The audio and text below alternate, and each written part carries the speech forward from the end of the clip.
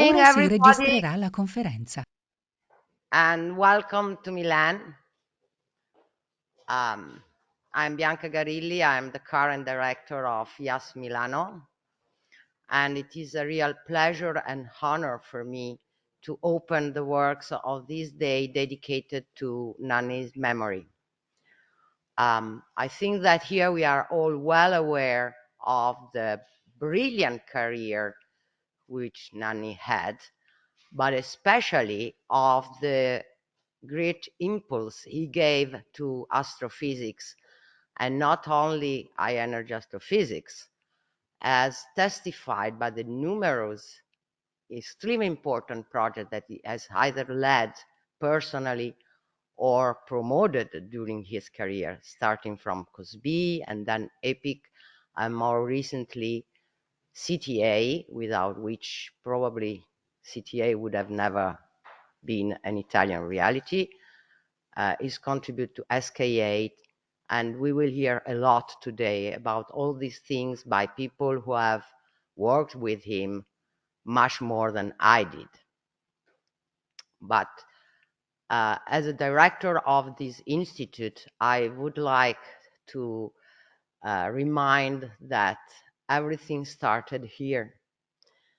Because Nanni was one of the golden boys, I like to call them, upon whom Beppo Chialini has founded the institute, which is now called the IASF, and at that time was called IFC, Istituto di Fisica Cosmica, back in 1969. And I think it is rather funny that the first act of Nanni as an astrophysicist, of a man who was a public man, not only in the domain of astrophysics, but also writing books and participating to TV programs for the outreach, which was also a very important activity of Nanni. So a public man such as Nanni has started somehow in clandestinity. In fact, when he had to graduate in spring 1969, it was the time of the big student riots in Milan, and the Department of Physics was closed, and nobody could enter. It was occupied by the students. But such a detail could not stop Beppo Chialini to have his persons get his degree. Of course, Beppo would not stop. So, and among them, among these half a dozen, there was Nanni. So they went to discuss the thesis to the mathematics department, which was not occupied, I guess, because there were not enough students at mathematics to occupy, and absolutely uncachet, hiding away without the presence, not even of parents. So the first entering of Nanni in astrophysics was totally hidden away. And I think that is the only act of Nanni to be hidden away throughout all his career. And what I like to think of Nanni, and I think this is shared by many people here in Milan, is that even if Nanni has become president of ASI and president of INAF and director of NES, and we all know all his accomplishments, still, especially for the oldest among us, he was one of us. He was one from this institute, even if he left it in the late 80s to become a full professor. But he has always come back here, and I like to think that it was not only because his family was here, Patrizia, of course, and Julia was when she was born after a few years, but because I like to think that it was because he still thought of this institute as his institute where he was born, where it all started. And we all remember him walking down the corridors thinking like that, up and down, and lately talking over the cell phone, and that wasn't as nice because somehow Tono's voice was not so low, so everybody could hear him. Oh, there's Nanni around. And he was a great fun. Was really a man with whom you could have very pleasant dinner. He was a really nice person, even on a personal basis. So for not only for his for what he gave to astrophysics, but for the person that he was, I'm happy of this day, which has been organized by Patrizia, and I take the opportunity to say once again, thanks, Nanni, for all what you gave us. Please have a nice day. Thank you.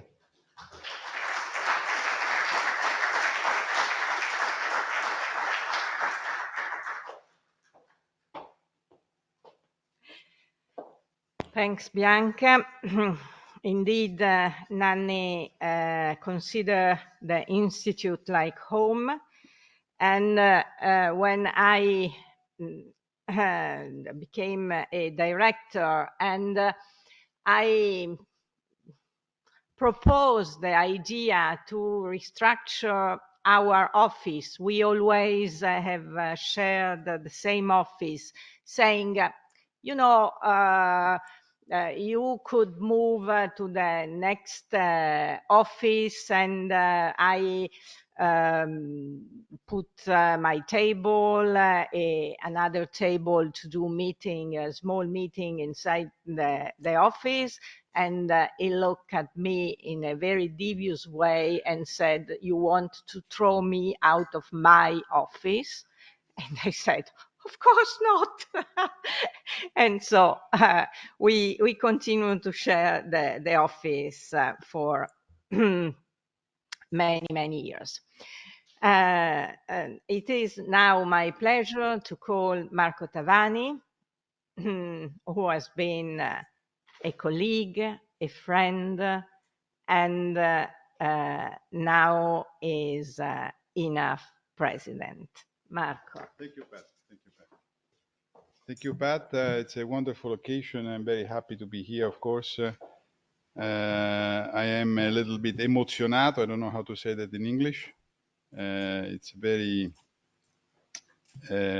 moving situation in some way after the shock that we had a few years ago of all of a sudden Nanni disappeared and left us really with a lot of pain.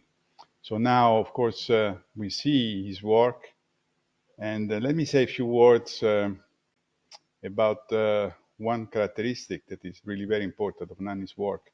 I think Nanni was an engaged scientist, what we call in Italian militante, really. So scientist who, of course, was passionate about astrophysics, about astronomy, but also understood very well the role, the political role of science in general in the society, and especially of Italian astrophysics in the Italian context. And especially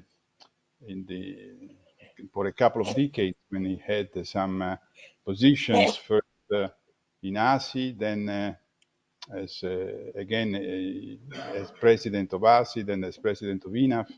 So he had to deal with a lot of political, in some way, situations, and had to defend Italian science and Italian astrophysics, sometimes in difficult contexts. And he did that in a very strong way and with a passion that really was in some way contagious. Okay, so of course the political situation depends on conditions which are completely not under our control, especially of the scientists in our society. Unfortunately, it's not like Plato's Republic where wise men or wise ladies have the power. Here is more or less just the opposite sometimes. So you really have to deal with difficult situations. And Nanni, in many circumstances, pushed forward, created the innovative programs, and And now that I, in some way, as a president, see the other side of the moon, in some way, how difficult it is sometimes really to dialogue with the institutions and to make them understand not only the more funds for science in general, that is a problem in Italy occasionally, but the role of astronomy in the society. And this is something that I'm personally very interested in explaining and pushing, and in some way finding new occasions to foster our activities. And Nanni, of course, didn't have time to teach me how to do it. So in some way, this is sort of natural kind of development. But I could see from the outside, in some way from the other side of the moon, that really he was very instrumental in doing a lot of support for the programs. Sometimes with the innovation, the small missions of ASI is his creation, and we still have a satellite which is working, but also his engagement with us, with space programs, with astronomy, his special focus on ELT, when ELT was on sort of shaky grounds for being funded, a very difficult enterprise, 39-meter telescope by ESO had to be funded. And at that time, Nanni engaged some money from the Institute really to support the ELT. And that was a crucial moment, so that Italy really helped in making ELT possible. ELT is not still there, so we are really working on that. It's a complicated situation, but Italy is playing a major role. I hope it will play a major role also in the instruments of ELT, and first generation, second generation. So it's optical astronomy joined by radio astronomy, all this work that has been done for SKA, that finally now is really building telescopes, radio telescopes in Australia and South Africa. Then he invented, in some way, Cherenkov astronomy, TV astronomy here with the ASTRI project, that absolutely Italy did not have a tradition in Cherenkov telescopes, but he thought that we could develop those without any trouble, and indeed now we are doing that after several years. So it is really a sort of global view of strength, of focus, and in a good sense, in some way, I would say that Nanni was a killer. Okay, so there was a problem, you really have to solve it, you have to focus and concentrate without dispersion. Okay. He managed to convince me to come back to Italy at some point. I was in the US, and I landed in Milan, and those years in Milan were wonderful. Really, Pat also knows well. They helped me in all possible ways. Then, of course, I did other things. Then there was the surprise of a new mission that was developed, a small mission Agile, that I think later maybe people will talk about that. And so Nanni, who I met a few times in the US, I remember, I don't know if Pat remembers, a discussion in some place around Goddard on Circinus X1. So he was crazy about this X-ray source, which is sort of crazy source that a few of you probably know. It's a crazy sort of, I don't know whether it's a neutron star, probably it's a neutron star, but it's crazy that it has all these X-ray flares. And he was so happy of having obtained some data, I think, from X-ray satellites on Circinus X1. So we had the old dinner talking about the new possibilities of understanding finally Circinus X1, which is, you know, something very peculiar. But the contagious, in some way, enthusiasm of talking about a specific project was really very important for me, so that I was really glad of being convinced in some way. So now INAF is in some way on solid grounds. I would say thanks also to Nanni. It's an institute which is growing, both in terms of people, And in terms also of support, we just finished a quite complicated discussion with the government about the so-called recovery funds. And the recovery funds are special funds which have to be used with a very special timing. And for science, there was an allocation that had to be used. So in some way, an objective that a sort of killer would really concentrate very strongly in doing that very, very precisely and focused without dispersion. We did that. And so we are quite happy now that INAF can, based also on recovery fund money, but also in general the support of the ministry, is doing well a lot of projects and is well consolidated in the framework of Italian research. So in some way, I'm really following his steps, and I really feel that the best work of a scientist, of a culture person, is of course the legacy and of course the teaching and legacy that is left in the system. And I think Nanni left so many threads and so many projects that we all are here today also to remind ourselves and to think about the future, which is really, I think, quite interesting and I hope quite bright. Thank you, Pat. Thank you.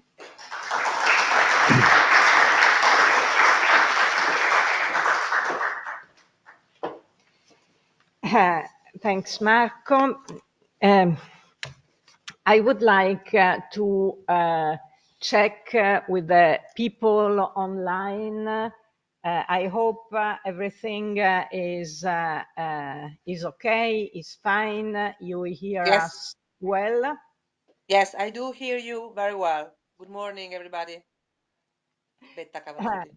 Thanks a lot. Thanks for being so numerous. And I would like to ask the favor of closing your mic, please.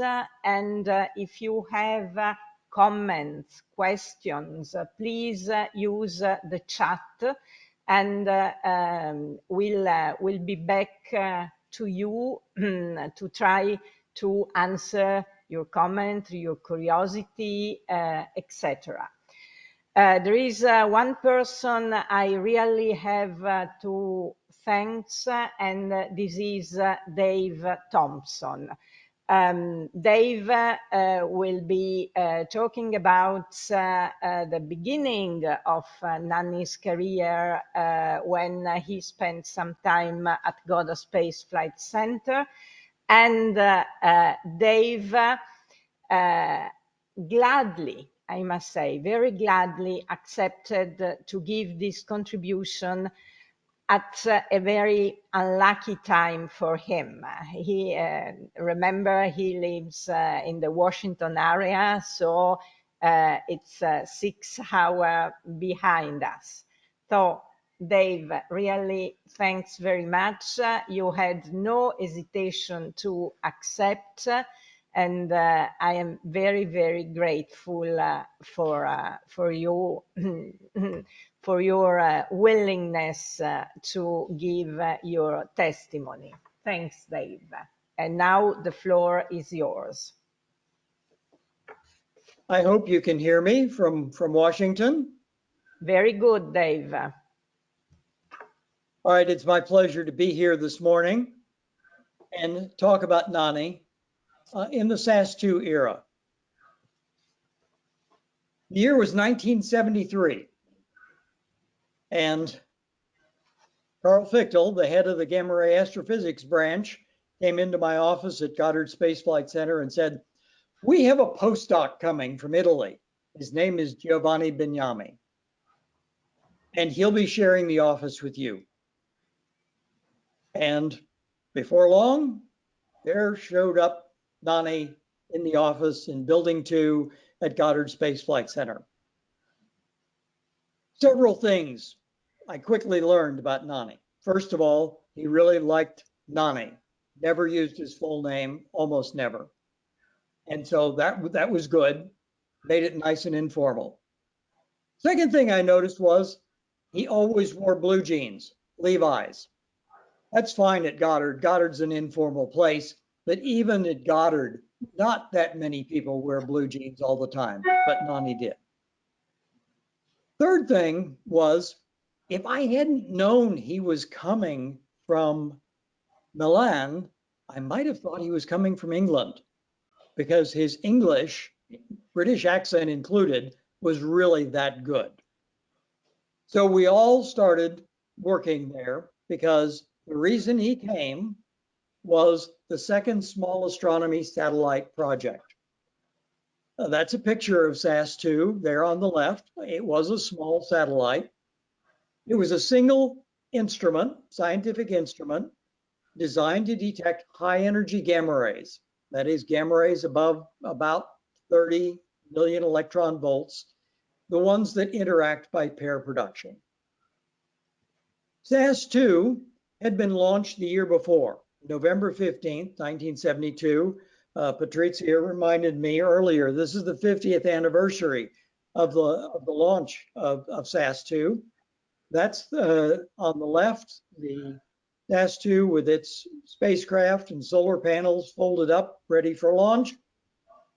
And on the right, this is the San Marco platform off the coast of Kenya. And it was a platform that was used to launch Scout rockets. SAS-1, you may remember, was not called SAS-1. It was called Uhuru, one of the great X-ray missions, also launched from this same platform. But SAS-2 was launched in November 1972 and operated until June 1973, when an electronic failure ended the operational part of the mission. This wasn't too awful because SAS-2 had never been designed as a multi-year mission. It was disappointing, of course, but much of the data from the mission had not been analyzed when Nanni arrived in 1973. So here's an idea of what SAS-2 looked like, the interior. It was a set of spark chambers with a triggering telescope that was a scintillator and a Cherenkov detector. Here's a picture of one of the spark chamber modules. This was designed to detect the particles produced by pair production when a gamma ray interacted. And in the lower right-hand corner, you can see an image of one of the pair production events, a gamma ray converting to an electron-positron pair. And for each one of these pictures, then, we could derive its arrival direction on the sky, its energy, approximately, and its arrival time. And in the end, we wound up with about 13,000 non-atmospheric gamma ray photons. So these are the data that we were working with from SAS-2. So who's the we? Well, this is the title page, part of the title page from a summary paper we wrote in 1975. And this was the key team that worked on SAS-2. Carl Fichtel, head of the group, Bob Hartman, Don Niffen, and there on the right you see Giovanni Bignami, who was a postdoctoral fellow on leave from Milan. And we also worked in cooperation with the group from the Middle East Technical University. But this was the group that did the work on SAS-2. But before we could do science, we had one other task, and Nanni fit right in with that. And that is, the satellite was in orbit, and the mission had ended operationally, but we had a backup copy of the instrument, a duplicate. NASA built 2 copies of instruments in that era because rockets weren't as reliable as they are today. So that backup instrument gave us an opportunity to cross-calibrate the SAS-2 instrument with the COS-B instrument that was being readied for launch. And Nanni, having worked on COS-B, was able to help us arrange time at the same gamma ray beam used by COS-B. That was at DAISY in Hamburg, Germany. And a small group, including Nanni, spent 6 weeks in Hamburg doing this calibration of the SAS-2 instrument. And there's a picture from Hamburg. Nanni's on the left, helping load the SAS2 instrument at Daisy. Now, I say Nanni's on the left. How do I know that's Nanni since neither one of us are facing the camera? Well, the answer is you look at his Levi's. You can see he was wearing Levi's. As I said, he always did. That's why I know he's the one on the left. So we worked on this calibration. It gave us a good experimental calibration of how the SAS2 would work. But of course, Nanni's real interest was not in doing calibration, it was doing science. Because that's the thing we had learned about Nanni very quickly, was that for all the superficial things about the Levi's and his British accent, his real interest was in doing science. SAS2, being a small instrument and limited exposures, we used 1 week exposures, we had to focus on the things in the sky, in the gamma ray sky, that were the brightest. And the brightest thing in the gamma ray sky is the galactic plane. So the first thing that we worked on was looking at the emission of high energy gamma rays along the galactic plane and modeling that emission. The data points you can see there from SAS2, and the solid black line is a model of the galactic plane emission that Nanni was largely responsible for. That was the paper in 1975. And you can see this was one of the very first models of the galactic plane gamma ray emission. And by and large, it was a pretty good fit. But you see over on the left side of the screen, there are places where the model doesn't fit. That's because this was not part of the galactic plane diffuse emission. These were discrete sources. These were the brightest sources in the gamma ray sky. Well, 2 of them we were able to identify pretty quickly because they're pulsars. There was SAS2. You can see the light curve of SAS2 on the left. Realized now in 1973, 74, pulsars had not been around for that long. We had a lot of effort that had to go into doing the timing from a satellite for these pulsars, but we succeeded with help from Don Backer, a radio astronomer who was at Goddard at the time. So you see on the left, we saw the light curve from the Crab pulsar, 33 millisecond pulsar, and the gamma ray pulses lined up with the radio pulses. And we sort of expected this because this idea of the Crab had been known before. On the left, however, is the Vela pulsar. And this was a surprise because it turned out it was not like the Crab. It did not line up with the radio pulses. There was only 1 radio pulse in Vela, and there are 2 gamma ray pulses. And so this was a surprise, one of the early surprises from SAS2. Well, this accounted for 2 of the bright sources in the gamma ray sky. There was a third one. Let me show you how we actually did this analysis. On this picture on the left, this is an image of a large sheet of paper. We didn't have high resolution computer graphics at the time. So what we did was we used Calcom to plot out our data. Now, this was a sheet of paper that was almost a meter square. The circles on the paper were the sensitivity contours for SAS2. And the dots, the little images, are individual gamma rays. Well, clearly you can see looking at this that it's not uniform. There are clusters of gamma rays, but isolating those clusters and identifying them was not obvious. One of them was easy. That blue circle there is the cluster of gamma rays associated with the Crab pulsar. And as I explained already, we knew what it was because of its pulsations. But if you look over and to the left and above, you'll see there's another cluster of gamma rays there.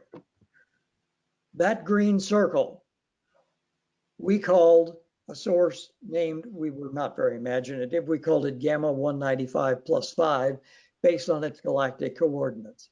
But it is better known as Geminga, thanks to Nanni and Patrizia.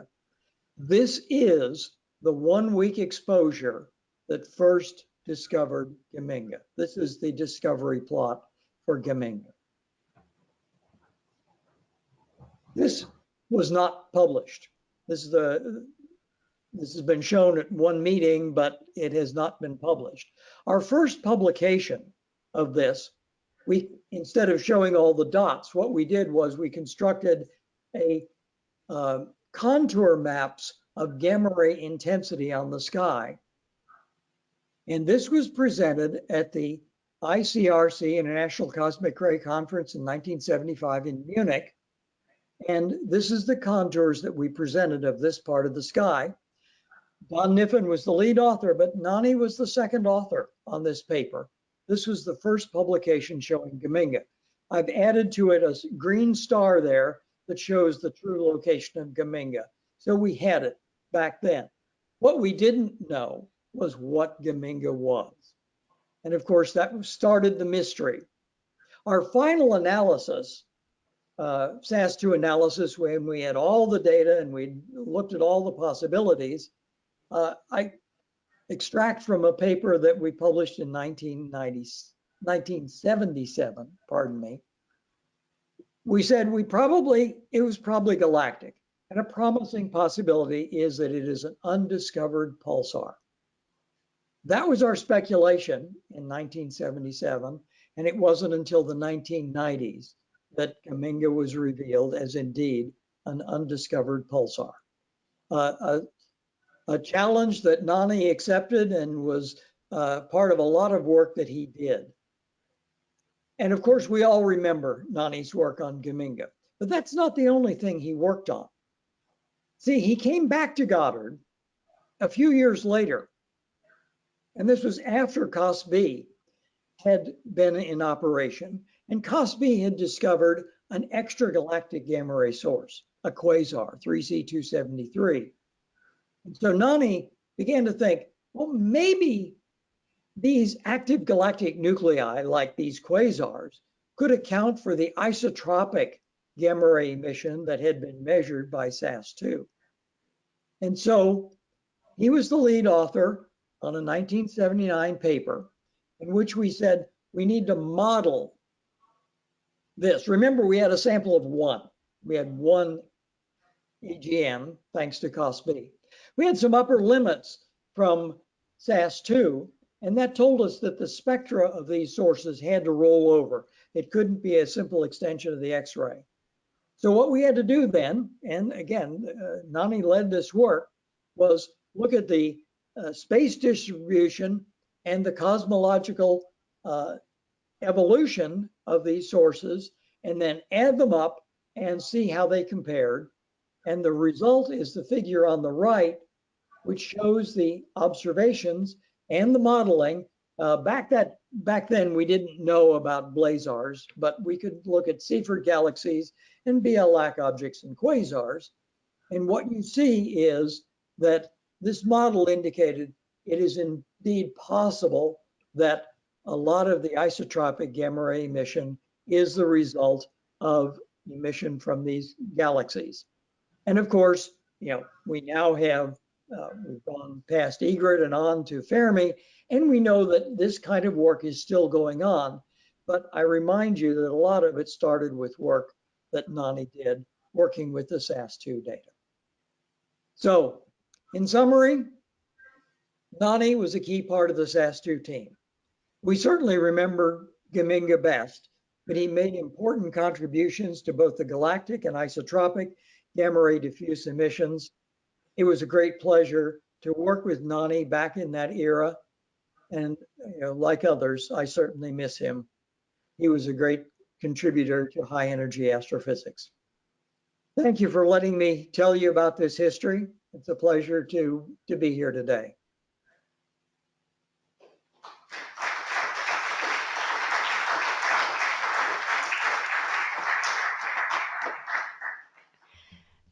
Thanks, Dave. For sure, Nanni was very fond, had a very fond souvenir of his period at Goddard.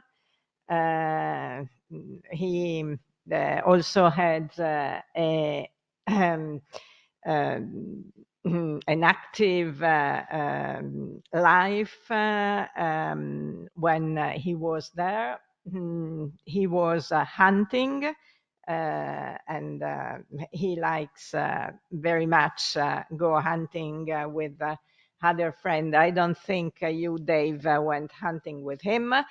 But he was riding a powerful motorcycle. He bought an American car, and so he really felt he had discovered a new and fascinating world. So yes, it was a very important moment in his career, but it was also very important for him as a person, and also he developed friendship with a number of people, and he was always very happy to come back.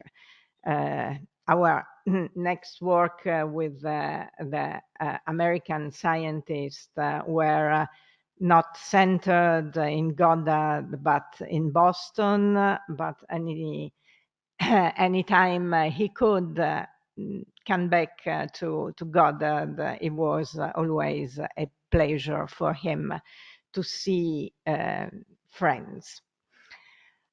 Now I would like to continue on Nanni's career, and I ask Gottfried Kanbach to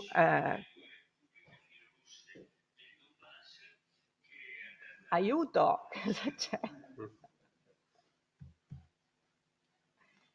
Here it is. Let's see.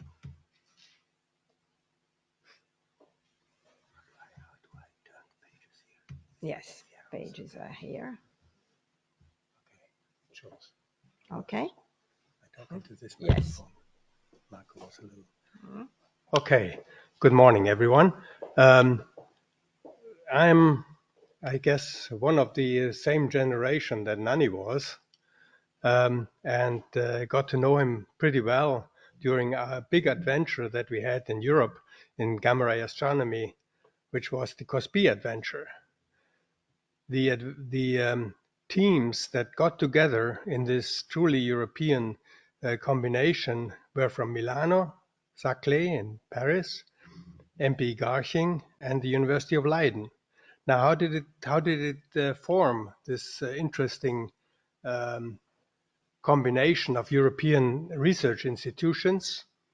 Well, it formed on the basis of the original discovery of cosmic rays in Austria and Germany, and this brought about big developments in techniques of counters and chambers and observational possibilities, and many people from Milan, especially from Germany, Paris, and England had extensive observations going on in cosmic ray research.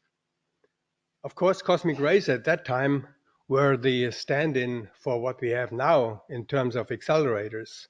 Cosmic rays were the highest energy particles that could be used to discover the subatomic world of elementary particles. And in cosmic ray observations, positrons, mesons, pions, and so on were discovered. The big mystery that remained was, where do they come from? And what accelerates them to these very high energies, up to 10 to the 20 electron volts? This mystery, which combined new particle physics, radio observations of sources, and the interstellar medium, Henk van der Hulst, for example, in Holland, showed ways how to solve this mystery. There were some papers, one here in Nuovo Cimento by Phil Morrison, who described how gamma ray observations could solve the mystery of cosmic rays. And here are the founding fathers. Of course, Dave just told us about the US efforts to observe gamma rays. There were earlier scintillation counters that discovered the galactic emission, but of course SAS2 first brought the details to this emission and discovered the first point sources, as Dave just told us. In Europe, at the same time, there was a group got together, Beppo Occhialini, Raimar Löst, Jacques Laberie from Saclay, who were all based in the tradition of cosmic ray research, and they formed a group that was called MIMOSA, Milan, Monaco, Saclay, and they proposed an instrument, a spark chamber instrument for the TD1 satellite, which was one of ESRO's projects. It didn't work too well, but it observed gamma rays to some extent. So in 1968, the Mimosa collaboration reformed and formed the Caravan collaboration. And I read in one description that the Caravan name was conceived in airport lounges because the collaboration always met in airport lounges. At that point, the English or British parts of the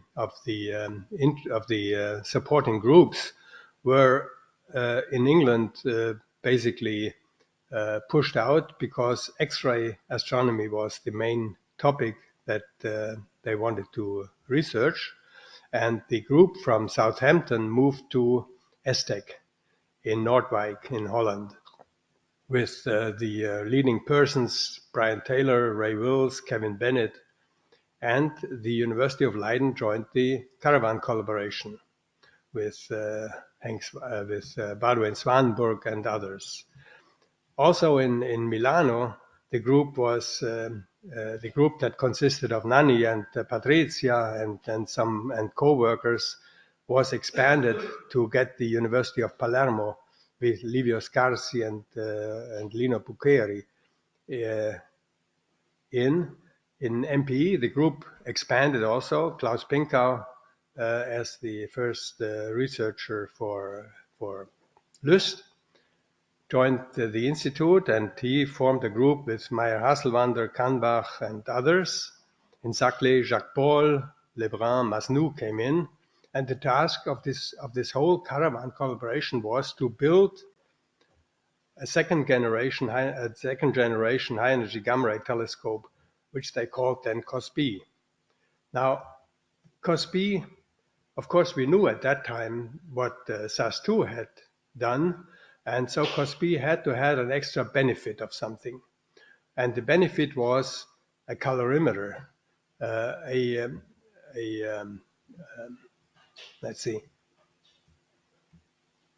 scintillation detector that could measure the energy of the pairs that fell into it. So the detection principle was the same as in COS-B. The gamma ray, incident gamma ray forms an electron-positron pair, and this pair is detected in a scintillation trigger telescope and then deposits its energy in the colorimeter. And the funny thing was, because no single institute could really finance all that, the funny thing was that it was decided that these subsystems should be built at different institutes. So the Saclay group built the anti-coincidence, the MPE group built the spark chamber, the ESTEC group built the trigger system, and the Leiden group built the colorimeter. And the University of Milano and the University of Palermo, they took care of the onboard electronics, of the instrument electronics, and Palermo added a small pulsar synchronizer, which is a hard X-ray detector. The mission was in detail described by Nanni in a big paper in '74. And here you see how it came out. Amazingly enough, all these subsystems fitted together, and they work together also, thanks to this to the electronic infrastructure. You see here a picture of the COS-B satellite with the single gamma ray telescope on the inside. And one interesting point was that there was a gas supply that could refill the spark chamber 12 times. And we used that refilling capability early in the mission very liberally.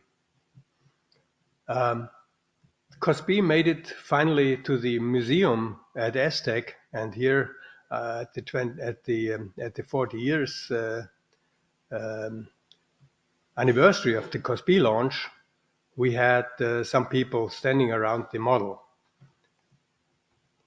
Now, what was the principal objectives for the COS-B mission?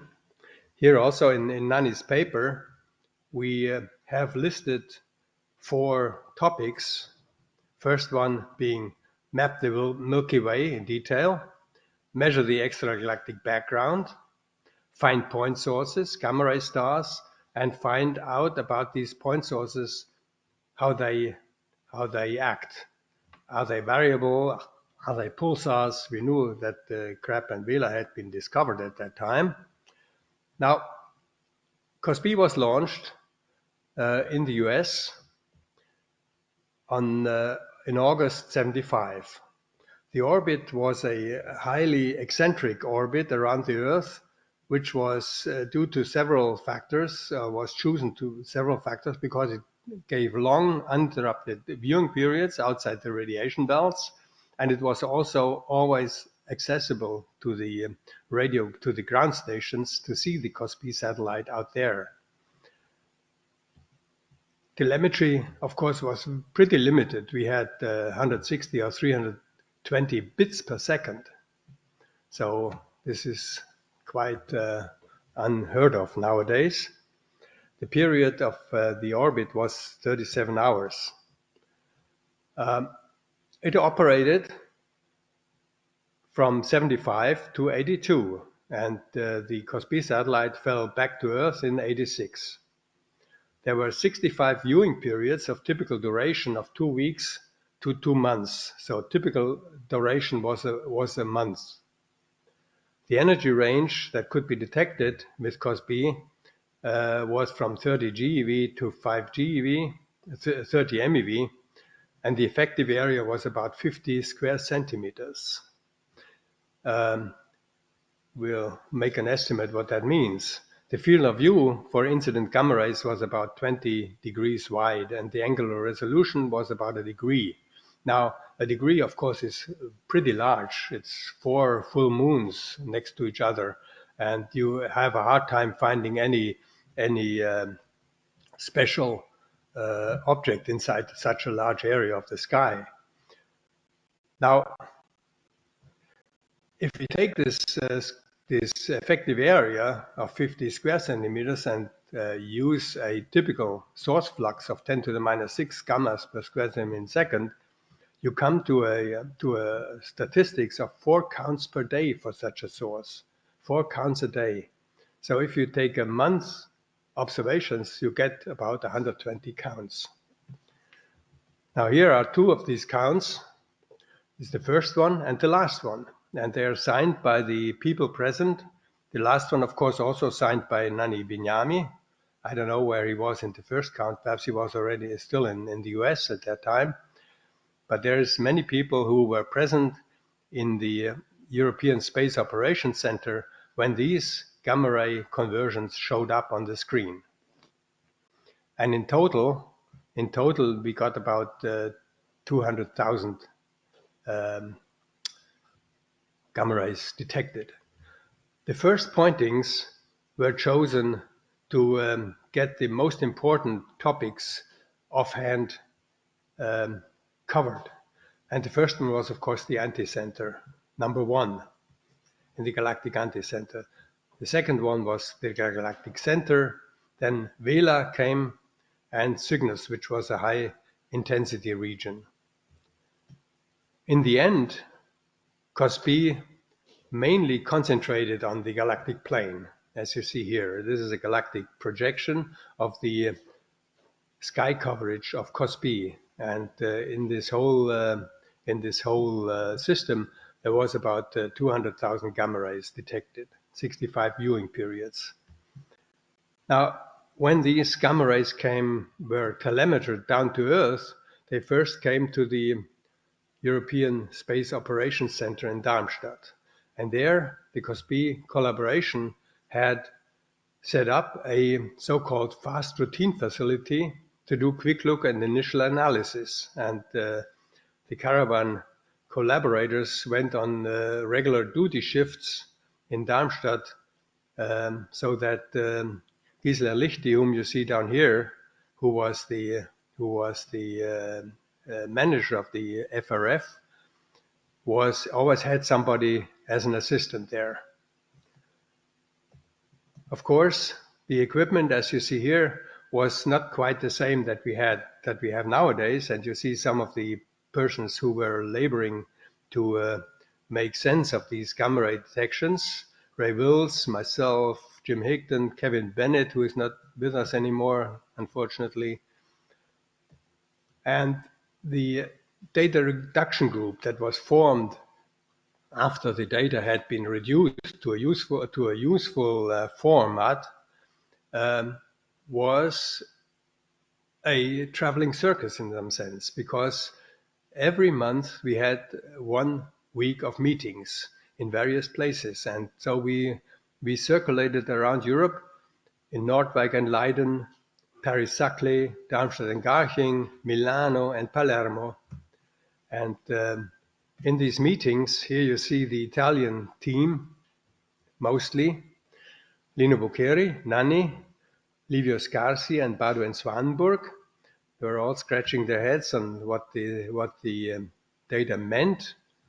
Here again, we have Nanni, Jacques Paul, Lino, and Wim Hermsen, and Livio Scarsi. But can we believe what we have discussed there? Indeed, there was the first paper, the first light of COS-B was shown here. It was the observation of the Vela region, and the Vela, being the strongest source on the sky, clearly showed. You see here the number of counts that were sorted into a sky map, and with over 80 counts, the Vela pulsar, where the axis is the Vela pulsar, was clearly detected.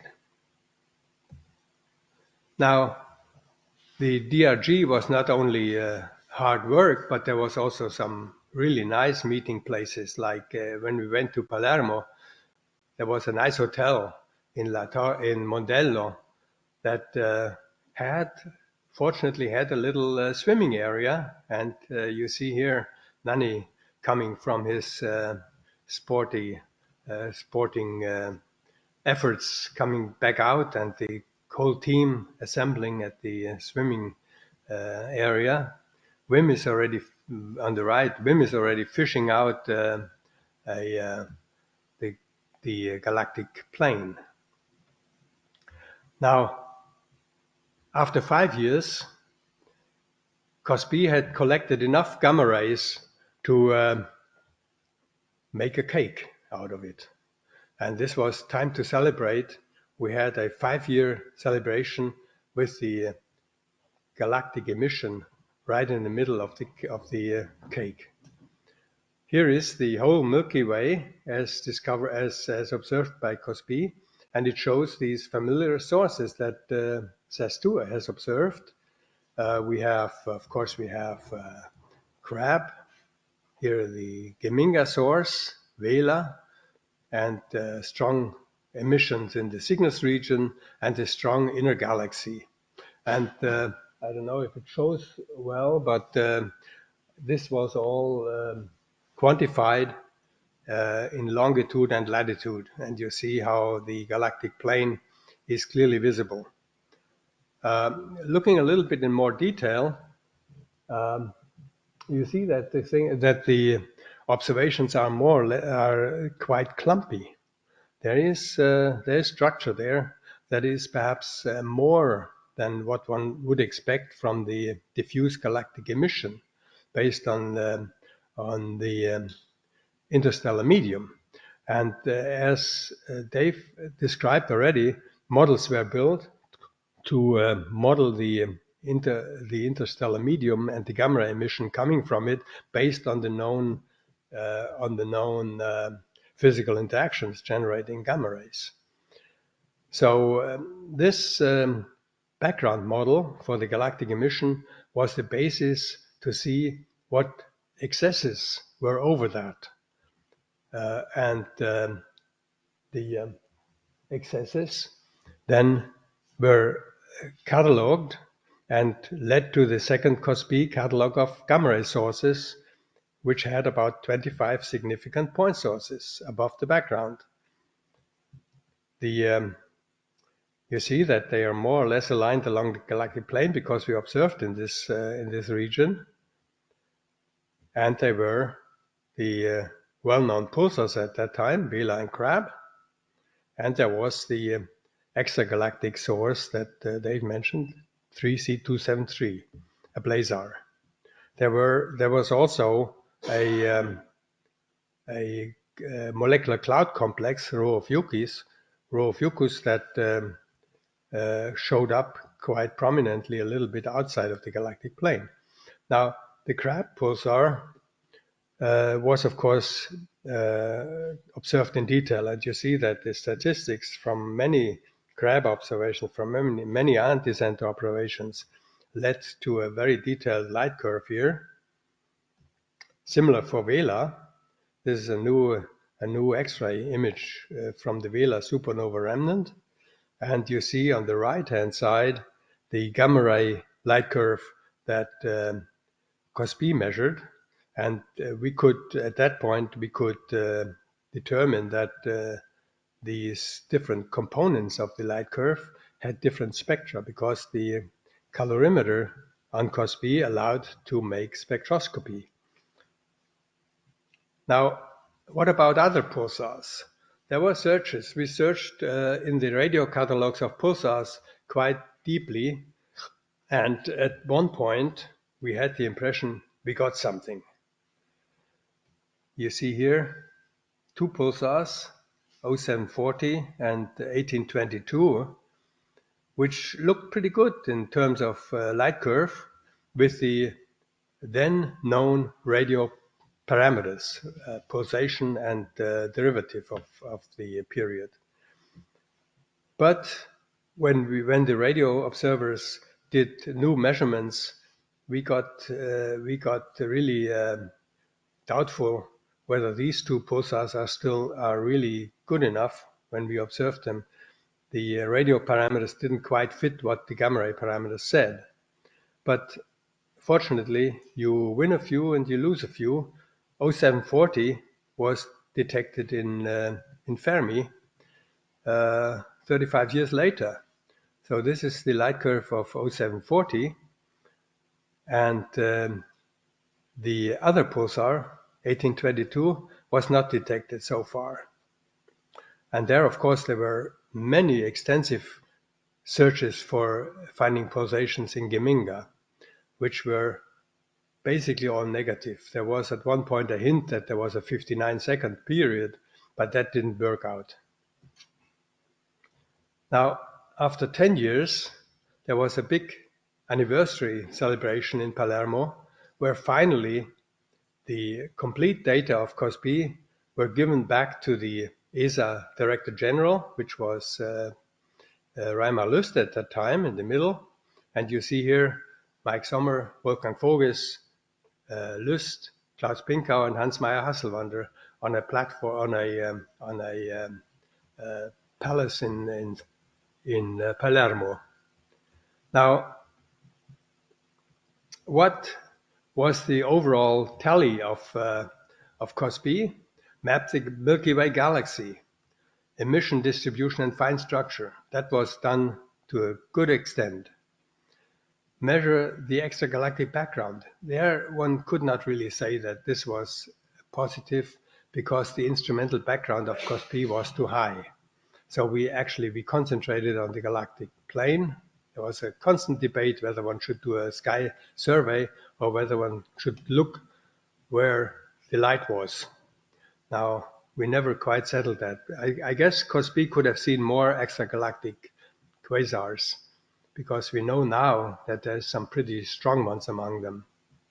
Find point sources. Yeah, 25 were detected, and many of them were the only point sources in gamma rays that were known for many years until Fermi got started.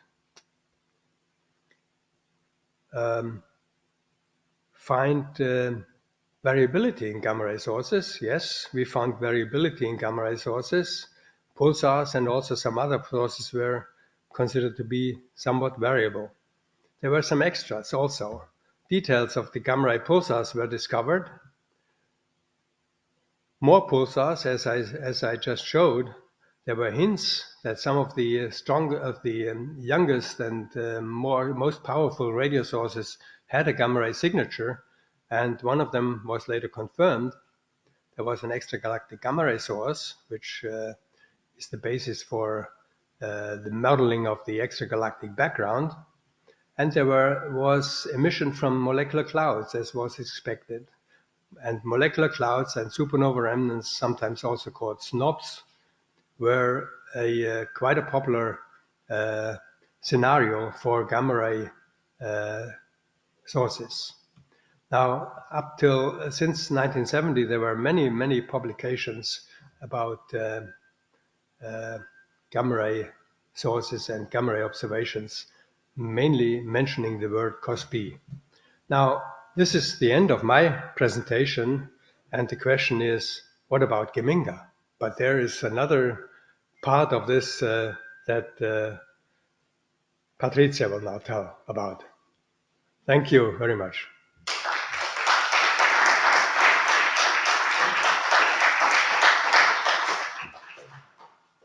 Very good. Yes.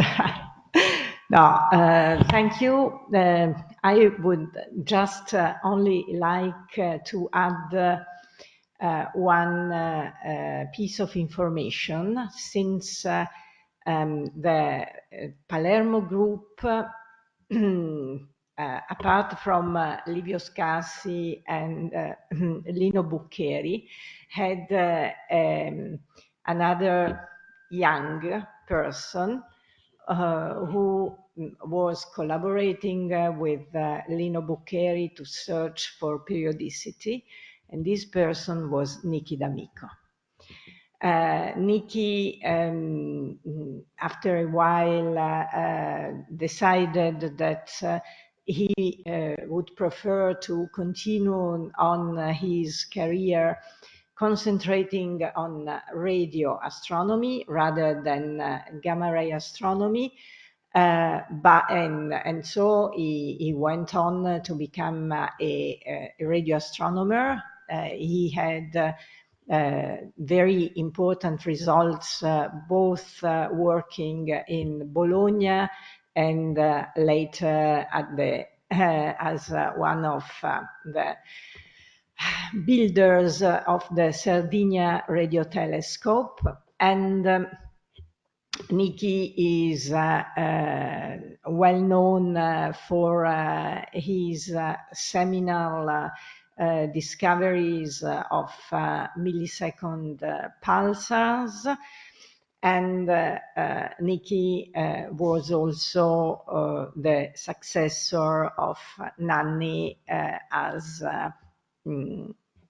INAF president. So in a sense, gamma ray astronomy, and in particular COS-B, has been a good school to make president. And with this remark, we are just in time for the coffee break, which is outside in the canteen. And we shall reconvene at 11 to hear the continuation on the Geminga story. Thank you.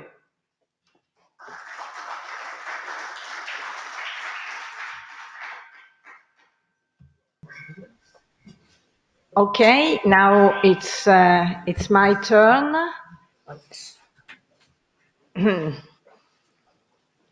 to tell you my very special relationship with with the gamma ray source, and I have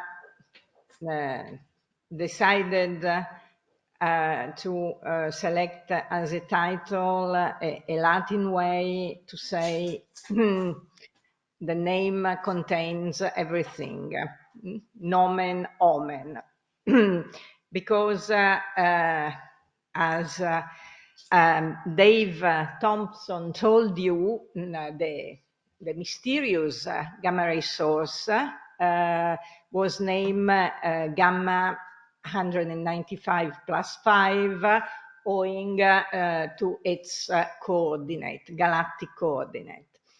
Was not a very imaginative name. And when Nanni decided to ask for a radio observation of this region of the sky, the Westerbork people asked him a name for the field to be observed. They wanted a name, and it was spring 76. Nanni was in the cafeteria of the old Leiden Observatory and starting to play with words. Play with words was something that he was very good at. And after few unsuccessful trials, he came up with the union of the concept of a gamma ray source in the Gemini constellation. Quindi then Geminga, and of course these words read by a Dutch or a German speaker sounds Geminga. And Geminga has a very clear meaning in Milanese dialect. It means it's not there. There is nothing. Minga is in the Milanese argot, nothing. And so that's the birth of this very successful name.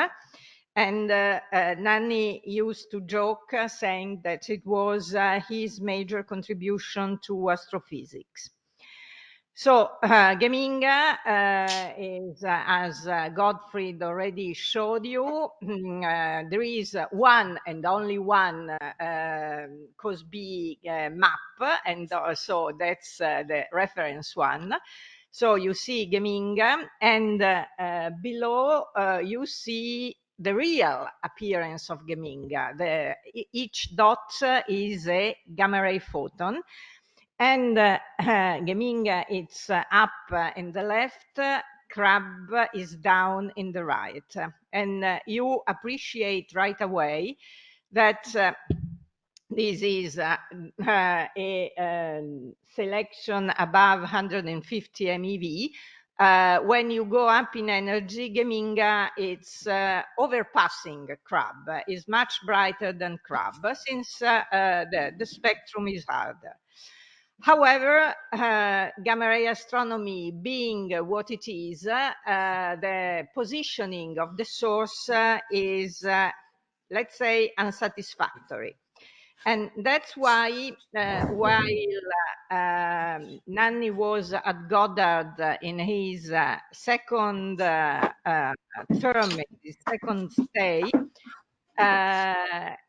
he decided to take advantage of these fantastic new satellite, the Einstein satellite, which promised to produce images in X-rays. It was this major achievement of Riccardo Giacconi and the Harvard group of focusing X-ray to make images. And we asked for a number of observations. A number of unidentified COS-B sources were observed, and a few of them led to identification to important contribution. But let's concentrate on Geminga. Here you see on the right the gamma ray isophotes, and you see what the Einstein telescope saw.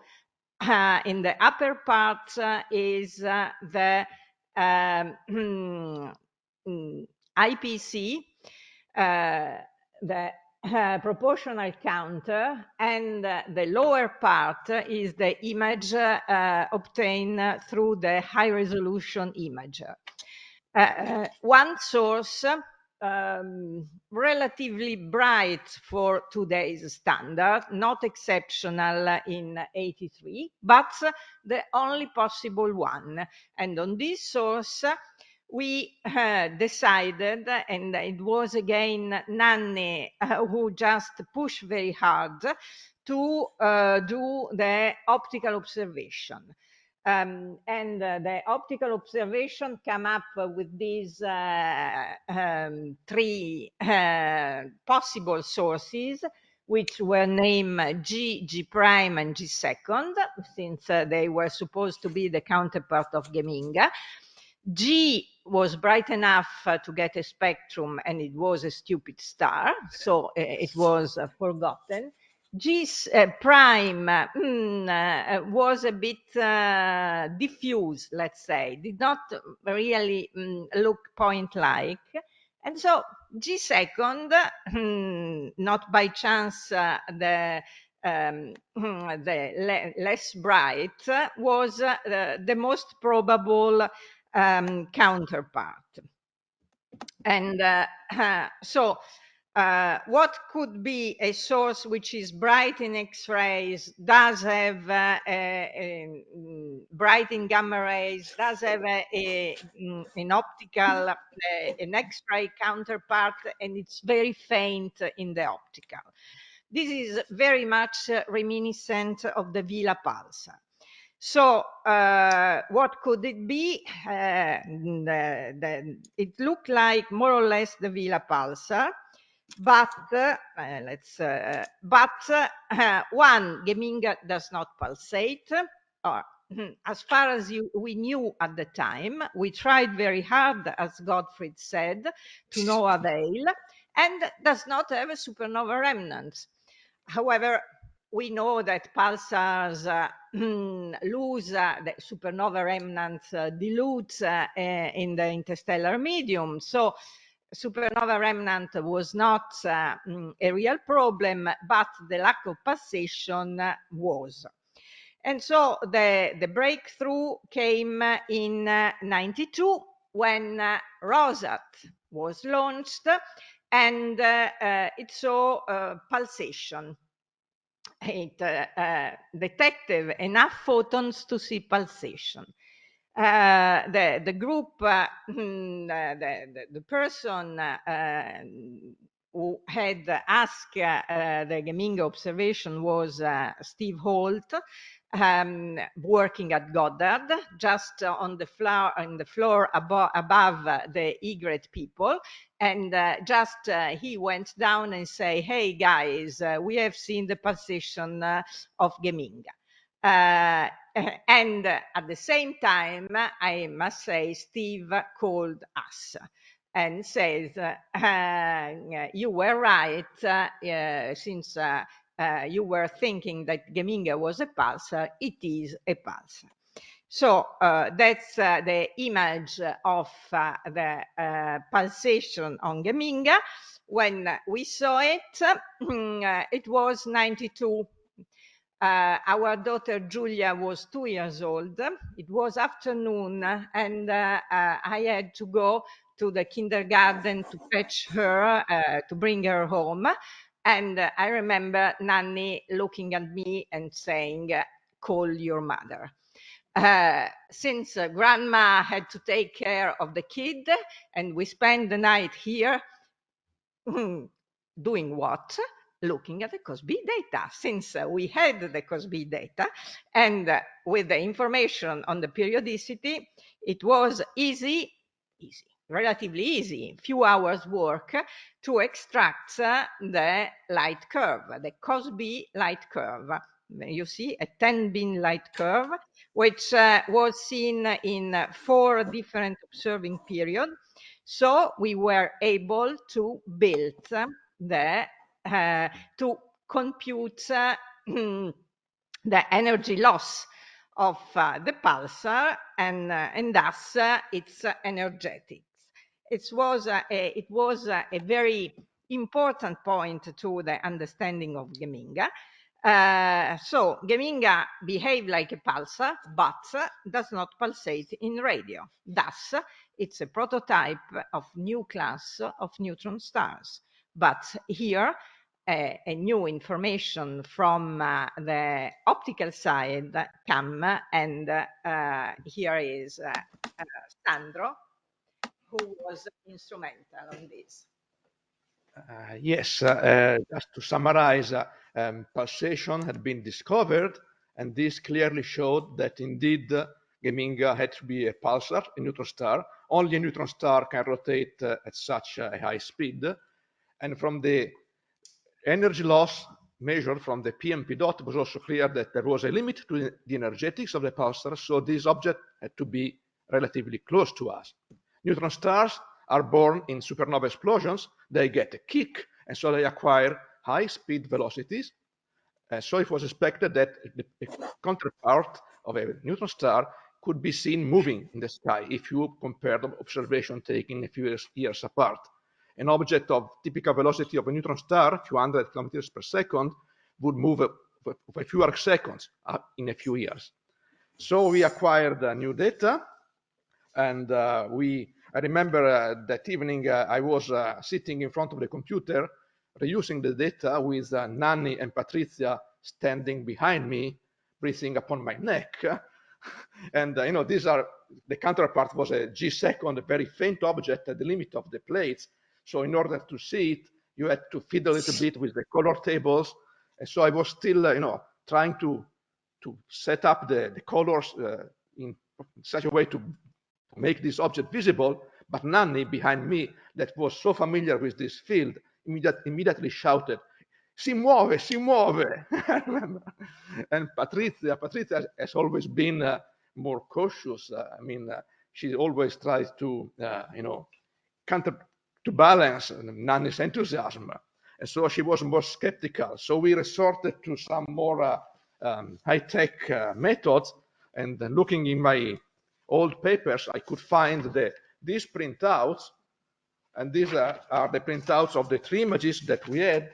So we started to compare them like this, and indeed it moved. So we also were convinced that the G-second was moving. So an object that moves at that speed and with such a faint magnitude can only be a neutron star or an asteroid in the solar system. But in that case, that would have been very strange because it was moving in a direction not consistent with the ecliptic plane and also a little bit too slowly. So that was the proof that indeed G-second was a neutron star, hence the counterpart of the pulsating source. And the consequence, one of the other important consequence is that we could try to understand where Geminga was going and where it came from. So this is another attempt we did by plotting by hand the proper motion direction on this sky map to try to see whether Geminga was coming from the center of the monogem ring. The monogem ring is a big circle of X-ray emission in the sky that is probably a nearby supernova remnant, and could have been a possible birth site for Geminga. We found out that it was not. Geminga was moving in a different direction. The birthplace of Geminga was determined later, and apparently Geminga was born in some of the clusters of massive stars that are in the Orion region. And another consequence of the proper motion was that it will affect the shape of the nebula that Geminga is producing, and I think that Alberto will talk about that later. Okay. Thank you, Sandro. And we'll continue. I wanted to let the people in charge of the data analysis to tell you the story. In '96, we obtained enough data with the Space Telescope, and I have to tell you a nice story, since when we had immediately got observing time with the HST, but as you remember, the mirror was not perfect, and so HST was not able to see a source as dim as Geminga. We had to wait the first refurbishing mission to get a perfect telescope to get our source. You see here the image. Geminga is darn faint, and but we needed to have the observation done 6 months apart, at least 3 of them, to try to measure the parallatic motion on top of the proper motion. And Riccardo Giacconi was the director of the Space Telescope. He was friendly with Nanni. And so in one August afternoon, I remember we got a telephone call from Riccardo Giacconi telling us your program will start as soon as possible. So a nice story.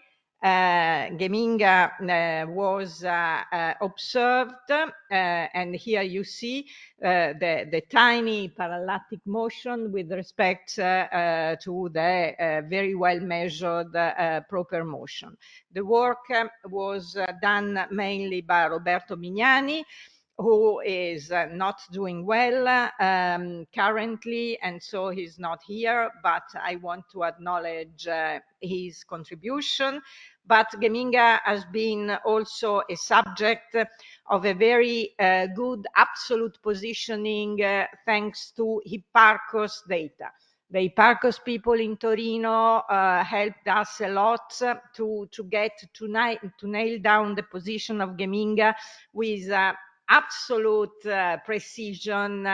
It was a fantastic work, which allowed John Maddox to get a much better light curve of egret, because he used both the absolute positioning and the proper motion. So now it's the time to go ahead. Geminga has been identified, but it continues to be an interesting source, and enters XMM Newton, and enter Andrea De Luca and Alberto Pellizzoni. Andrea De Luca is here and will tell you the story, and Alberto Pellizzoni will talk next. Andrea. Thanks. So, Go ahead, perché forse avrei dovuto togliere. No. Do you want to comment on this later? Yeah. Okay, so. Scusa, non so perché non c'è la tua presentazione. A moment. No, I uploaded an old presentation, not the one with Andrea's contribution. I am sorry, but I'll do it right away. Has been changed this morning, and this does not help.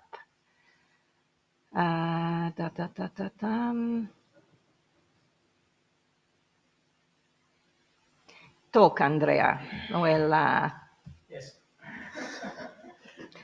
I don't know. Mimic my slides. So, yes. I will have to upload it again. So I will continue the story on the multi-wavelength campaign on Geminga, and I will give details on examine Newton observations, which were collected at the beginning of the new millennium in 2002. And they provided us with very important information about the physics of Geminga and of isolated neutron stars in general. And I would like to spend a few words about examine Newton, as Nanni gave an important contribution to this mission. Examine Newton has been the most important and most sensitive observatory for the soft X-ray sky ever flown. It was launched in 1999, and Nanni was the principal investigator of the focal plane instrument, so the most important instrument on board this mission, the European Photon Imaging Camera, which consists in 3 CCD detectors, which are at the focus of the 3 telescopes of XMM. And these detectors collect data simultaneously and independently from the same portion of the sky. And this observatory has a very good angular resolution, good temporal resolution, and unprecedented collecting area. Coming back to, okay, I see my slide here. Coming back to Geminga, to isolated neutron stars, the standard picture of an isolated neutron star working as a rotation-powered pulsar was set up soon after the discovery of pulsars, or in the late 60s and early 70s. Essentially, a neutron star is an extremely dense and compact object, which is endowed with a huge magnetic field of the order 10 to the 12 Gauss, and is fast rotating, typically several times per second. And the rotation of this gigantic magnetic field, thanks. The rotation of the gigantic magnetic field induces an electric field on the star surface, which together with the magnetic field drives the dynamics of the region surrounding the neutron star, the so-called magnetosphere, a region filled by a plasma of pairs, which is co-rotating with the neutron star. Inside the magnetosphere, there are regions where charged particles are accelerated along the magnetic field lines and produce high energy radiation and initiate electromagnetic cascades, producing intense beams of collimated electromagnetic radiation. This is the origin of the lighthouse effect. Pulsars are pulsating because of this. Well, within the magnetosphere, particles of opposite charge should be accelerated in opposite directions. And so there should be particles going inward toward the neutron star, hitting its surface. They're producing possibly hotspots in the magnetic polar region. The picture also expects that going outward, magnetic field lines opens, and essentially this drives an outflow of charged particles, a sort of intense wind of a relativistic particle, which is also a very elusive component of the pulsar system. Well, thanks to the Newton observation of Geminga, we got, for the first time, a complete view of a pulsar as a particle accelerator.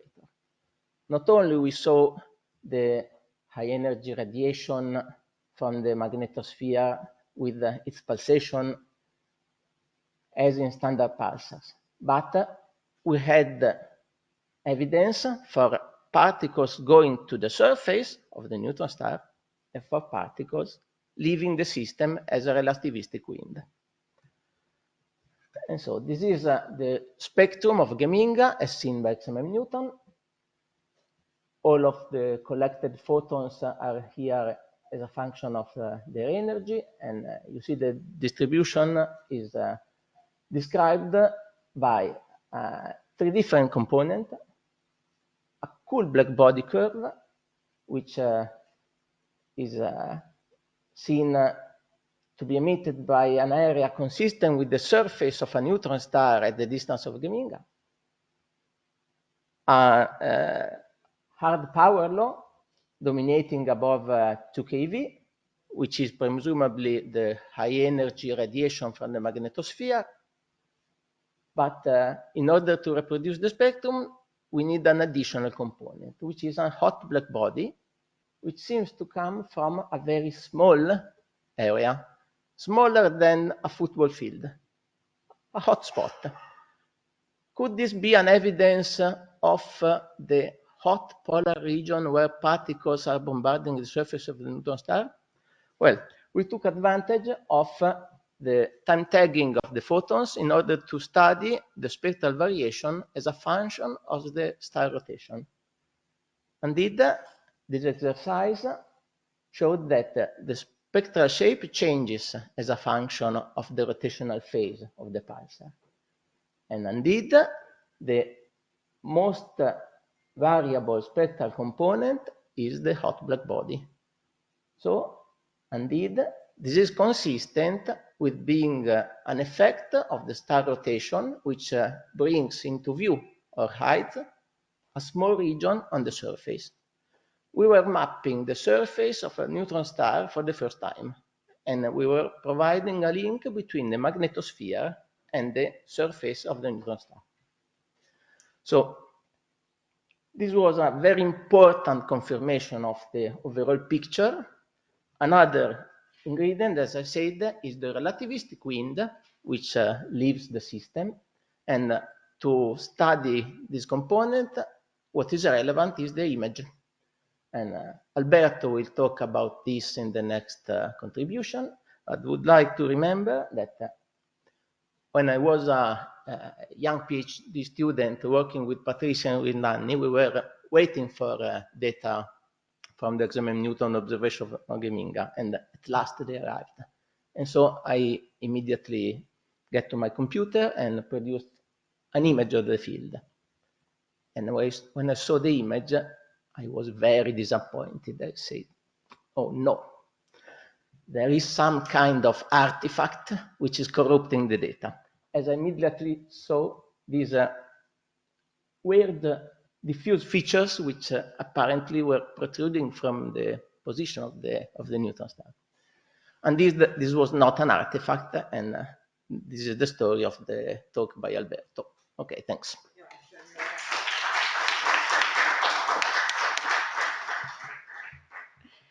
So you see, it's a never-ending story. Alberto comes, it's your turn.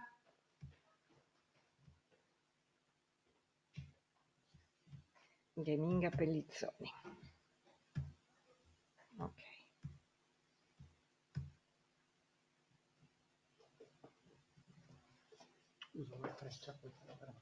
Sì. Forse si può mettere in vista schermo intero, qualcosa del genere. Dov'è che è? Modalità schermo intero. Ok.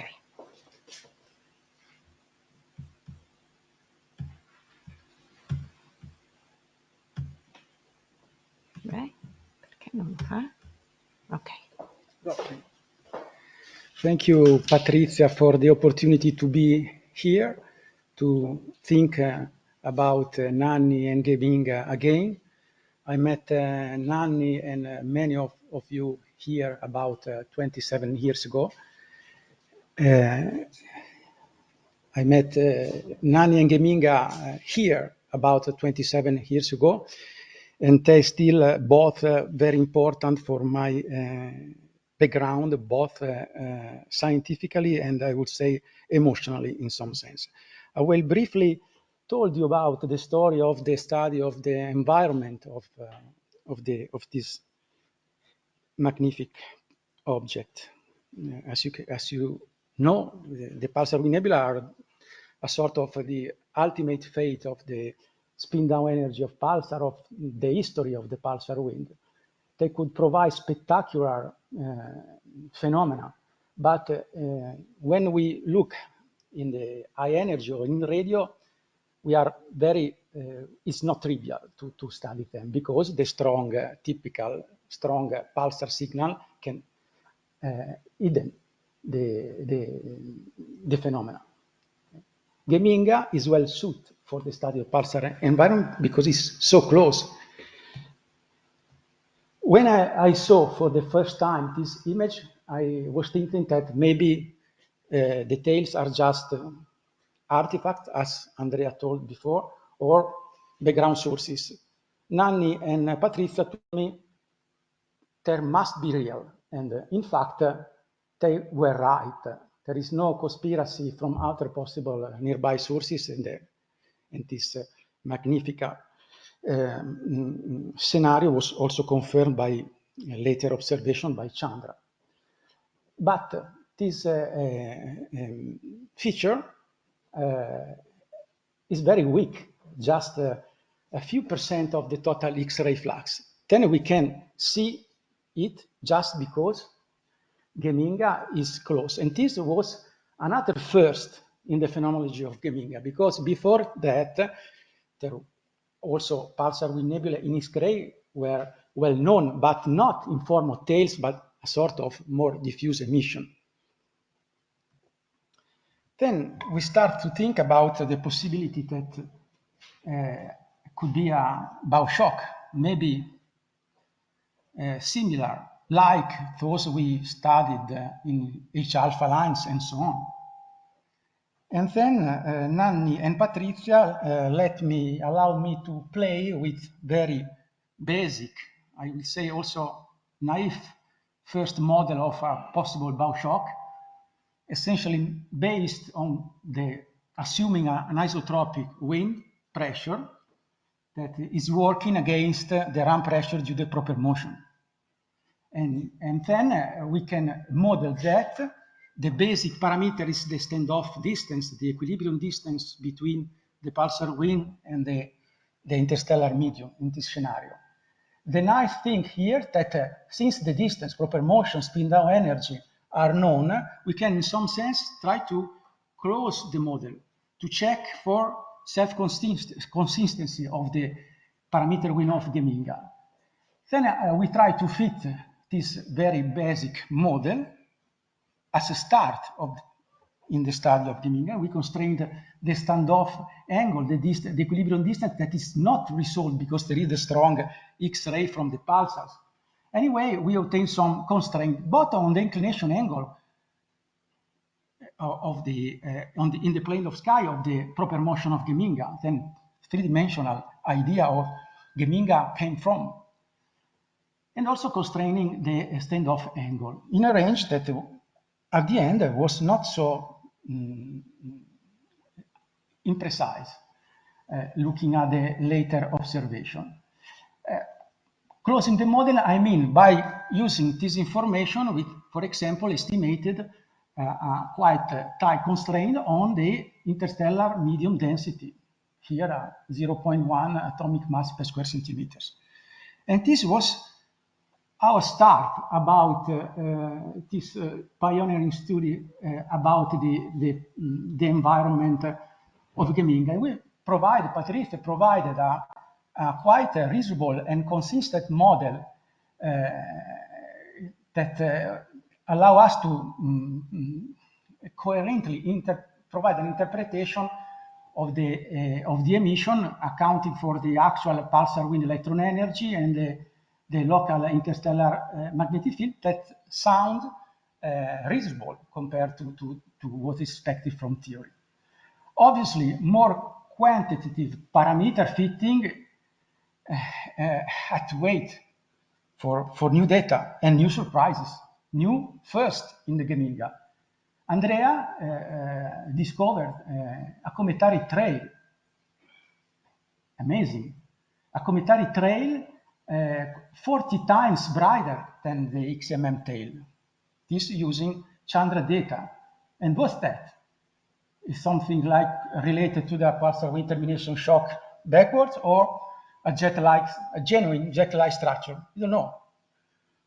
Another surprise by Pavlov, in this work, we see that something more close to the actual theory, including an inner shock due to the pulsar wind and an outer forward shock due to the interaction of the wind with the interstellar medium.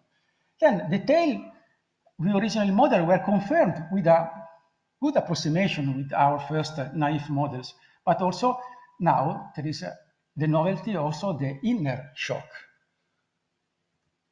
But one of the biggest surprises is that to see that actually the tails are blobs and also are affected by a significant variability. By comparing Chandra data at different epoch, this is appeared clearly. Also very strange and amazing phenomenon. This tail is wiggling. The Geminga tail is wiggling, changing from time scale from a few days to months and years. Probably also wiggling because of the bending effect by the run pressure of the environment. So our initial naive model of a simple bow shock isotropical wind now had something to be improved, and it was not so simple to provide improvement in the modelization, because it's a sort of, let me say, mess of phenomenology. In summary, in recent years, a review can summarize the situation, considering that the lateral tails could be our historic bow shock, but asymmetric, much more complicated than our initial model. Or maybe just polar outflows bent by the run pressure, an outflow. And the axial tail could be some complicated from a point of view of the interpretation, maybe plasmoids due to magnetic field recognition in the pulsar wind. Then, what about at other frequencies? Because all this stuff obviously require investigation. Since the early time, we cannot find anything, for example, in the H-alpha line. And there is not much diffuse TeV emission on larger time scales respect to the nebula, and also possible detection in the mid-infrared, until something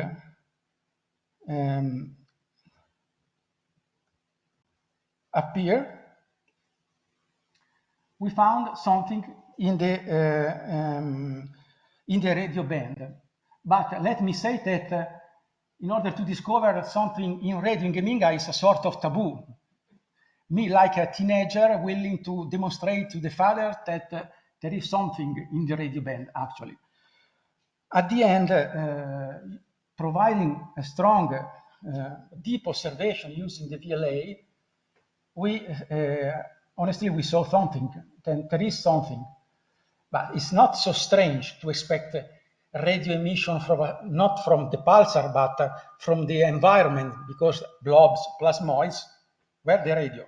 But the point is that Geminga is so close that if the radio emission is coming from the cooling of this X-ray electron, we cannot see in the same field. The radio emission should be very far because it's resulting from cooling after the pulsar is moved away. But there was something very significant, confirmed by, I think, suggested, also was the last verified by experts, because at the beginning I didn't believe about, I'm skeptical about the Geminga environment. But it's significant, very significant. This image performed at 6 centimeters was very lucky, very sensitive, and the position in the filter is just that this source provides a significant detection, and the source is located at the Geminga position. The Geminga position is there in the zoom of the image, where there is the cross, and the green contours are the part of the Chandra contour. Then this feature is just partially resolved. Slightly elongated features in the direction, elongating the direction of the proper motion. After the convolution, it seems like 10 arc-second longs. We can exclude chance coincidence with unknown background radio sources, but there are no possibility to have some counterpart. Strange was enough strange to that we obtain a 0.4 millijansky total flux that was comparable to a previous measurement at lower frequency, comparable. Then it's strange because flat spectrum, art spectrum, strange, but probably we are looking at some variable sources. Then we cannot compare observation at different epochs. But strange enough, transit, why? Geminga is not a magnetar.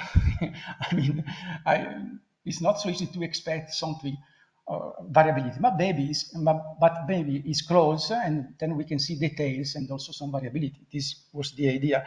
What's that? This is still an open mystery. A radio pulsar with nebula, I would say not, because from a standard point of view, because it's smaller than the X-ray emission. It couldn't arise from cooling. And as I told you before, considering the involved magnetic field, the radio emission possibly should be away very far from this field because it's close and it's moving. The X-ray and gamma rays are there, but the radio emission is far. But instead, it's there. It's possible maybe to consider that this little bunch of emission is related to the blobs that are smaller, but there's still the problem of the coincidence, because if it's the cooling and in standard radio pulsar with nebula, is expected the radio emission is arising from cooling, I think.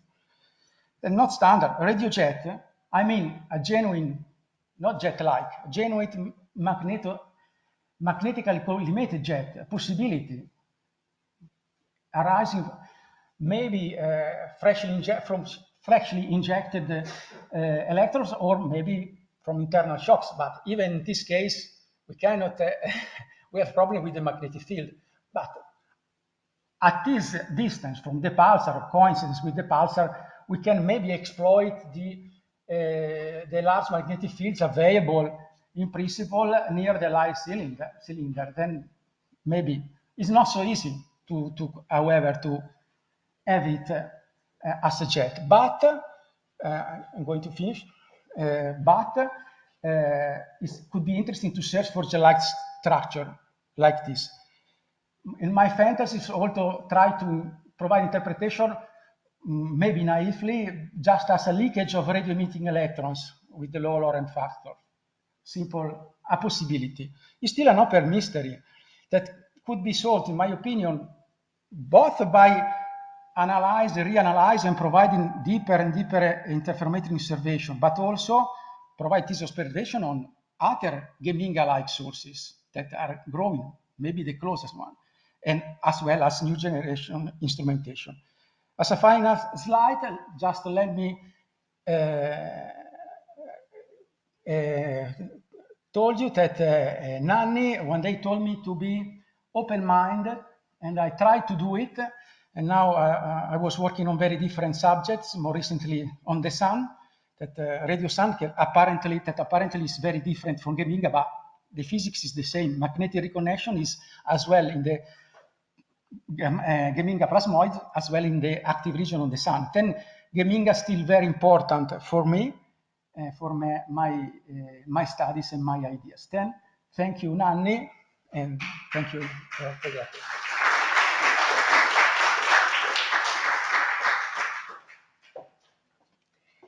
Very good. We now, thanks Alberto, we now switch to more recent time. Pablo Saz Parkinson will talk about how Fermi discovered new Geminga.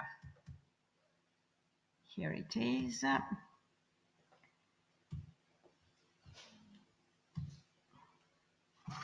Pablo, the floor is yours. Okay, thank you very much. It's great to be back in Milan. It's lovely to see old friends that I haven't seen for a long time. And I want to thank Patrizia for inviting me. It's a real pleasure and a huge honor to be among these big names that I've seen in papers for so many years. I didn't know Nanni as long as most of you, but I will say what others have said before, that the last time that I was with him was on occasion of a PhD defense, and Patrizia and Nanni kindly invited me to stay at their place. And he was so warm and outgoing and such a huge personality that it did feel like I'd known him for a very long time. So it's very sad that he's not with us and that I couldn't enjoy his company and conversations. It's also an honor to give this talk because it's of course, on behalf of the Fermi-LAT collaboration, a large group of people, and I will probably stress I'm slightly biased, the Santa Cruz group, so apologies for that. We've heard about the history of gamma ray astronomy, great talk from Dave Thompson about SAS2 and COS-B, so I'm not going to repeat this. I just want to highlight the number of photons, and apologies because somehow I got these numbers wrong. So SAS2 apparently had 13,000 photons, not 8,000. But COS-B had about 200,000. And then Egret was a big leap. So it had about 1.4 million photons in a catalog of around 300 sources, a majority of which were unidentified. So that's just to set the stage. Now, this is some Fermi-LAT metrics. So I won't go into the details of Fermi-LAT. I stole this slide from Rob Cameron at a recent collaboration meeting. And the key takeaway points are a couple. First of all, notice that, of course, we've been up about 14 years. Basically, there's been very, very few problems, very little downtime. So it's just on all the time. It works amazingly. Don't bother too much about the number of triggers, etc. The bottom line, the photons that we do science with is about 4 per second. So if you do the maths, you can see that in 1 hour, we have more photons than SAS2. In 1 day, we have more photons than COS-B. And in 1 week, we have more photons than Egret. So, everything that follows, basically, all the science and everything starts from this. So I think it's a credit to the people, the scientists and engineers that designed the LAT and built the LAT, because without this, nothing else would be would come. So going back to the science, again, I won't spend too much time on this. We know, so prior to Fermi, we knew very few gamma ray pulsars, and of course, Geminga, we know, was extremely unique, the only radio quiet pulsar. And so there were big questions, both on the theory front and on the experimental side, about how many more Gemingas might there be. Alice Harding, a pulsar theorist, coined the Geminga fraction term. Finding out what the Geminga fraction is has implications for what the emission mechanism might be. And so other theorists, Roger Romani, also both members of the LAT collaboration, so debated for years on what the emission mechanism might be. So that was something that Fermi, GLAST as it was called, was going to try to settle. Just on the experimental side, of course, I mentioned all the egret and identified sources. So trying to figure out what these sources were was a big program. And so all the way back then, and you probably recognize a lot of the names there, but a lot of people were saying, well, some of these might be pulsar-like, how many pulsars are there, etc. There's a very nice review right before Fermi launched in the first GLASS symposium, before GLASS was renamed, by Scott Ransom, where he discusses and he sort of tries to come up with his own personal estimate of how many pulsars will be found in blind searches specifically. And I quote, he says, estimates for the number of pulsars GLASS will detect in blind searches have ranged from tens to many hundreds. I argue the number will be near the low end of this range. So Scott was slightly pessimistic, and part of his reason for being pessimistic is a slight bias towards the coherent searches that they normally do in radio. And also, because of this, Scott's suggestion was that Fermi should basically have a pointing strategy to try to get the deepest possible observations. And knowing that Fermi was going to have a survey mode, which of course is motivated by its very large field of view, this made him feel that this was sort of the wrong approach for pulsars. In the decade, or slightly less than a decade, between egret and Fermi, of course, there was a lot of work analyzing data, following up sources, and so many of these sources, again, were thought to be probable pulsars, the next Geminga. So one particular source, for instance, was even named by Jules Halpern as the next Geminga. And of course, everyone was anxiously waiting for GLASS to come and settle this. So which, were these going to be the next Gemingas? Another thing that, of course, went on in the time before launch, preparing, obviously there's a lot of things to do in terms of hardware, etc. But on the data analysis side, Fermi or GLASS was, I think, a great example of how to prepare for doing science. So there was a simulation, a large simulation of the all sky data. This was, in fact, very impressive. It was even an astronomy picture of the day. And this simulation, which was done by a large group of people, included in particular pulsars. And the pulsar simulations, I think, were quite sophisticated. Massimiliano Razzano in Pisa, a graduate student at the time, led this effort, and it included a lot of knowledge from, obviously, from the past experiments, but also from the theory side. And so a number of these pulsars were included in these simulations, and we had what was known as a data challenge. And this was extremely useful on the practical side to help us fine-tune the tools that we were going to use with the real data, and to confirm that we could actually find pulsars. But of course, simulations is not the same as real data. Now, another thing that went on before launch was the thinking about different techniques of what we might need, we might want to use. So Bill Atwood realized, and this is a quote from the abstract of the paper that he led, that the low fluxes from gamma ray astronomy, of course, mandate long exposures, and this makes the direct application of Fourier analysis methods computationally prohibited. So he realized that we need to do something differently. So he came up with something he called the time differencing technique. And his key insight is fairly simple, is that if you have a periodic signal in a time series, this signal should show up in the differences of the times. So this is an illustration that Marcus Ziegler did to show how this works. If you have here 4 photons, for example, you take the first one, and then you compute the differences between each photon, and then you do the same with the subsequent one.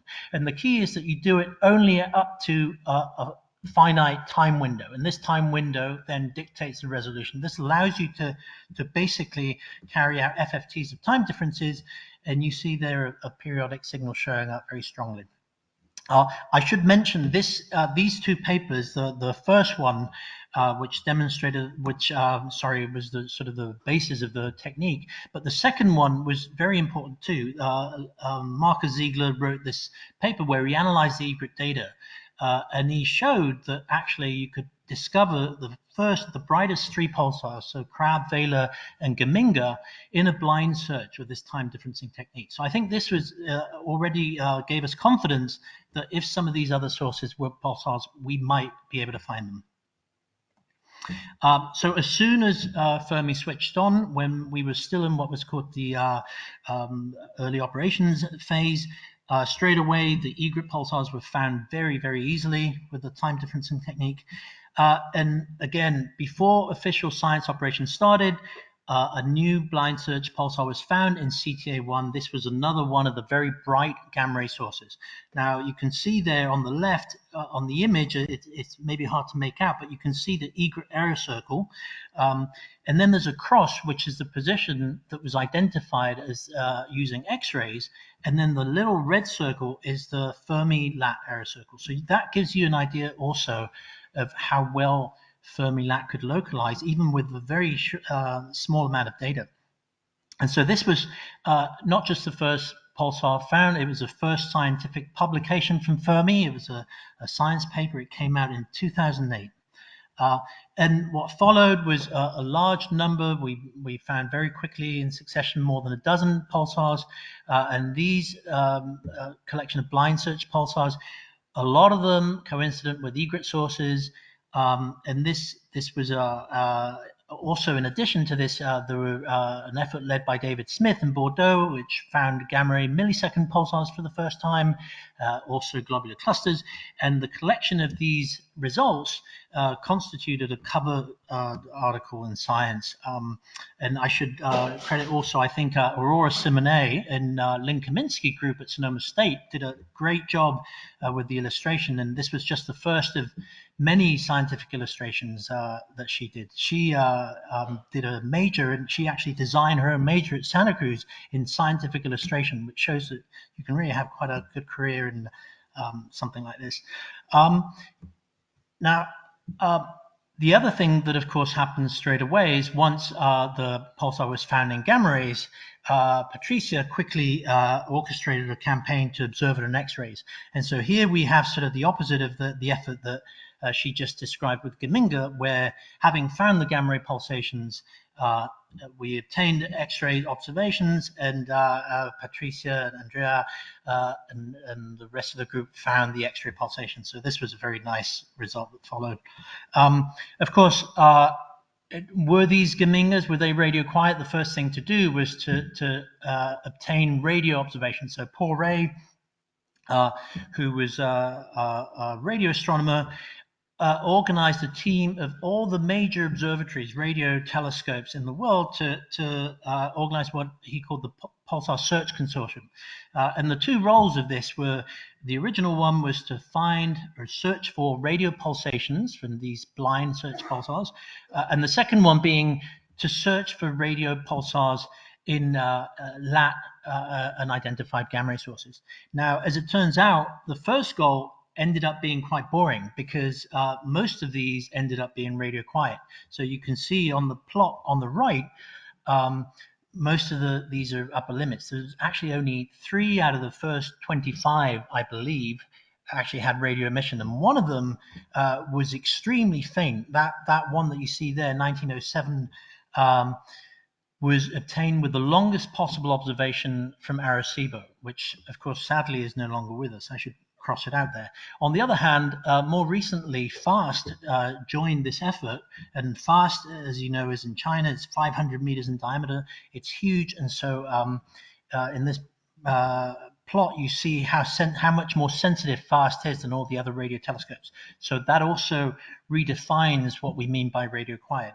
And indeed, one of the ones which was an arrow here, one of the original pulsars found in a blind search, one of the young ones, has been subsequently detected by FAST in radio. FAST, of course, has also led the discovery of other pulsars by pointing at gamma ray sources. So this is, for example, a recent result, which was a cover issue of this magazine or this journal in China, which highlights the joint effort between Fermi and FAST. So this is I believe, is the faintest radio millisecond pulsar known. So it was only possible to detect this with something like FAST. Now, on the other hand, one of the things we found is that there's very little relationship between how faint a pulsar is in radio and how bright it might be or not in gamma rays. So this is something we realized very early on. So, and in fact, we could do what we call semi-blind searches, where it's sort of a blind search around the known frequency. And this is, for example, one radio pulsar that was discovered by Fernando Camillo in 2002, but it was so radio faint that basically it wasn't possible to time it, and so it wasn't observed. Again, it was discovered and sort of forgotten. But in gamma rays, you can do a blind search and quite easily find it as a bright gamma ray pulsar. The reason, there's a number of reasons why searching for gamma ray pulsars is tricky or computationally intensive. But one of the key ones is that the point spread function of the gamma ray telescopes, of course, is terrible compared to X-ray or optical, and at the low energies it can be of order degrees. And pulsars, are particularly young ones, are often in the galactic plane, and you have lots of strong sources which provide diffuse background. How much? Well, this is an analysis that Andrea Belfiore did during his PhD thesis, where we're looking at a region that contains a lot of gamma ray pulsars. You can see all those circles of pulsars. And yet when you analyze the photons, and I'll get into this just now, you see that about 80% of the gamma rays come from diffuse emission. So basically only about 10 to 15% come from gamma rays. The second key reason why it's very computationally intensive is that the longer the data span that you search for, and the higher the frequency for the pulsar that you search for, the more accurate your position needs to be. And so this means, so on the plot on the lower right, I don't know how well you can read that, but basically this is when searching for a millisecond pulsar, you need arcsecond type accuracy. So this means you either need to know exactly where it is, or you need to scan a large area. So of course there's a whole discussion that I won't get into about how you could optimally scan in positions. But one other way of approaching this, and it's something that Patricia and her group have been extremely helpful in and orchestrated from the very beginning, is obtaining X-ray observations. So and one of the instruments actually that was used a lot from the very beginning was the Swift Observatory, named now after Neil Gehrels, who sadly passed away, of course. But Swift has been extremely helpful, and in fact, by now we have megaseconds, many megaseconds worth of data on LAT and unidentified sources, and that will be a huge resource. So you can see in this figure, this is an XMM observation, but it drives home the same point. You see the large error circles, even for Fermi-LAT, and yet in X-rays you have these very nice point sources of about arcsecond.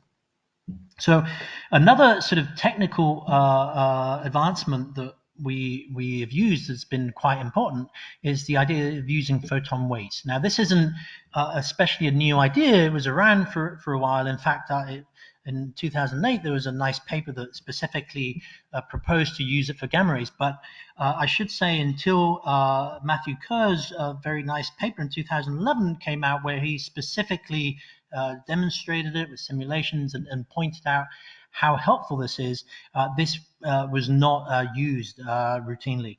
And I should also point out that Jim Chang, who was designing and writing the science tools, implemented this in a tool that a lot of you might know called GT Source Probe, and it makes it very easy to calculate the weights. So in that image that I showed you earlier, where I said 79% of the photons came from that was done by using this GT Source Probe tool.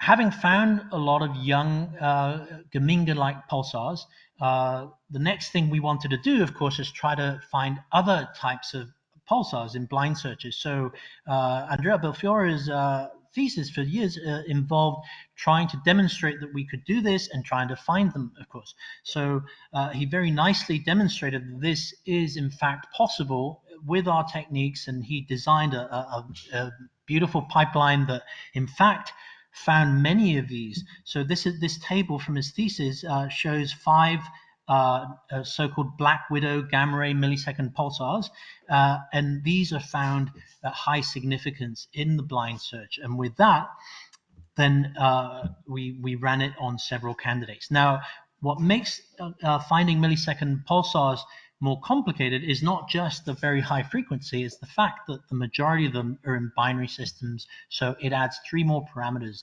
that you have to search. What you see in the bottom in the plots is that apart from the fact that they show up very significantly, they show up in higher harmonics. So you need to search up to very high frequencies and then combine harmonics.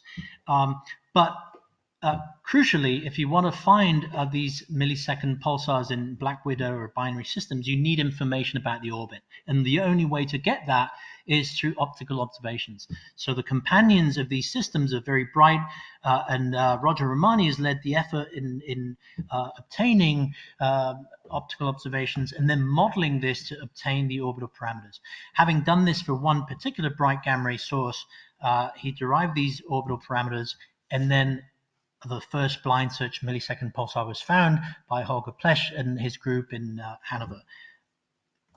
This was followed up a few years later by the same group, Colin Clark, leading the search for further millisecond pulsars, which resulted in this isolated millisecond pulsar found for which there is no radio counterpart. It's been searched. Unfortunately, this is in the southern hemisphere, so FAST cannot search this, but Parkes has searched it 10 times to no avail, so this could be the first of many Geminga-like millisecond pulsars. Keep in mind that this took Einstein at Home, which is a citizen science type system, more than 10,000 CPU years. So it's a huge computational problem. So what could we do next? What sort of next Gemingas could we find? Well, finding young gamma ray binary pulsars in blind searches would be nice. In fact, we have actually found one already. One of the first, in fact, the ones that were in the original science paper was found in our blind searches, but we found it as an isolated, or we thought it was an isolated gamma ray pulsar. It turns out, luckily, it was one of the 3 that I mentioned that was detected in radio too.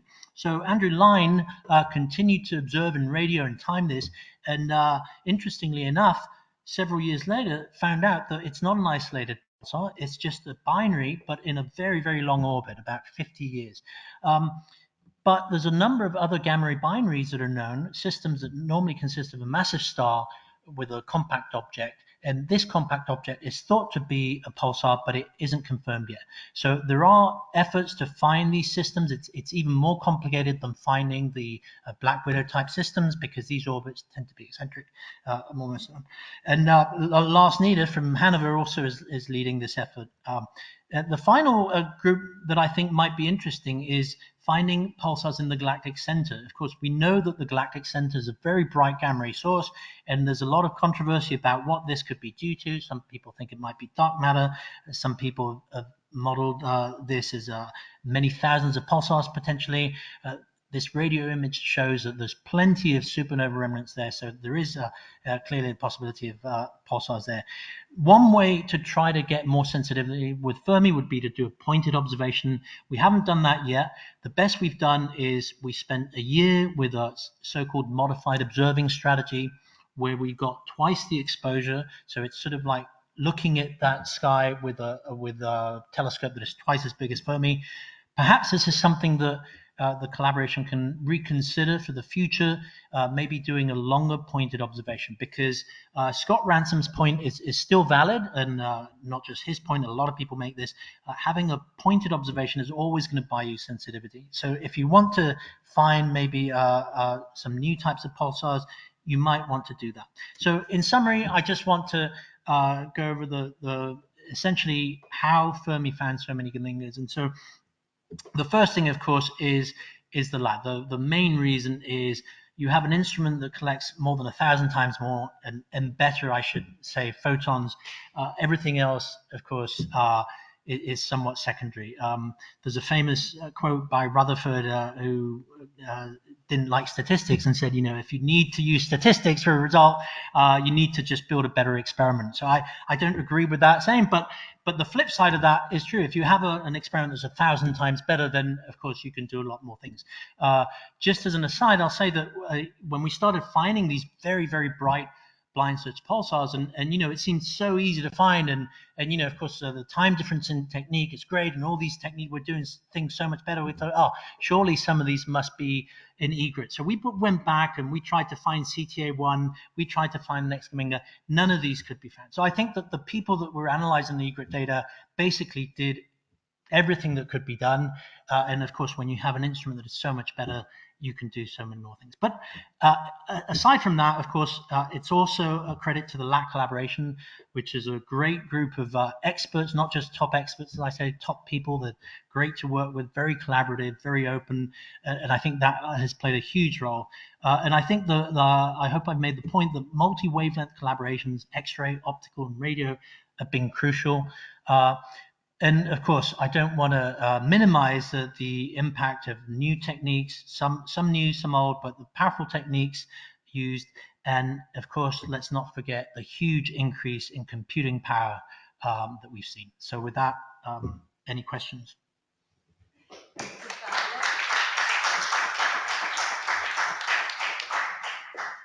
you. Thanks very much. Let's switch to David Smith, again on the Fermi. You put your... where is it? This one, Smith. Okay. Okay. 20 minutes. Okay.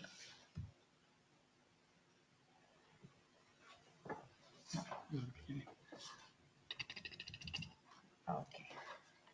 All right. So I too am speaking on behalf of the Fermi-LAT collaboration, and I too am delighted to be here. And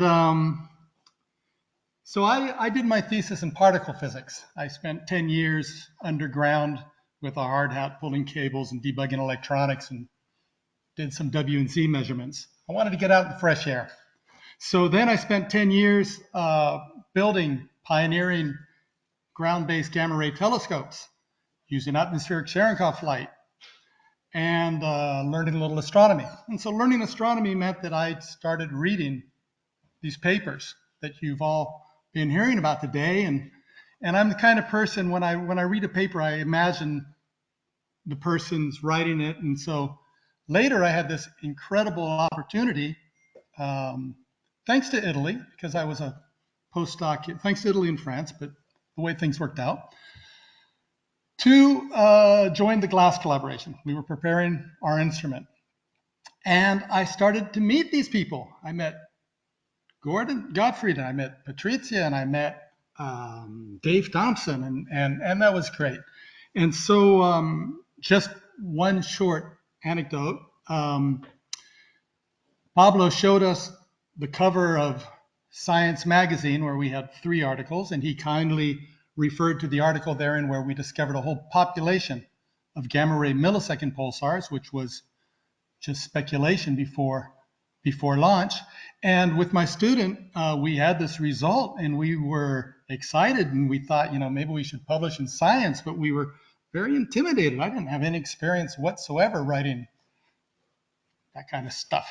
And so happened that we were at one of the first post-launch conferences where there was Patrizia and Nanni, and we were a little bit intimidated by these famous high-energy astrophysicists. But after dinner, everyone had cleared out of the dining room, and they were sitting alone at a table. And so we went up very humbly, holding our hat in front of us, and could we bother you for a minute? And basically, we asked how would we go about writing up our MSPs in Science. And so Nanni, I remember, he took a napkin and he said, "Oh, well, that's a great result. Definitely yes, Science. And can I borrow your pen?" And he wrote out the outline for our Science paper. And I think I still have that napkin somewhere. Okie doke. So I think you all know already that in that photo you just saw up in the fairing was a 3-ton instrument about that big. And I think this audience already knows that pulsars are rotating neutron stars. And so I want to talk today about our harvest, how many we have so far, and a few things that we're doing with them and the science that's coming out of it, which is all part of the legacy. So you'll see a bunch of these where I have red triangles and green dots and blue squares. The blue squares are the Geminga-like ones, or rather, they're pulsars that were found in gamma-ray blind periodicity searches, as Pablo described to us, although a small fraction of them were subsequently found to also be radio pulsars. And then the red ones are millisecond pulsars. So it's harder to make this plot these days because now we have millisecond pulsars that are Geminga-like. And then the green ones are radio pulsars where we use the radio rotation ephemeris to then find gamma ray pulsations. Here's essentially the same information, but in an orthogonal plane. If it's not a radio pulsar, we don't have a DM measurement. And if we don't have a DM measurement, unless it's one of these highly studied pulsars, as Pablo talked about, the next Geminga CTA1, well, we don't really know how far away it is. So we have a way of plotting the direction and the most probable maximum distance on the sky. So here we see some, not too many, we see some, let's see if you can see my mouse. You can see some of these blue squares that are not upper limits. And so those are the few where we have radio pulsations, but the radio pulsations are exceedingly faint. That horizontal line is 30 microjanskis at 1.4 gigahertz, which means that you'll never find it in a blind survey, radio survey of the sky. You find them when you know there's a pulsar there and you get 15 hours of Parkes or something like that. And then you can find them. And over here at the left, thank you, Alberto, for having told the story of the radio upper limit on Geminga, upper left. It's amazing that such a famous prototype of a whole field has such a high flux limit compared to the others, but as he described, there's a whole lot going on in that system. P.von diagram. I'll move on so I get to the good stuff. Okay, so pulsars. They're extremely versatile objects. We don't just do one kind of science with them. There's volumes of different types of science. And in particular, we're today at a breakthrough in our understanding of the emission mechanisms because there are groups of people doing very complex relativistic magnetohydrodynamic simulations to understand the emission processes, and we're changing our paradigm of how we think they work. I call them contributors to galactic ecology. You know, by ecology, I mean that here in the Milky Way, we do a lot of recycling. You know, we gather up stardust to make stars, we explode them, the stardust becomes new stars.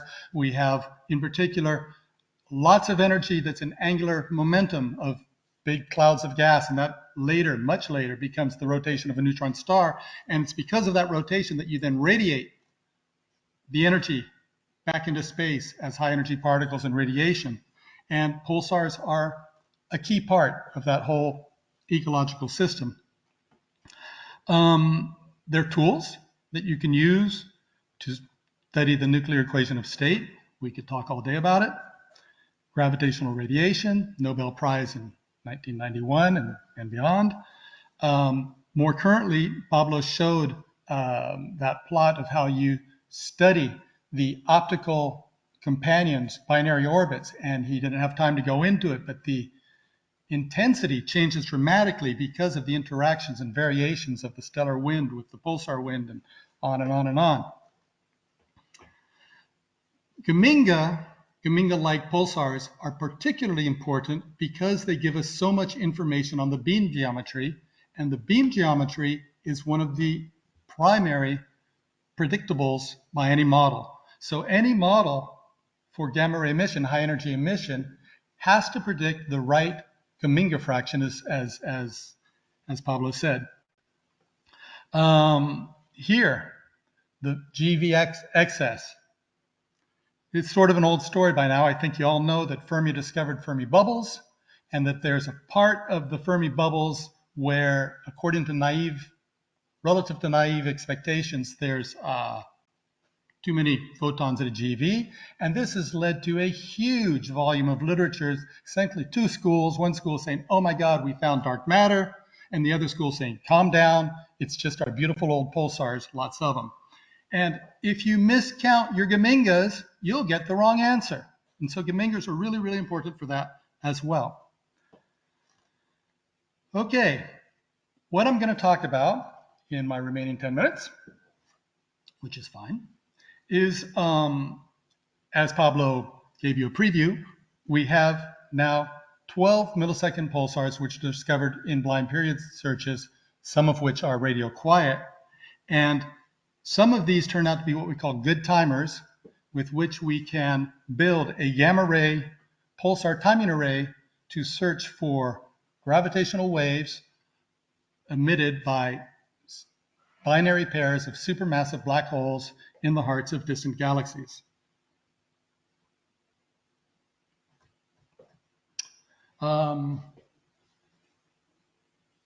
What do I want to say to this?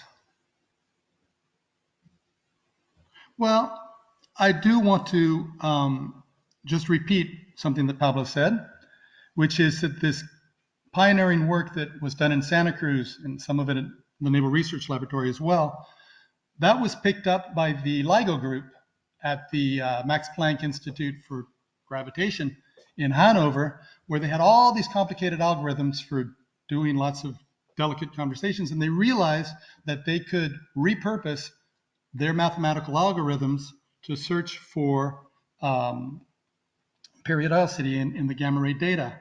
And what's really a hallmark of what they've done is that there's mathematical sophistication addressing the problem of how do we best use the computer time we have available.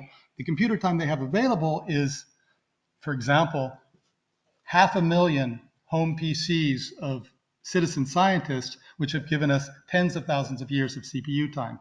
And so I just want to mention Bruce Allen, who's the group leader there, his first student, Holger Pletsch, Holger's student, Colin Clark, Colin's student, Lars Nieders, and it's a beautiful tradition that every generation of students, they keep doing more and more things, including Geminga-like millisecond pulsars.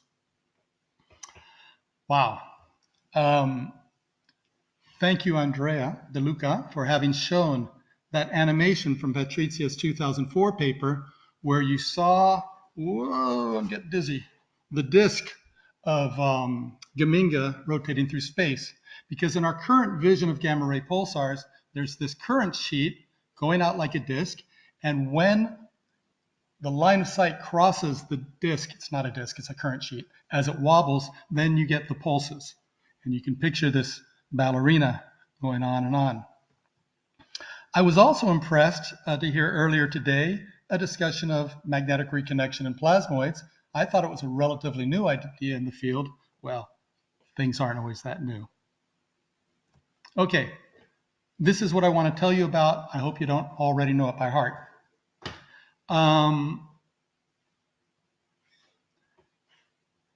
The plot shows the strain induced by the passage of gravity waves at Earth from gravity waves radiated by pairs of supermassive black holes in distant galaxies.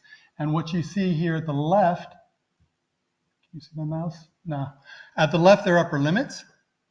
And over the years, the radio telescopes were getting better and better limits. And then finally, you can see off to the right, there are actually a few measurements at the 3-4 sigma level by radio telescopes, not quite 4 sigma, where it seems that it's been detected. Just want to see what else I put there. And then you see a curve, which is an upper limit from Fermi-LAT. I thought I had more words on my slides. No, okay, well, I have to talk. So the radio stuff is years and years and years of radio measurements And they have to correct the arrival times for radio for the propagation through the interstellar medium. And that's very tricky because since they're making very, very fine measurements, they are sensitive to very small variations in the electrons in the interstellar medium. But it's a large number of very smart people, and they invent rigorous, sophisticated methods to mitigate these problems. But nevertheless, it's such an important result. When you finally get your result at the end, there's always a nagging doubt. Are we really seeing gravity waves, or are we seeing some kind of artifact from the mitigation of the interstellar medium? And what's important about the Fermi result is, first of all, we don't care about the interstellar medium. We go right through. We have our own problems, we have our own systematics, but they're highly orthogonal and complementary to what the radio people suffer from. That's one good thing. The other thing that's amazing with Fermi is, as Pablo said, we have an amazingly stable instrument. We have 14 years of data on disk where nothing's changed. And so as soon as you see pulsations from a stable pulsar, if it's bright enough, you can backtrapolate and have your 14 or 15 years of data. Whereas in radio, when you find a new pulsar, well, it's day one, and you start timing from them. And if you want 14 years of data, you have to wait 14 years. And when this curve that you see there is an extrapolation of how our sensitivity improves with time, well, we're looking at nanohertz waves. Nanohertz means inverse years, inverse decades. We're in that ballpark. And so clearly, as the 14 years becomes 17 years, 18 years, 19 years, you do better. The curve is conservative because it takes the pulsars we are already sure are good timers. But as we keep finding new pulsars, either through radio searches or from blind periodicity searches, that curve should come down. So in this study, there was a lot of work done to test different methods. Is the gamma ray method working? All right, and this figure here is from the shows comparison of two different methods. And one of the radio quiet, one of the Geminga-like MSPs is here off the diagonal. And as you all know from your own analyses, when everything's going smoothly in your work, there's a temptation to assume that all is well and just move on. And it's actually a good thing when they're outliers because it makes you think, makes you work.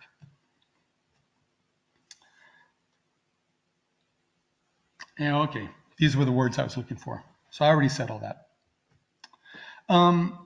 Let me say another thing about the fact that we have 14 years of timing free the day you have a new pulsar.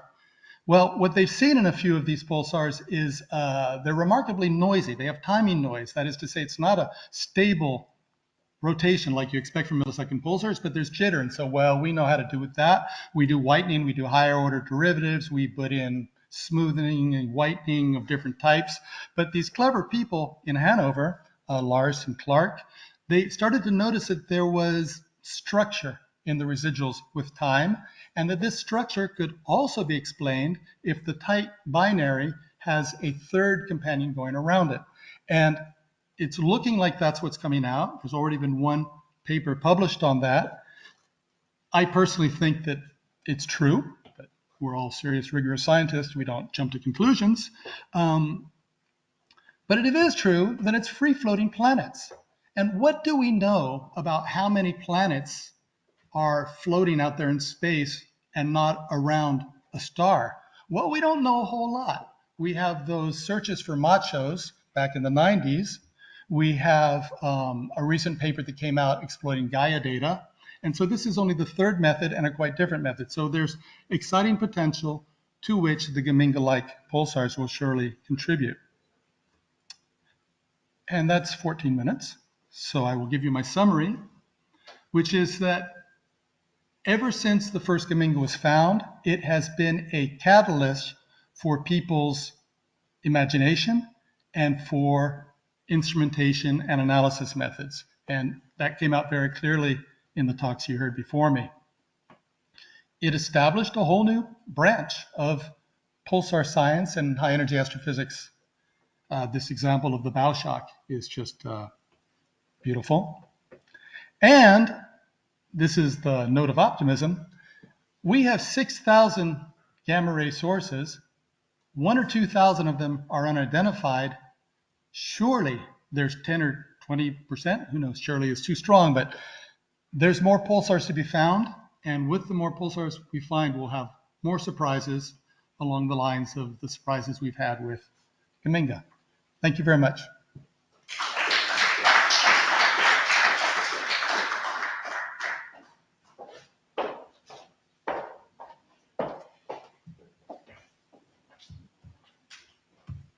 Okay.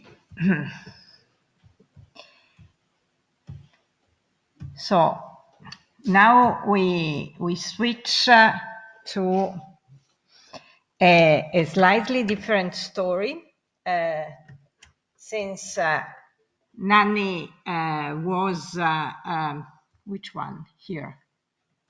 This one. Yes.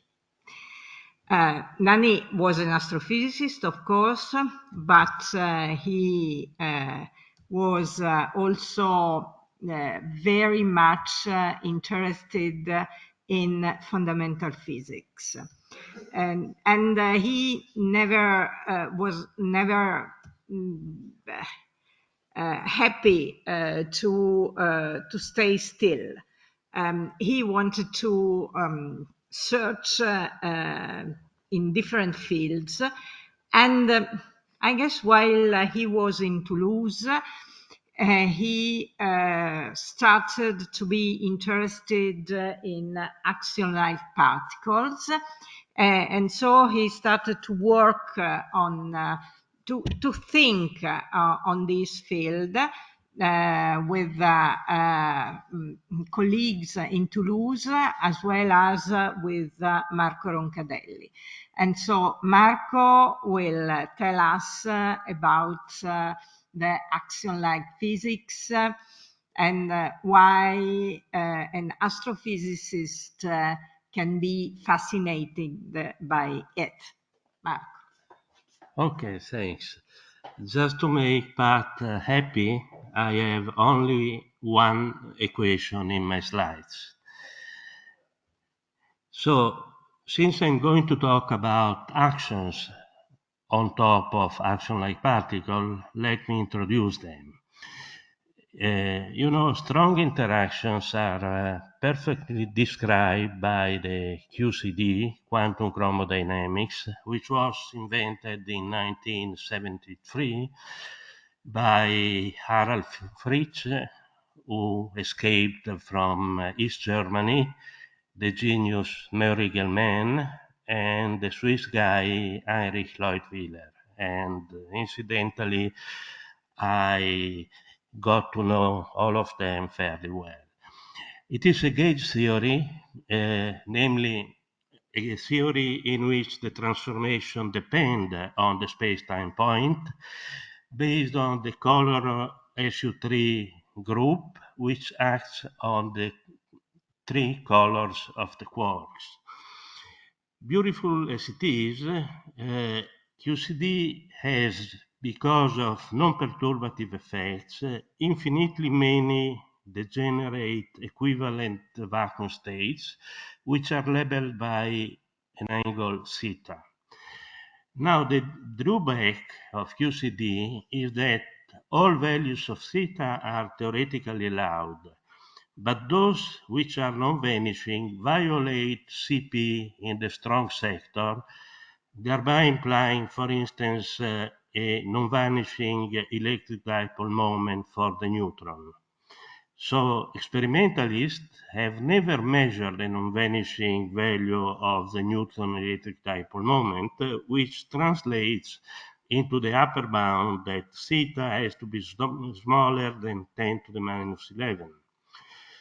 While theoretically viable, it is aesthetically ugly to have such a small parameter in QCD. It would be much nicer that theta were just 0.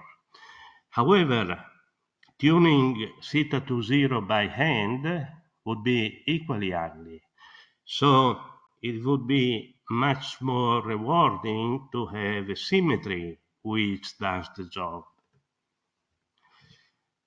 In fact, in 1977, such a symmetry was actually proposed by Roberto Peccei and Helen Quinn. By the way, Roberto Peccei was my PhD advisor in Munich. It is a global symmetry, is not a gauge symmetry, which indeed rotates theta to 0. But U1 Peccei Quinn turns out to be also spontaneously broken by the vacuum expectation value, which is equal to about the Fermi scale, roughly 250 GeV, by the Higgs field that spontaneously breaks the electroweak gauge group SU2 cross U1 down to U1 electromagnetism. Being U1 Peccei Quinn spontaneously broken, the Goldstone theorem implies that a massless Goldstone boson with 0 spin and 0 charge must show up in the physical spectrum. But Peccei and Quinn missed this point. However, it was soon thereafter realized independently by Steve Weinberg and Franz Wilczek, who also realized that because of QCD non-perturbative effects, U1 Peccei Quinn is also explicitly broken by a tiny amount, thereby turning the Goldstone boson into a light pseudo-Goldstone boson with mass more or less equal to 25 MeV. In addition, the action is rather strongly coupled to quarks and so to hadrons, and induces observable nuclear de-excitations effects. In fact, it was soon realized that the original action was experimentally ruled out. Now, the conflict with experiment arises because the original action had a too strong coupling to hadrons and it was too massive. But given the fact that both the mass and all the action coupling go like the inverse of the scale at which U1 Peccei Quinn, the U1 Peccei Quinn symmetry is spontaneously broken, then it was pretty easily realized that all the couplings can be made much weaker and the mass can be made much smaller by increasing the scale at which the Peccei Quinn symmetry is spontaneously broken. And this led in 1981 to the resurrection of the action. In those days it was called the invisible action, and so to CP conservation in strong interactions. After a couple of years, it was also understood by several people that the action is a very good, and it is still a very good cold dark matter particle.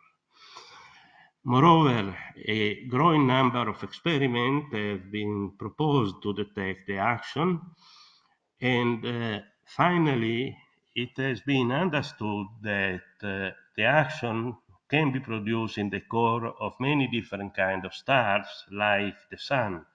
And so an experiment called CAST was built up at CERN to look for action from the Sun. Okay, let me now give you a very quick motivation for Axion-like particles. You see, in spite of the fact that the standard model works perfectly well, nobody regards it as the ultimate theory of the world. And the reasons are many. For instance, strong interactions are not unified with electroweak interactions. The number of free parameters is too large, and so on. So, since about 40 years, theoretical particle physicists have been looking for a ultimate theory, and the best candidates to date are superstring and superbrains. And the remarkable point is that these theories do predict the existence of action-like particles. They are very light pseudoscalar bosons, and according to the name, they are quite similar to the action.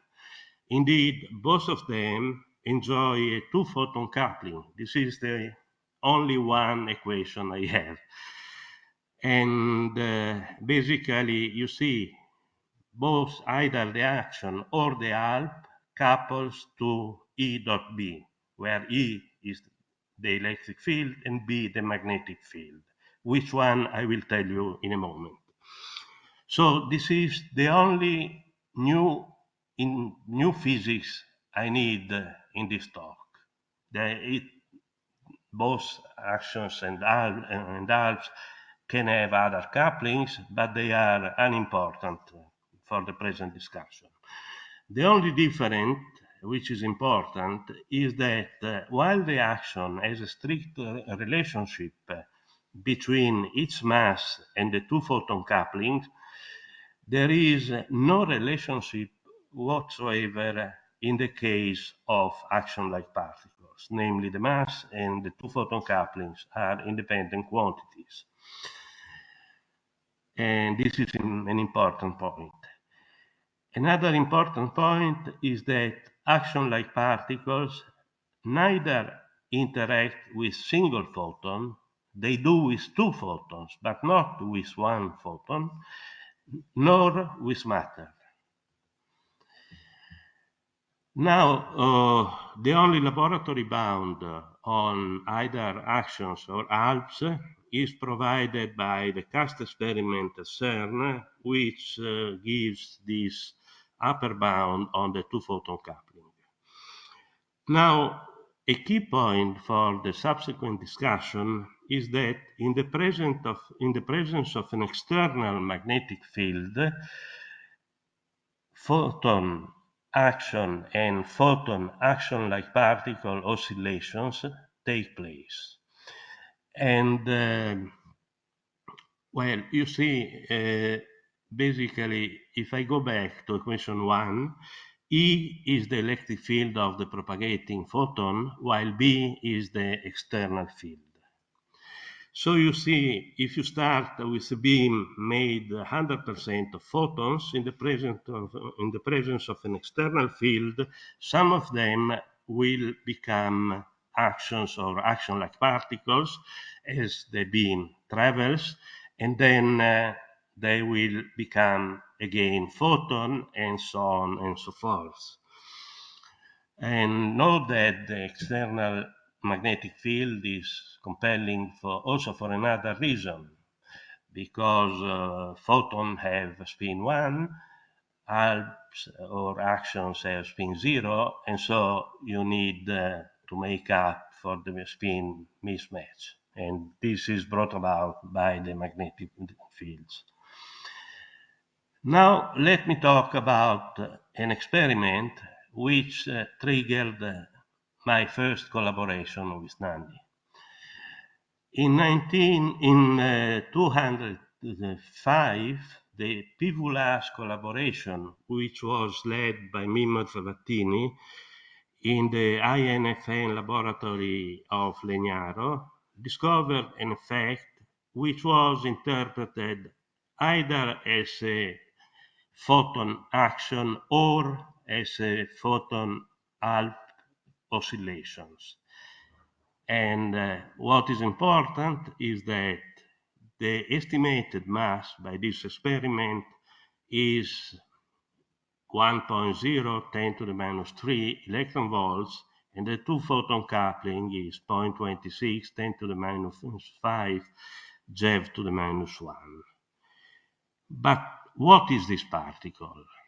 You see, it violates the CAST bound by 5 orders of magnitude, and also it violates the characteristic relation of the action between its mass and the two photon coupling.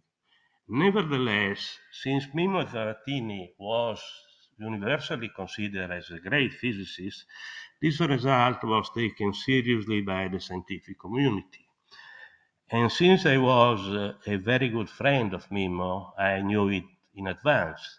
And I immediately talked to Nanni, and we decided we had to do an astrophysical check of the P.von result. And this was done in the same year in collaboration with Arnaud Dupailly and Carlo Rizzo. They were both in Toulouse.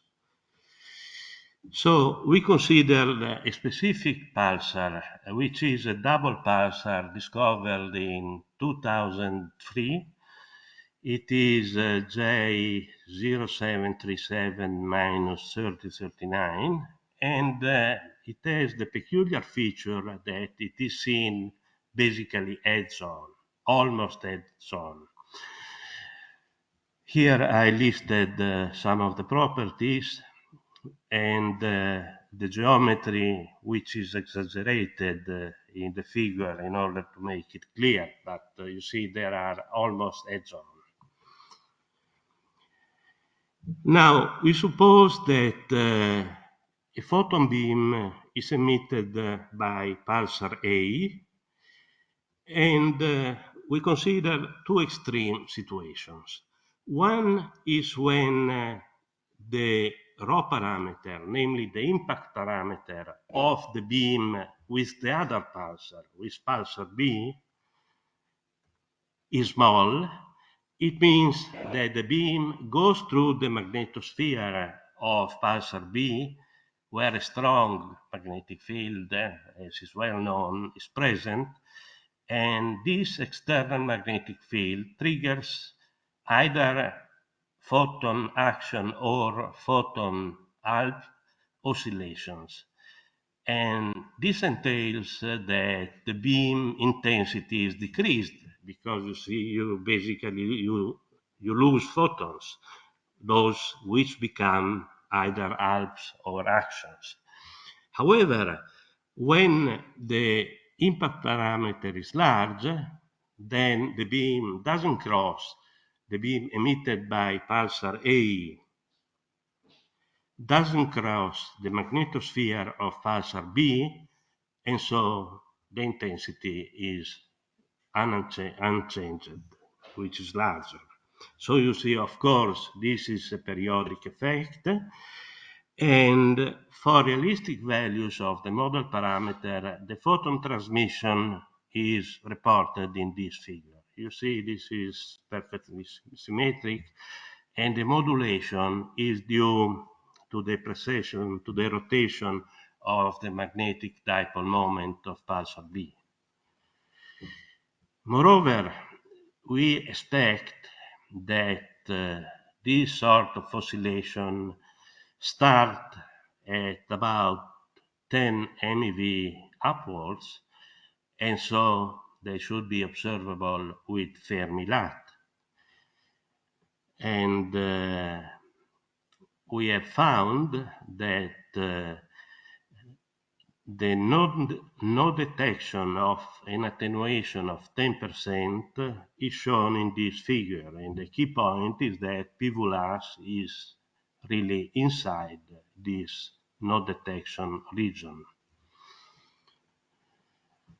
Now, to get an attenuation of about 10%, one needs to count 100 photons during the total integration time, and for 2 weeks this would correspond to a flux of 2 × 10⁻⁷ photons per cubic centimeter per second, which is certainly detectable by Fermi-LAT. So the conclusion points, our conclusion points toward ruling out the P.von result. And actually, it turned out subsequently that this result was just wrong. However, recall that the P.von result violated the cast bound by 5 orders of magnitude. And so some theorists had a bright idea, namely to suppose that the two-photon coupling depends on the environment in such a way that it can be large in the laboratory where the temperature is small, and so explaining in this way the P.von result, but it would be small in the sun, and also explaining the P.von bound. However, our result rules out also chameleons because in our argument there is no temperature dependence. So this was my first paper with Nanni. Now I turn to axion-like particles. And this paper was done, well, you will see in the next transparency. We started by considering only flaring BLX at very high energies, namely above 100 GeV, which are the energy presently explored by the Imaging Atmospheric Cherenkov Telescope and very soon by the CTA. So we wanted to have a very homogeneous sample of very high energy BLX, and at the same time, of course, a non-trivial statistics. So we have considered intermediately peaked BLX and highly peaked BLX, but only out to redshift 0.6 in order to avoid any evolutionary effect in the source. For each of them, we needed to know three quantities. One is the redshift, the other is the observed spectrum with error bars, and the third one is the energy range wherein each source is observed. At that time, when we did this paper, only 39 BLA obeyed this requirement. Next, we wanted to know the intrinsic spectrum. So you know that at these very high energies, the extragalactic background light plays a crucial role because the very high energy photon scatters off an ABL photon, thereby producing an E plus E minus pair. So you lose quite a large number of photons because of the EBL. And of course, this is an energy dependent effect, and so it changes the spectrum. So the observed spectrum is different from the emitted one. So the first thing we had to do was to EBL deabsorb the observed spectra in such a way to get the emitted ones. And in first approximation, and this was a good point, the deabsorbed spectra, the emitted spectra, have in first approximation a power law behavior, since they all stay on the right of the control peak. So the quantity we are dealing with is specifically the slope of the spectra, and gamma CP is the slope, and CP means conventional physics. So they are reported in this slide. You see, it looks like a mess. Then we have done a statistical analysis of this data, and using the least square method, we have tried to feed them with 1, 2, and 3 parameters. And in each case, we evaluated the associated reduced chi-square. So the smallest values of the reduced chi-square was 1.46, and the best fit regression line turned out to be a concave parabola, which is shown in this slide. At this point, Nanni really forcefully came into the game because we showed this plot to him. And he said, look, guys, all this is crap. It is meaningless. And the reason why it is meaningless is written here. Namely, there is a statistical correlation among all emitted spectra, and this is a nonsense. Moreover, you see that the sources which are farthest away have the hardest spectra. And again, there is no reason for this to happen. So all this is at odds with the physical expectation, according to which no correlation whatsoever should exist.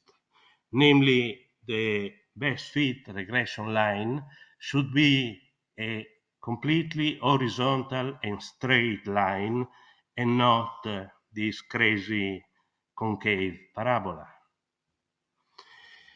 So our idea was to put Axion-like particles into the game. So in addition to the EBL absorption, there is also the phenomenon of photon-half oscillation in extragalactic space. And accordingly, the photons acquire a split personality, so to speak, in the sense that when they travel as real photons, as true photons, they undergo EBL absorption. But when they propagate as halves, they do not. So this entails that the effective optical depth is reduced with respect to conventional physics, but since the photon survival probability goes like e to the minus the effective optical depth, even a small reduction of the effective optical depth brings about a large enhancement in the photon survival probability. This is the trick of the game. Now, we introduce, simply for notational convenience, this psi parameter. Well, we suppose that there is a fairly strong magnetic field in extragalactic space, which has a domain-like structure, which is a standard assumption which is made for it. And we define this psi parameter. So the consequence is that the effective EBL absorption gets considerably reduced. Then we consider some realistic values, these benchmark values for psi, and two values for the domain size of the magnetic domain, namely 4 megaparsec and 10 megaparsec. And for each pair of psi and the domain size, we have redone the same best fitting procedure and data analysis we did for conventional physics. And what it turns out is that for both values of the domain length, the preferred value of the psi parameter is 0.5, and the best fit regression line is reported here. You see, this is the case for a domain length of 4 megaparsec, but the same is true for a domain length of 10 megaparsec. And this is really astonishing because we started with a crazy concave parabola, and by putting Axion-like particle in the game, we ended up with what we wanted to have, namely a absolutely straight horizontal regression line, which means that no correlation whatsoever among the emitted spectra exists. Thank you. It was really a pleasure to work with Nanni because it was a lot of fun.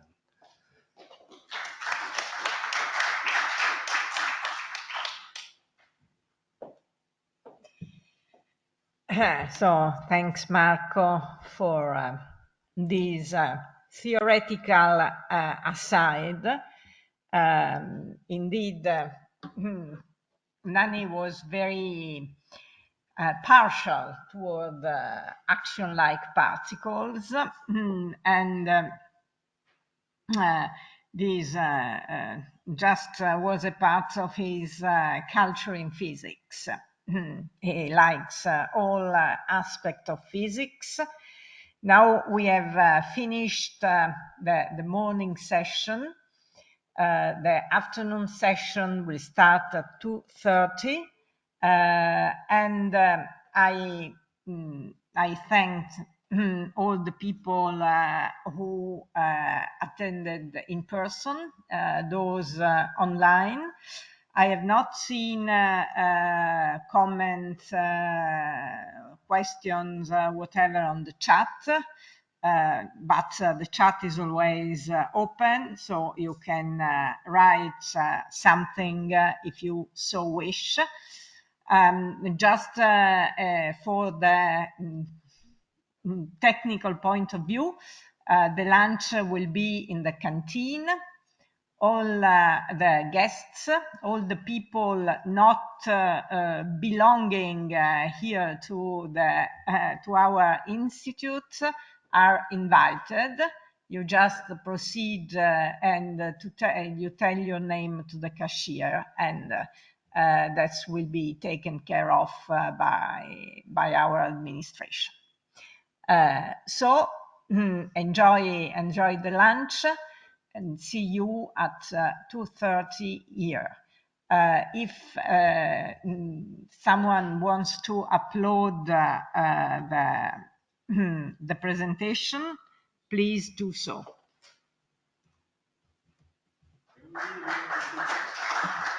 You can leave your computer since we will close the door. Ora si registrerà la conferenza.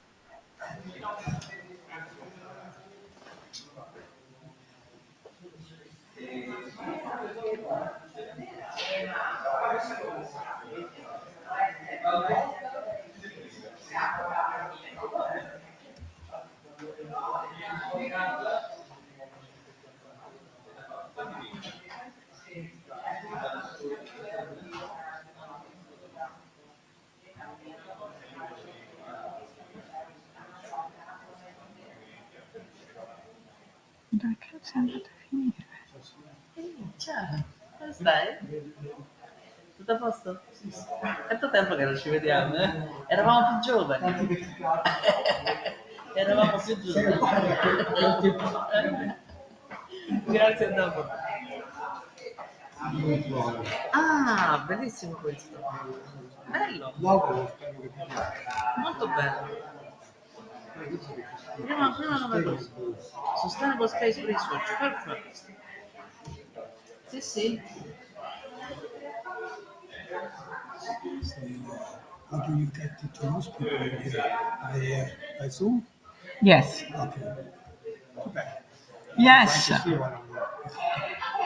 You're right, but they have meetings, commitment, all this kind of thing.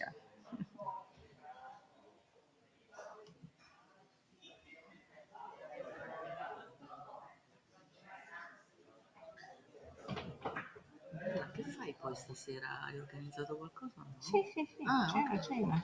Ok. E che ora è? Alle 8.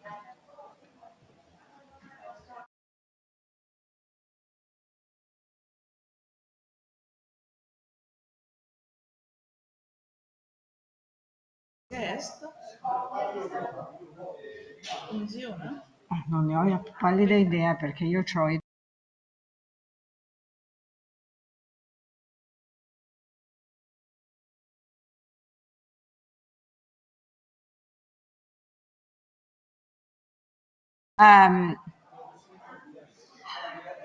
Giovanni?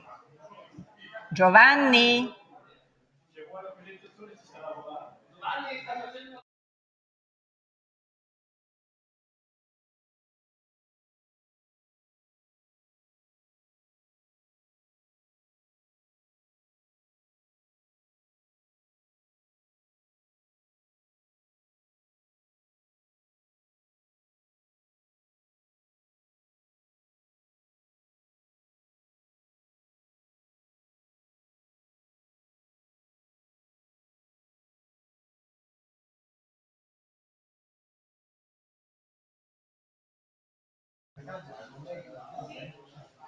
Ora si registrerà la conferenza.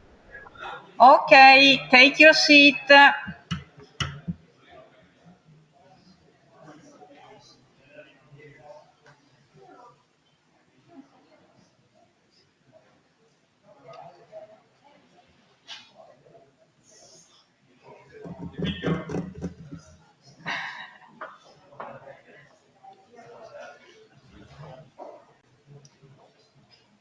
Okay.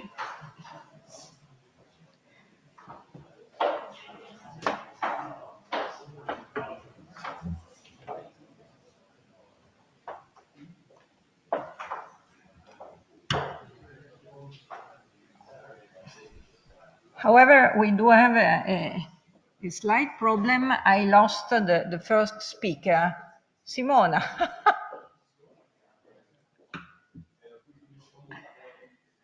Yes, she is here, but so while Simona Di Pippo managed to appear again, since she just disappeared, let me introduce the afternoon session, which cover a different aspect of Nanni's career, which is mainly related to his position as science manager. He was always very keen on the importance of managing science, but he became even more so as principal investigator of XMM Newton, of the EPIC instrument on XMM Newton. The Italian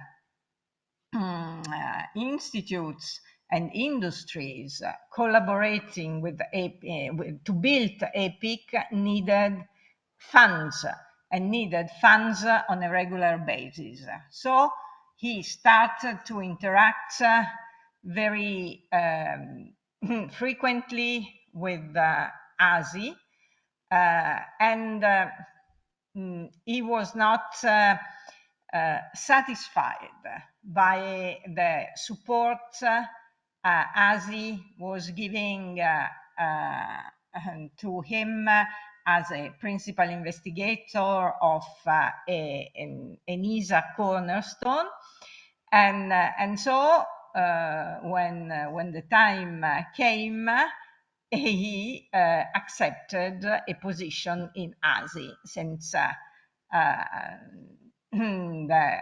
new ASI president, Sergio De Giulio, told him, okay, you complain very rightly about the ASI way of supporting scientists. Why don't you come here to do your share? And Simona will tell us the story. Simona Di Pippo, who has been collaborating with Nanni in a number of ways. Simona. Thank you, Patrizia, and good afternoon, everyone. Well, yeah, when a bit ago, Patrizia asked me to talk about Nanni and his life during I mean, when he was at the Italian Space Agency and his interactions with the European Space Agency, I started to think about the first slide of my presentation too. I mean, just to give a sense, my idea was to give a sense of Nanni, just one slide. Well, it's impossible to do that, but I believe that this combination, so on one side, Mars, and the sentence that he was always mentioning, because it's there.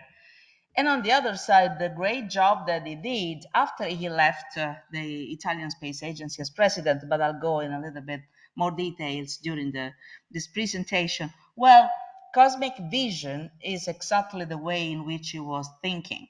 So cosmic vision is not only the title of this important document that it was shaping or helped shaping the scientific programs at the European Space Agency for a long period of time, but is also a way in which we can describe Nanni's approach to science and in general to life.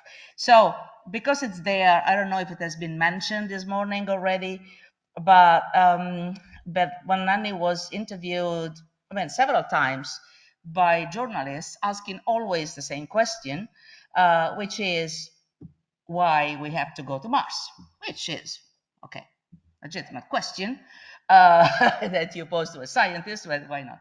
And he was always, okay, explaining a lot of reasons why, and then he was always mentioning the fact that, okay, because it's there.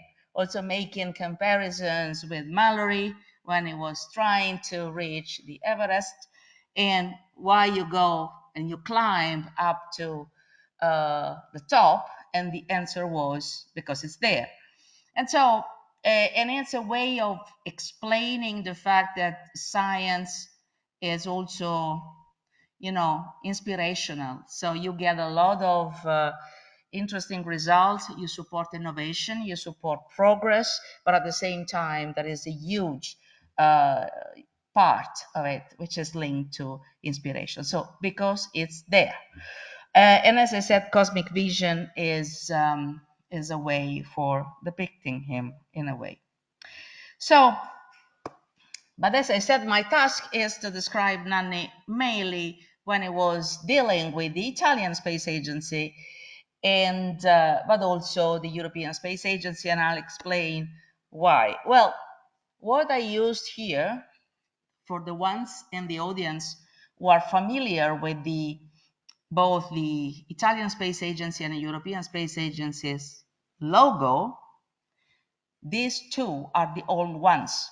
These are not the new ones. These are the two which were the official logos at the time when Nanni was doing what he was doing to try to support not only science, but also a new way of doing things in space activities, both at national and regional level. I would say also a global level, because he had a lot of very interesting conversations all around the world in his career, trying really to push for a better world in a way. So I have also to say that these are the two logos.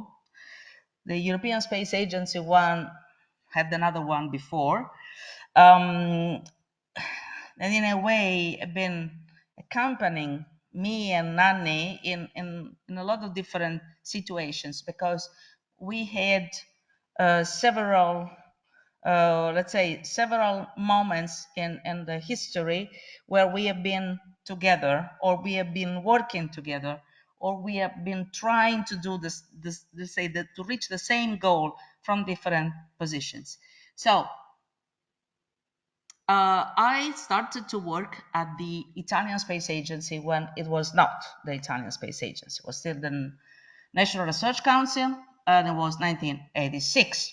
So in a way, I contributed my small part to the creation of the Italian Space Agency back in June 1988. So I may say that I probably know the Italian Space Agency as anyone else, or just few other people from inside. When Nanni became director of science, and I use Direttore Scientifico because this is the way in which it is reported on his website. When you look at the CV of Nanni on his website, is Direttore Scientifico because this is the official, let's say, title he had. And this was in between 1997 and 1999. He remained in the position until 2002, and it was from 1999. 97, 2002, 5 years. Yeah. And in reality, what happened was that we did a lot, he did a lot, and I helped him in doing a lot in this position, because at a certain point in time, Nanni wanted me to be his right hand in a way. So we together, even if it was his idea, we together put in place the small missions program. And we have been working a lot on different missions, and up to the point that the Agile mission was selected. And the results of this mission you all know quite well. But while this was happening, that's the reason why I got confused, also because it's a bit, sorry, but transferring from the iPad to this laptop probably. Okay, so what happened was that at a certain point in time, and it was beginning of 1999, I was appointed by the president of the Italian Space Agency, Sergio De Giulio, Secretary General. So in a way, this role was less scientific, there's nothing related to science, apart the fact that I was supporting the president in everything he had to do, including managing the Consiglio d'amministrazione and running the various conversations with the political environment in Rome, and not only Rome, and also being supportive for all the activities that the president of the Italian Space Agency has to do in his or her capacity. We never had a president of female gender, so I say his or her because it's more politically correct, but it's always been a man. But in any case, the president of the Italian Space Agency is also the official legal representative of the Italian delegation, so is leading the Italian delegation to the European Space Agency. This means that in a way, all the political decisions, strategic decisions that you take at the level of Italian Space Agency together with the government, which means at that time was the Ministry for Research and Education and Research, but also the Ministry for Foreign Affairs and the other ministries. Well, at the end, in particular at that time, the president of the Italian Space Agency was really the one representing the country in certain areas. Nanni left the Italian Space Agency, and we changed president, so we moved from Sergio De Giulio to Sergio Vetrella, also linked to a new type of government. And it took a bit of time for the Italian Space Agency to reshuffle or rebuild itself, because the approach was a bit different. But at the end of 2002, Professor Vetrella appointed me as this new directorate, let's call it like that. He gave the name to this directorate, Observation of the Universe. So it was science, and on top of it, there was also exploration in terms of human and robotic exploration. So it was science plus human and robotic exploration. And this is interesting because the law that at that time was in place was assigning to science no more than 15% of the overall budget of the Italian Space Agency. So they made a deal, and I have to say this was also thanks to certain good conversations that I was having with Nanni. So I made a deal with Sergio Vetrella, the president, and I said, okay, let's do the following. The 15 fine is by law, but if we are able, we, the Italian Space Agency, together with the scientific community in Italy, to demonstrate that we have so good ideas that you cannot look from, in another direction. You have to look at us and follow our proposals, because if we present interesting proposals for the Italian Space Agency and for the scientific community, well, you have to look at us and eventually also go beyond the 15%. Well, at the end of my tenure, after 6 years in this position, the overall budget for science was a little bit higher than 30% of the overall budget of the Italian Space Agency. So not bad. But this was done a lot together with the scientific community. We were having regular big meetings with everyone in Italy, all the scientists trying really to collect all the inputs. And then by definition, there is always someone who is not happy, but that's part of the game, but still really trying to understand the trends and what could have been done for the best in Italy. So while all this was happening, so I was still in that position, Nanni was appointed president of the Italian Space Agency. And we all felt that this was the game changer, finally, because he knew the Italian Space Agency from inside. He was a scientist. He knew the mechanisms of the European Space Agency, because he was always in this or that committee.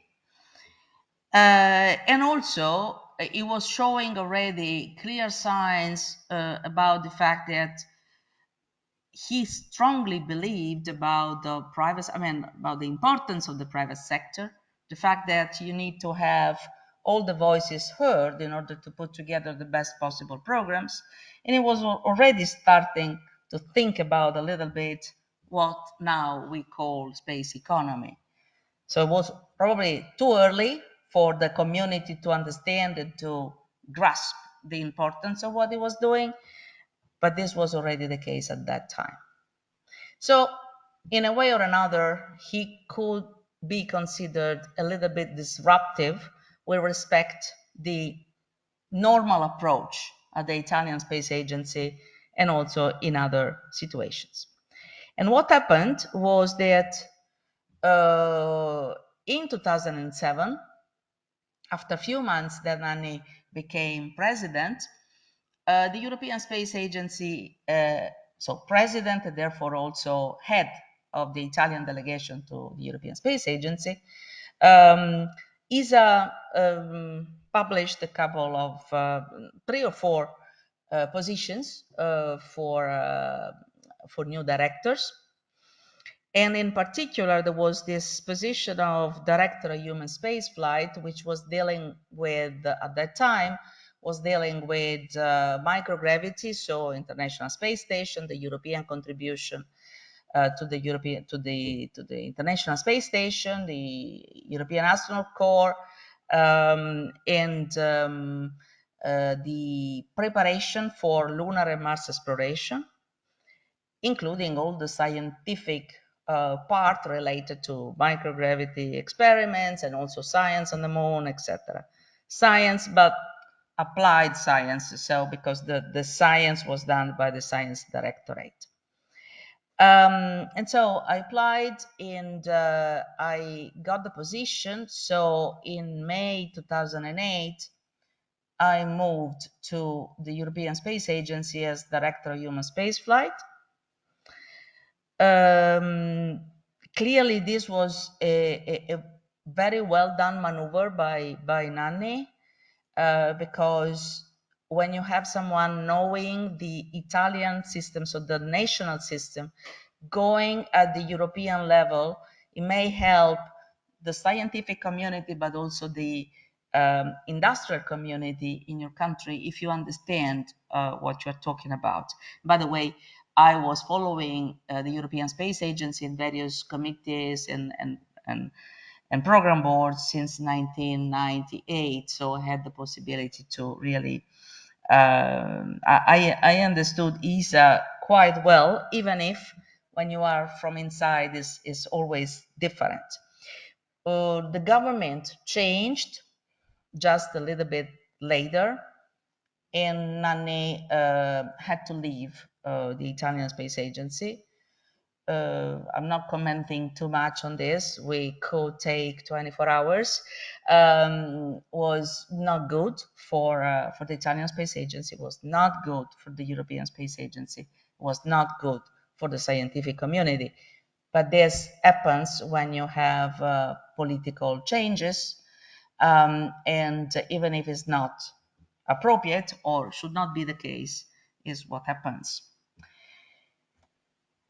So these were the 2 buildings where we have been spending time. The first one on the left is on Viale Regina Elena, where Nanni was director, and then the other one is instead close, but it's where Nanni was sitting when he was president. And then I was also mentioned the Agile emission, and I have to say has been quite a big success, but not only for the scientific results, and as I said, you all know the scientific results, and I believe Marco Tavani is not in the room, but he could talk, I mean, weeks and weeks, and that's the moment when I met for the first time Marco, by the way. But this was a selection done on a competitive, with a competitive process, which was not so common at that time at the Italian Space Agency. So we changed also internal processes, and not without some criticism, because, you know, when you do something new, then others do since long, but, you know, you do it for the first time in an organization, then it's always bringing some, you know, uncomfortable reactions. But in any case, this is instead the building in Rho Marionichis of the European Space Agency, which is currently closed because they are refurbishing it. And we will see what the future will bring us. But what I can say is that the European Space Agency is not anymore the European Space Agency I started to work with 30 years ago. Still, it's it's important to keep the legacy alive, and trying really to work both at national and regional level, because there are programs that cannot be done only at national level, and so you need the efforts of all the main players all together to reach certain levels and certain goals. So this is just one, one of the events we had together, and it was a wonderful night where where Nanni was describing my. I always remember that, Patrizia, you were with us. You remember, where Nanni was describing my strength in trying to overcome all the obstacles, saying, okay, you had to fight to reach your position, and this is because you are a woman. Well, probably he was right. I don't know if he was right 100%, but I do believe, and I've been, let's say, also to honor in a way his attention to women in particular, because this is, as you can see, there are all female students. The point is that sometimes the fact that you may be discriminated cannot be a showstopper. And so, yes, you may have to be a little bit more strong than usual, but you have to go ahead. This was a message that he was trying to send, using me as an example, to these young ladies. So I remember that night always with a lot of pleasure.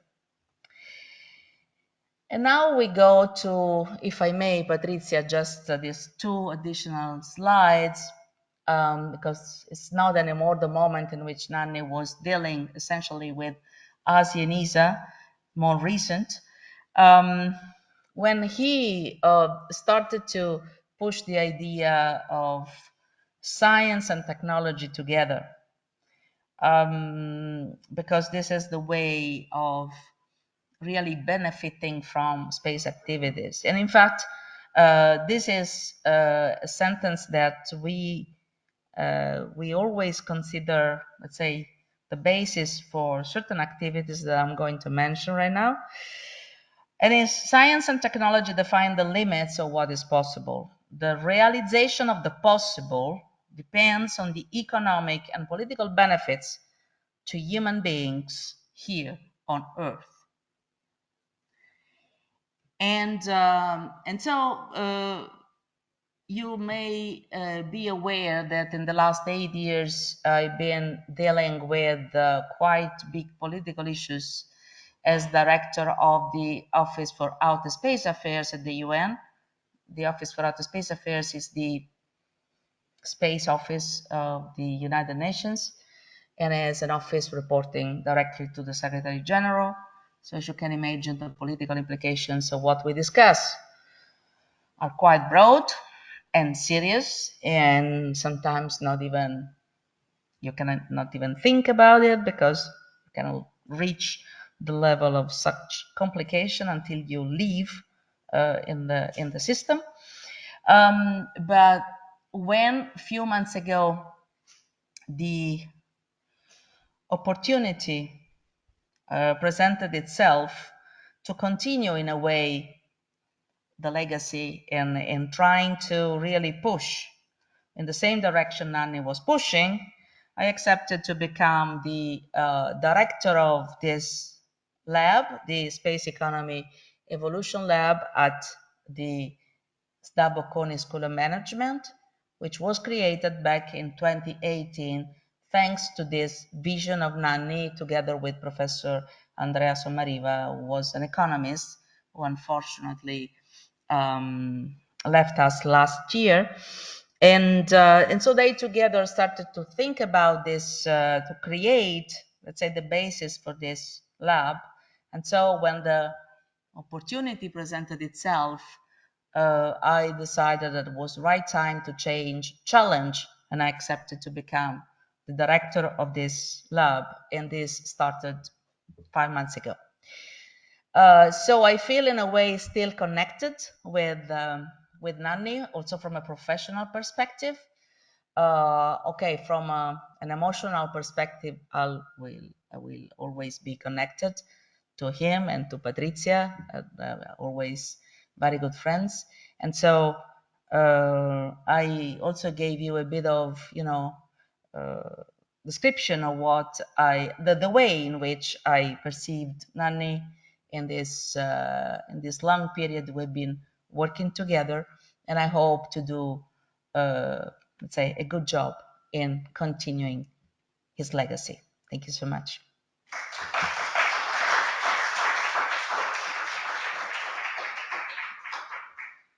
Questions? No.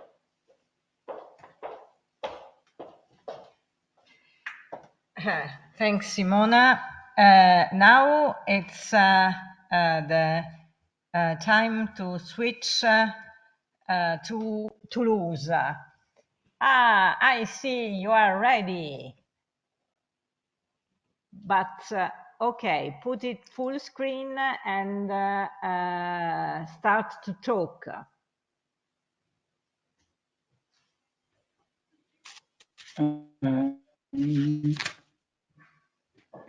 Okay. Does this work? Yes, it works. Probably not. Okay. Can you see Nanni in Toulouse? Yes, indeed, we see it. Go ahead, Peter. So, Peter von Ballmoos, you will be the one talking. Is it correct? Okay. Actually, yes, Patrizia, but we should be both of us here, Didier Barret and myself. Didier is just finishing another meeting, and he should be with us in principle actually about now. Okay. But okay, I'll start, go ahead here and wait till he's online. Okay. So go ahead. Right, so Nanni in Toulouse, that is something which started in 2003 and lasted till 2007. And well, Nanni was our director here of the lab at the time called CSR. We now called IRAP, as some of you know. And well, Nanni was quite proud, I think, to be our director. And as Didier will confirm, he was very good in talking science. Actually, the big step we made with Nanni is that we didn't talk anymore about organization. We administrative and switched back to science if possible.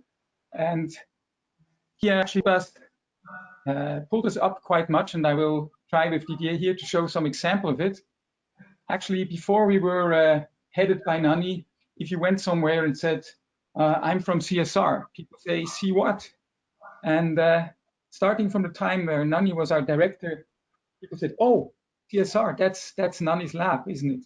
And so we kind of got on the map thanks to Nanni's visibility and of course his posture as a real scientist. So before I go ahead, probably Didier, you wanna say some introductory words? I think you yeah. Can you hear me? Okay. Can you hear me? Can you yes. hear me? Okay. No, you have summarized perfectly, Nanni. I was very fortunate to be working close to him during his stay at CSR, and as you have said, I mean, I was younger, much younger than him, much less experienced than him, but you know what I will always remind from him that we were facing some. I mean, he had to run the institute, and he was not too much worried about all the administration behind the institute. He was always putting on the table science topics that he wanted to discuss. And I remember many times I was chairing the Science Council, Science and Technical Council of CSR at the time, and I had to, talk about issues here and there. And after a couple of minutes introducing my issues, we were discussing about science, and I can tell you this has left to me only great memories, because there was some heated discussion about science, all sorts of science, and that was very, very at least for me it was a lesson that I try to keep today. That is, whenever there are issues, go back to science and move forward with science, and the rest will fix itself on its own. Thanks, Peter. That's please go ahead, because you have some nice slides to show. Let's go ahead. Here is actually just another example of pulling us into the light of the big science here and scientists. You see here one of the first science advisory councils or boards we did in the lab with a lot of exterior people. Of course, you see Nanni in the middle of it. You see Neil Garrels and André Balloch for the space plasma physics, and lots of other people. Some you might see them in the back of the room. And so Nanni brought these people to the lab, and they looked at us and saw, well, actually gave us advice. And we were again pulled up. Later on, these things happened in a more closed meeting here, where Nanni really took the temperature of these people giving us advice. And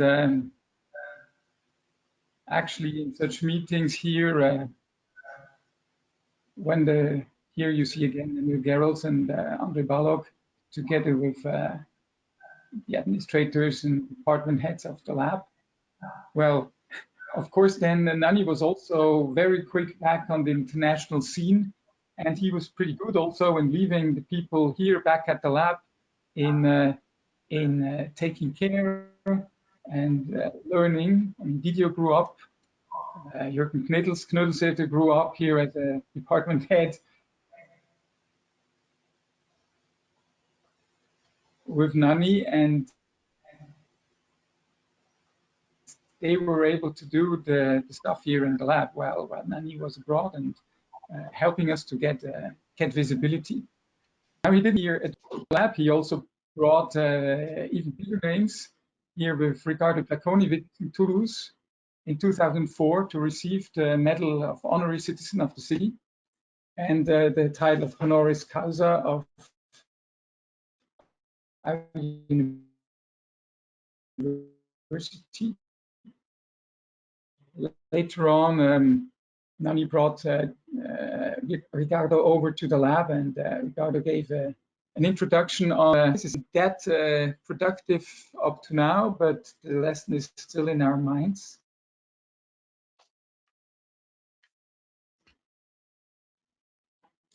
And there is this story, probably Didier can remind better, but Nanni to this occasion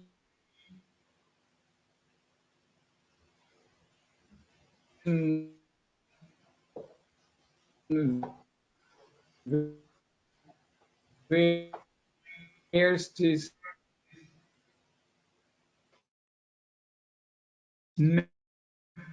medal. Probably Patricia knows better. It seems that it's somehow related to the battle of on the French, kind of very much somehow linked the French to Pavia. You Yes. have the pitch, Didier, meanwhile. It's a medal. Let's Nanni, go ahead. Grew up and no, continue. That's Nanni is wearing the medal of as okay. Professor at University of Pavia. It's they are entitled to have the title of Comes Palatinus. They are a companion of the emperor, since the professor of Pavia took the side of the emperor against the king of France. But it's an historical detail. Peter, we are having trouble with your audio. Why don't you switch off your video? Maybe we shall hear better what you say. Okay, go ahead. Okay, switch off this video here. I actually have troubles also listening to you. Although here we are on a fiber internet, so on the faculty is not even with we me. do, but anyway, let me know if you have more troubles listening to us. Okay, well, we have somehow to go ahead. Yes. Is Didier probably getting better over? Will you try, Didier?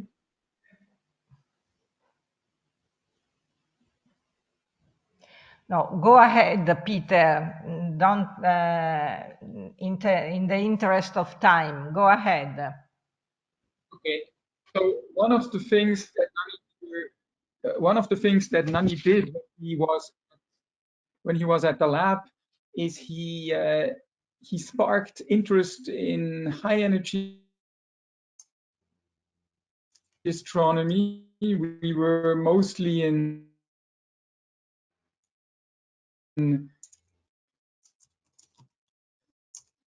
nuclear astronomy and soft gamma rays, hard X-rays. And Nanni came to see Jürgen Knödelseder, the department head at that time, and said, look, you should, which of course then would become Fermi. That was in spring 2004. And starting from that later on, at that point, we had an incredible adventure, and that this day to publish is data. So, and this has actually also triggered later on the entry into the domain of the very high energy gamma rays with CTA today, where we're participating strongly, and all this goes back to clearly to Nanni, who triggered us to do that. Another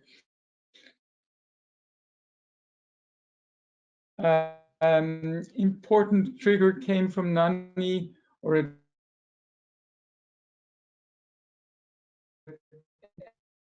least another strong support. Everybody knows, Simone said it a little bit earlier, how important Mars was to Nanni, and Nanni helped very much Sylvestre thing.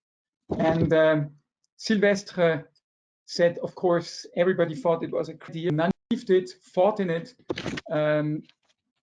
helped us pushing this ahead. And when Sylvester came one day to his office and said, I need more manpower for this, Nanni, again with a citation, said, what is the size of your army? And Sylvester wasn't able to exactly answer, but he went back, got an army together, and the next time he came back, Nanni, actually knowing the size of his group, said, okay, let's go, and he pushed. And as you all know, today we are having 2 rovers on the moon, and excuse me, on Mars. We don't have the moon. And there is now over 1 million laser shots between Curiosity and Perseverance. Again, Sylvester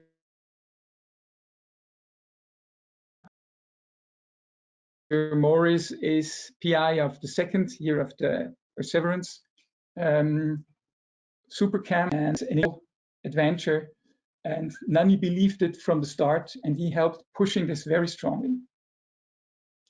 Something else, and that's my turn to say, because Didier said, don't show that. Now here you have the bronze medal of Didier, which was actually an idea of Nanni. When Nanni came in, he realized that Didier has an incredible talent. Here today's PI of IXIFU, and had already made quite some achievements. And not only Didier got this medal here, but Nanni made the Laudatio later on, which was entirely in Latin. And some of you here in Italy may be able to read that a little easier than me. I tried to decipher some of it and only got down to the, well, to here, the two last paragraphs where he speaks actually of football, soccer. And it says something like, well, the Italian prophet here foresees that the French team of Paris will soon be destroyed by the Italians. Even though I know that the Desiderius, that means Didier, will take this very painfully. However, it will give him the consolation of the Bronze Award of the National Research Advancement Council, which he receives today. So, of course, there was always a little sidekick to the hobbies of the different people. Didier is a very big supporter of, well, actually not Paris, but so football was an important theme also between Nanni and Didier. Probably Didier can confirm that. Are you online, Didier? Yes, I can barely hear you, but you're right, Peter. We were often joking about the results of our team, national teams and local teams.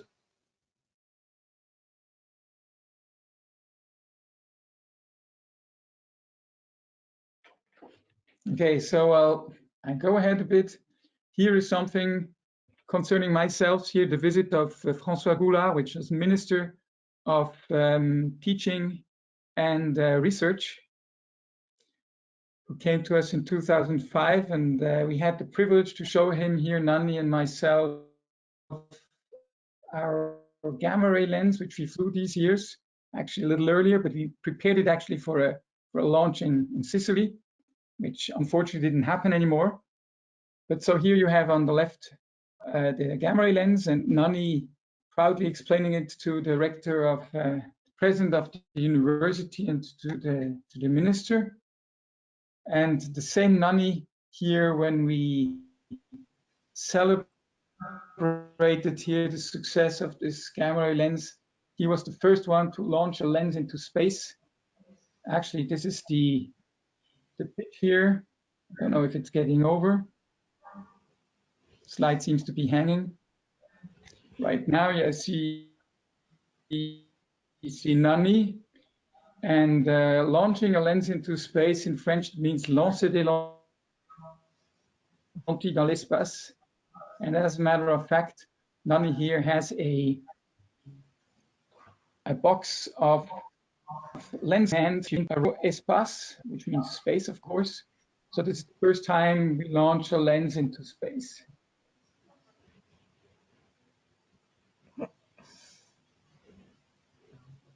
So with this little anecdote here, giving back to Didier, who might be able to comment this slide here, where Nanni pushed ahead to get into fundamental physics here, quantum vacuum lensing. Didier? Yeah, I mean, can you hear me well? That yeah, I mean, that one thing which was amazing is that yeah, when Nanni came in and he was he had realized that there was some physicist next to the institute who could help him to work a bit theory of neutron star. So he teamed up with these guys who were quite I mean, picky in what they were doing, and he managed to get a couple of physical review letters out of this, where they discussed about quantum vacuum lensing and photon light pseudoscalar boson production in magnetized neutron star binaries. And this work was quite innovative. And I remember some discussion with Nanni where he was really getting excited into this. And I must admit that the formalism of all the equations in those papers was a bit too dense for me, but Nanni got most of the substance of the paper, and he was able to defend those papers in front of very different courts, and that was also something quite interesting to me to see how excited he could be about those very exotic physical processes happening around the magnetized neutron stars, and getting down to the bottom of the physics of the subject was to me very interesting to see. Go ahead, Peter. Okay. Well, let's go to one of the last slides here.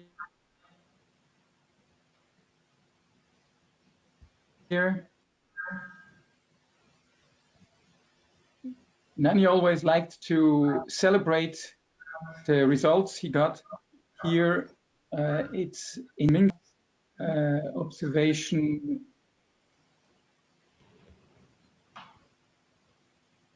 here with XM Newton, and the front page of Science here, the cover of the Rolling Stone, if you like so, had shown a picture that he made here in Toulouse with a professional photographer. Actually, with him also creating our model of the XMM mirror.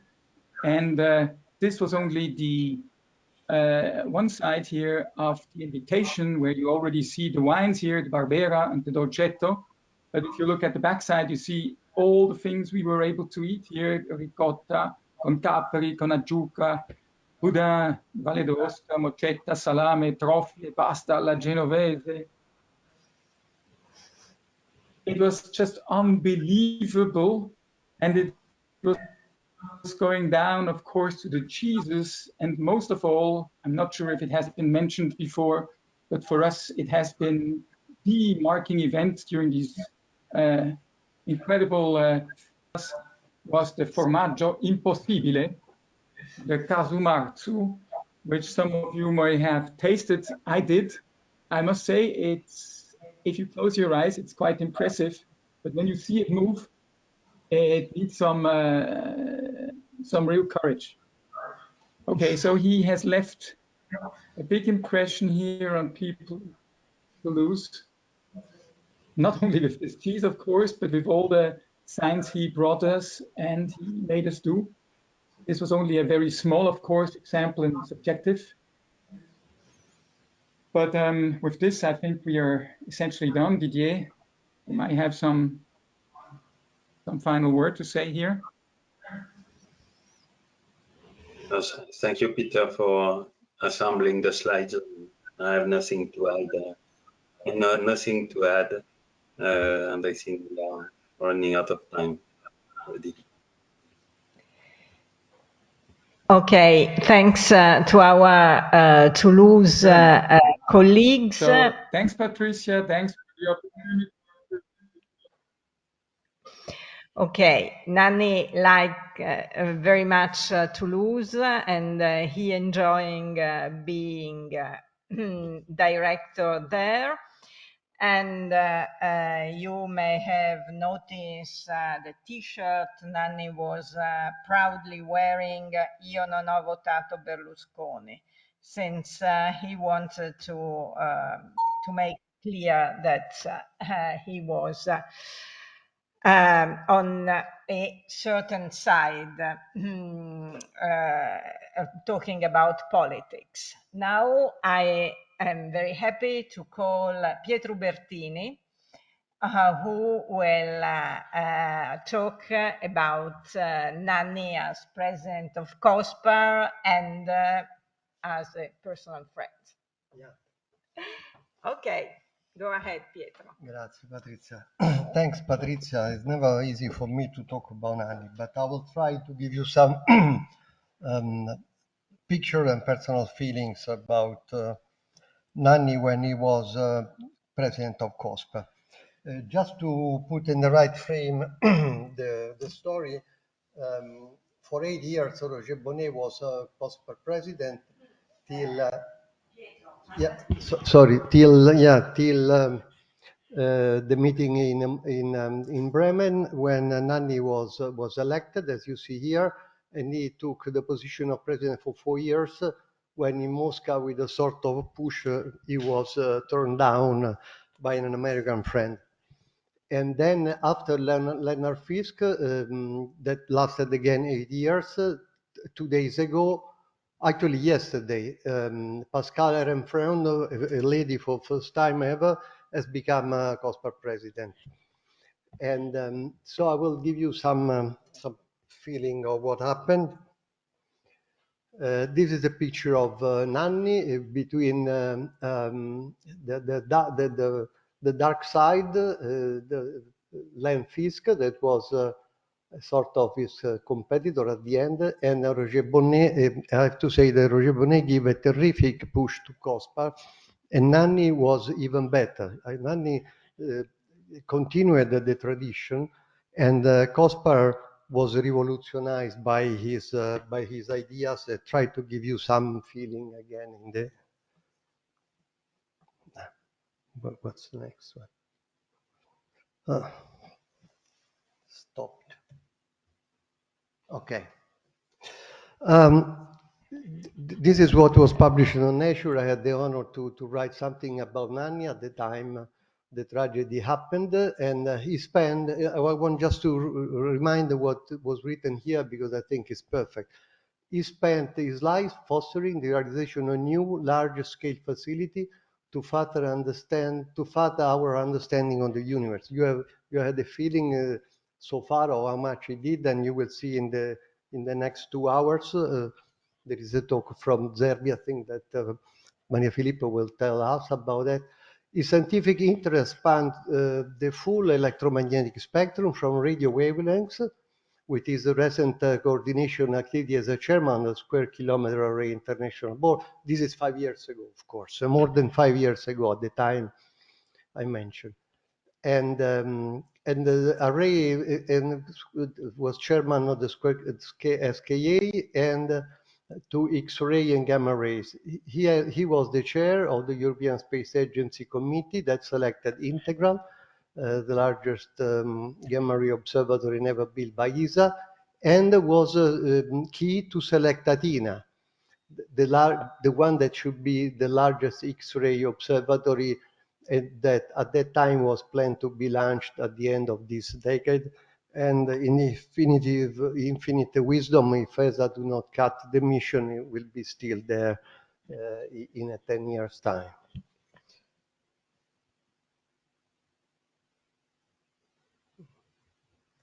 Okay. There is a delay. I'm sorry. Nanni was a member of the Italian Accademia dei Lincei, as you know, and in 2002 he basically joined the COSPAR activity more deeply when he was awarded by the Harney Massey Medal and Prize for Leadership in Space Science.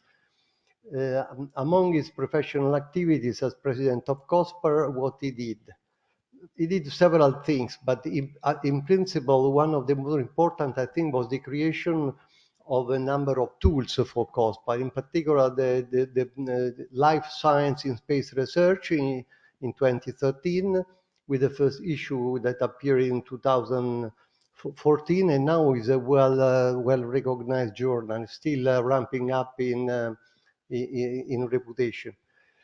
During his term as a president, he has reinforced the international leadership of COSPAR, in particular appointing a number of working groups that I want just to mention the few that were very successful: the future of space astronomy, the understanding space weather to shield society. So Nanni was very sensitive to this aspect, and then the more recent on exoplanet. Again, we talk about 5 years ago.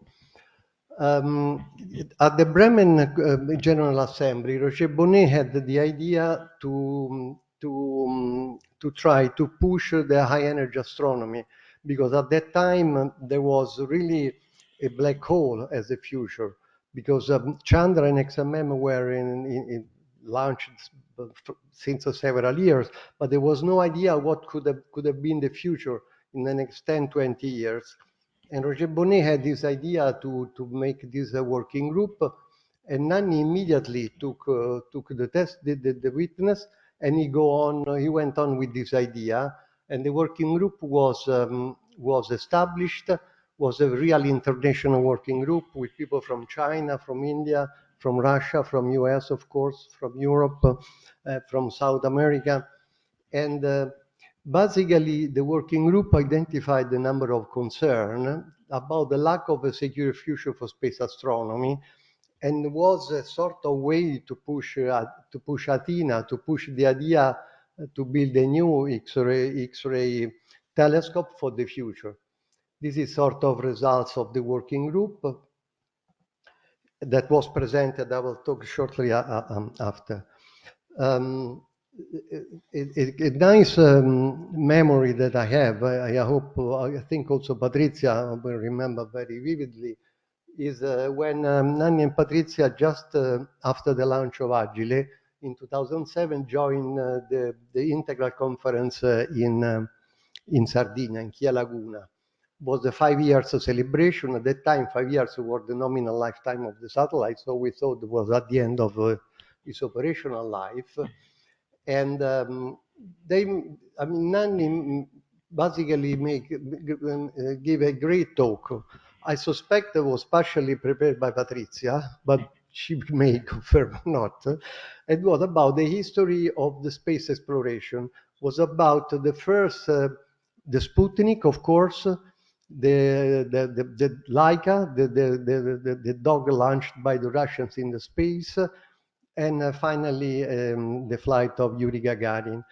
I have to say that for people scientists at that time were very young and so never had a clear perception of what happened at the beginning, or quite old, so people like me that remember very, very well what happened at that time, was an incredible trip in the past.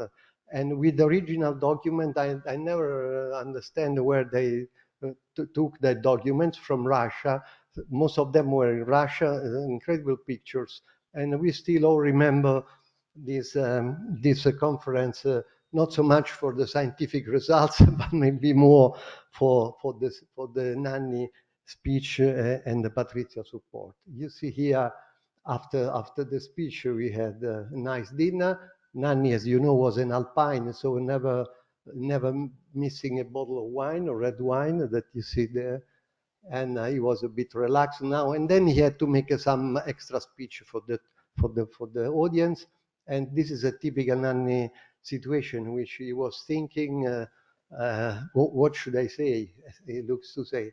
And then immediately, he flashed out some great idea in his mind, and he was talking about the people you see, everybody looking at him, waiting for his speech.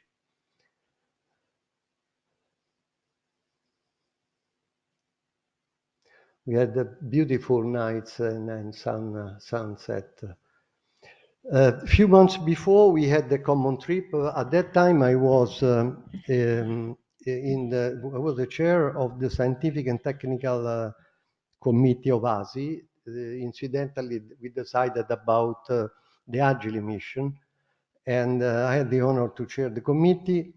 And so when Agile was approved and finally launched, we were together in Sriharikota, launch to test to see the launch of Agile. It was an incredible. It was one of the first. Was the first actually satellite built by the new ASI, and we were really a bit worried about the situation. You see the ritual. Marco is not here, but he had to break a number of coconuts to be sure that the gods would have been with him during the launch, and in fact it worked very well because the launch was perfect and Agile was injected in orbit with no problem. But after the launch, we had resting time, visiting beautiful places like this one in close to the launch facility. Just few picture, few memory. Here is the beach. You see, it's not like Ostia or like Estek. It's a bit different. And you see the environment there. And then there was a strange happening. We passed by the Gulf of the Bengala Gulf with Nanni. We were all dressed nicely because of the situation of the trip. And then he asked the driver to stop the bus. He said, Pietro, we cannot, maybe you remember, Patrizia. He said, we cannot skip to swim in the Gulf of Bengala. The weather was bad, it was rough, there were some waves, and he jumped out of the bus, removing jacket, everything, trousers, and he said, "Come on, come with me." And I was very happy to do that. So we jumped with sleep in the seaside. I had some swim in this storming weather, and it's an unforgettable moment I had with Nanni. Not so much when we swam, but when we came back, because we were with this wet sleep, and we had to try to manage with ladies around and our guests, people from Gavazzi Space and from Space Agency. When he was president of COSPAR, we had this. He organized, actually, he participated to decide the next COSPAR General Assembly in Mysore, a great success. And again, this was completely different if compared with what we saw close to the launch base for Agile. It was a beautiful place. It looked like Switzerland. Not even mosquitoes were around. I don't know how they managed. And we were in this closed enclave with more than 10,000 people working inside. And this is another small happening, more episode. Now, if you want a booth to be in the next COSPAR conference, you have to pay between $15,000 and $35,000. And at that time, I wanted to bring an integral booth to publicize integral. And I said, Nanni, how can I do that? He said, don't worry, bring the booth. So simply, very easily, no problem. This was Nanni, not bureaucracy, strong decision. He was the president, he decided. Now we are we are really back in with this bureaucratic laws and difficulties we have. Anyway, the place was beautiful, and I had the privilege to present the working group results at the large audience. And again, we brought not only the booth, but also 35,000 hats, orange hats. Some of them are still around the world because really were distributed to everybody, and was the perfect audience to foster the high energy future for astronomy. And I want to mention that if you go back and read the document, 50 page, you will see that apart from the names that are different, but we decided this international committee was pushing a mission like JUICE to look for markers of science on Jupiter and his icy moons. There was a large X-ray observatory for spectroscopy that now is called Athena, as you know. LISA was in the plan, but as a future step after the X-ray observatory. And these were the three main missions recommended, and all the three now are in the scenario still after 10 years and more. And also we pushed a few missions like X-ray polarimetry, and now we have XP in flight. So a number of, most of the high priority missions that were identified are now real or may become real. Nanni was a perfect guest. Here we have, I think, the Minister of Science of India that arrived with escorted in a solid way with his escort. But Nanni was entertaining the minister with, for him, the last student of the minister or prime minister, for him were all identical. He didn't have any barrier in any direction. So it was also a nice dinner, a nice evening. You also had a dress, an Indian dress. Yeah. For the occasion. Yeah, you see, as with Giacconi, I mean, he always had the right approach because this was natural for him. It was not a way to show himself, but for him it was natural in that occasion to have, as Pat said, an Indian suit. And then after the ceremony, the day after, I think we planned to go to the public lecture. It was a public lecture, I think, from was on exoplanet, because at that time exoplanet 10 years ago were ramping up, but there were not so many. And this is what we saw going in the same car. You see taxis, tuk-tuk, the Vespa, and on the right, a truck, animal truck. And this is great. 6 people on a small bike, but with a perfect control. You see there are 2 guys going in with the motorbike, and you see on the right corner down is our mirror, the mirror of our car. So it was complete mess, but no problem. The next COSPAR meeting was organized in Moscow and was the occasion when Nanni finished his mandate, completely different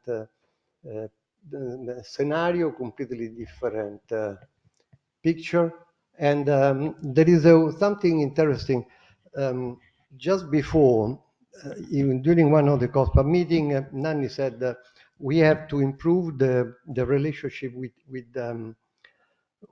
Russia, and in particular Russia and so on. And so what we wanted to do was to meet some high-level politician in Russia to foster the collaboration. And of course, the highest politician he could think of was Putin. So we wrote a letter with the Russian delegates, I think it was Zeleny, that unfortunately passed away 2 years ago because of COVID. And he wrote the letter. I helped him to write a letter. Lev, not Nanni, of course. He said, write a letter, so we did it. And then he had this meeting with Putin. So when he came back, I asked to Nanni, somewhere there, I asked to Nanni, what have you discussed? What did he said to you, Putin? He said, not very much. He asked me if I liked the breakfast. So he said, he's a strange man at that time. So he only asked me if I liked the breakfast. Nanni was a fanatic for Russian breakfast. We spent several years together in meetings in Russia. So he liked the smetana, he liked all this Russian stuff. And but for me it was incredible that he could meet, he managed to meet very easily without any political support Putin, and just to foster the international cooperation as a COSPAR president. Nanni liked very much this string, and this is, I think is important. Sorry, it's in Italian, but this is the astrophysics, high energy astrophysics in Italy yesterday, today, and tomorrow. But it's important because in particular, the yellow part is the actual part when Nanni was acting like a scientist more than a manager. And you see that he has he had an impact very important on most of the Italian high energy astrophysics mission. He was a PI of the EPIC camera on XMM, has been also always mentioned.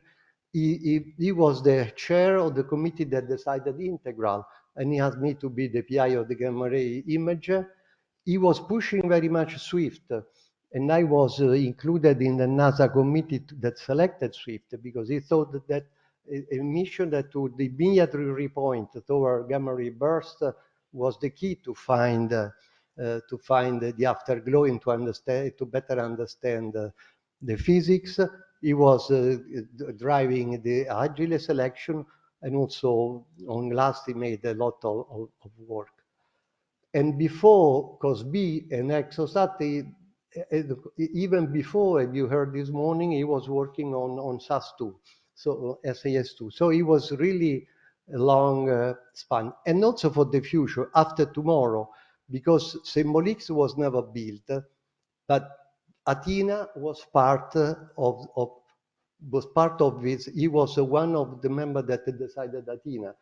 And I remember just a few seconds more, we had a meeting with Luigi Piro. He asked us to go in when he was president of INAF, and the poor Luigi had a sort of interrogation. It was like Nanni asked him in details for half an hour or even more why I should support Athena, which is the science, which are the science driver. So he was really, before he decided to support Athena, he wanted to understand if it was really, from his point of view, support Athena.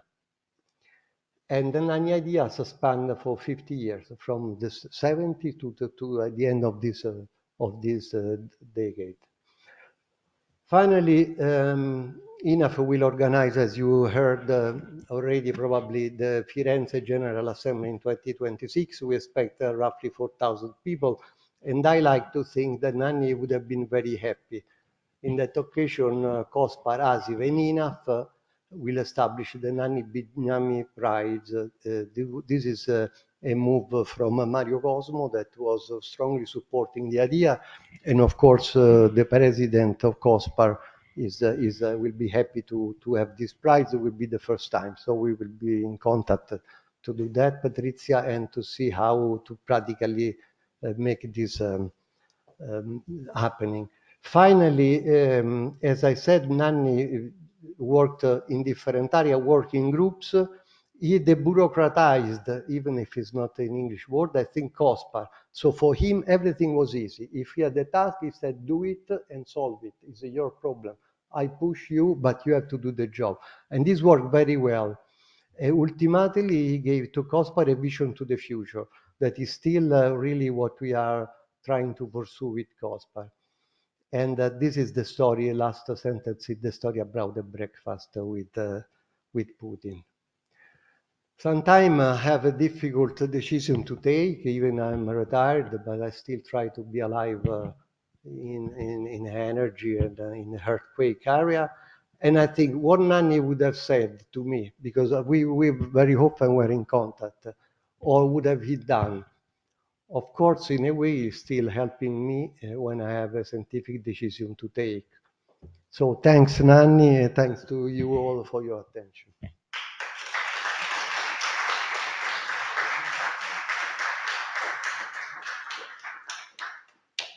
I can tell you what he told me about his meeting with Putin. He said Putin talked to him about Ukraine and how they were stupid not to accept the Crimea referendum, whatever. Nanni had visited Putin because before the COSPAR in Moscow, there had been a minor problem, an airplane brought down by accident, and so COSPAR delegates were a bit uneasy at the idea to fly over Russia, and so That's was one of the reasons why he decided to ask a meeting with someone able to reassure him that everyone would have been safe. But after talking with him, he said that he was a bit shocked since it was like looking a cobra in the eyes. And I just say, oh, come on, how many times have you looked a cobra in the eyes? But his sentence was brought back to me when I read an editorial by Madeleine Albright, who just a month before dying wrote about her first meeting with Putin, and she said that he was reptilian. And so if you put together the cobra eyes and the reptilian attitude, we are ready for the coffee break. Okay.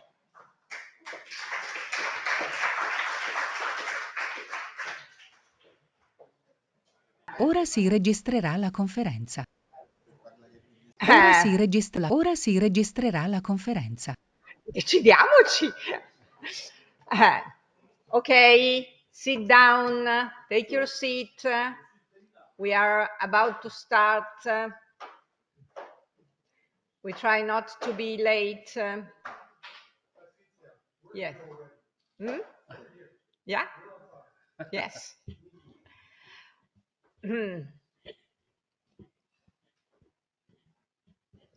Giovanni Pareschi will talk about the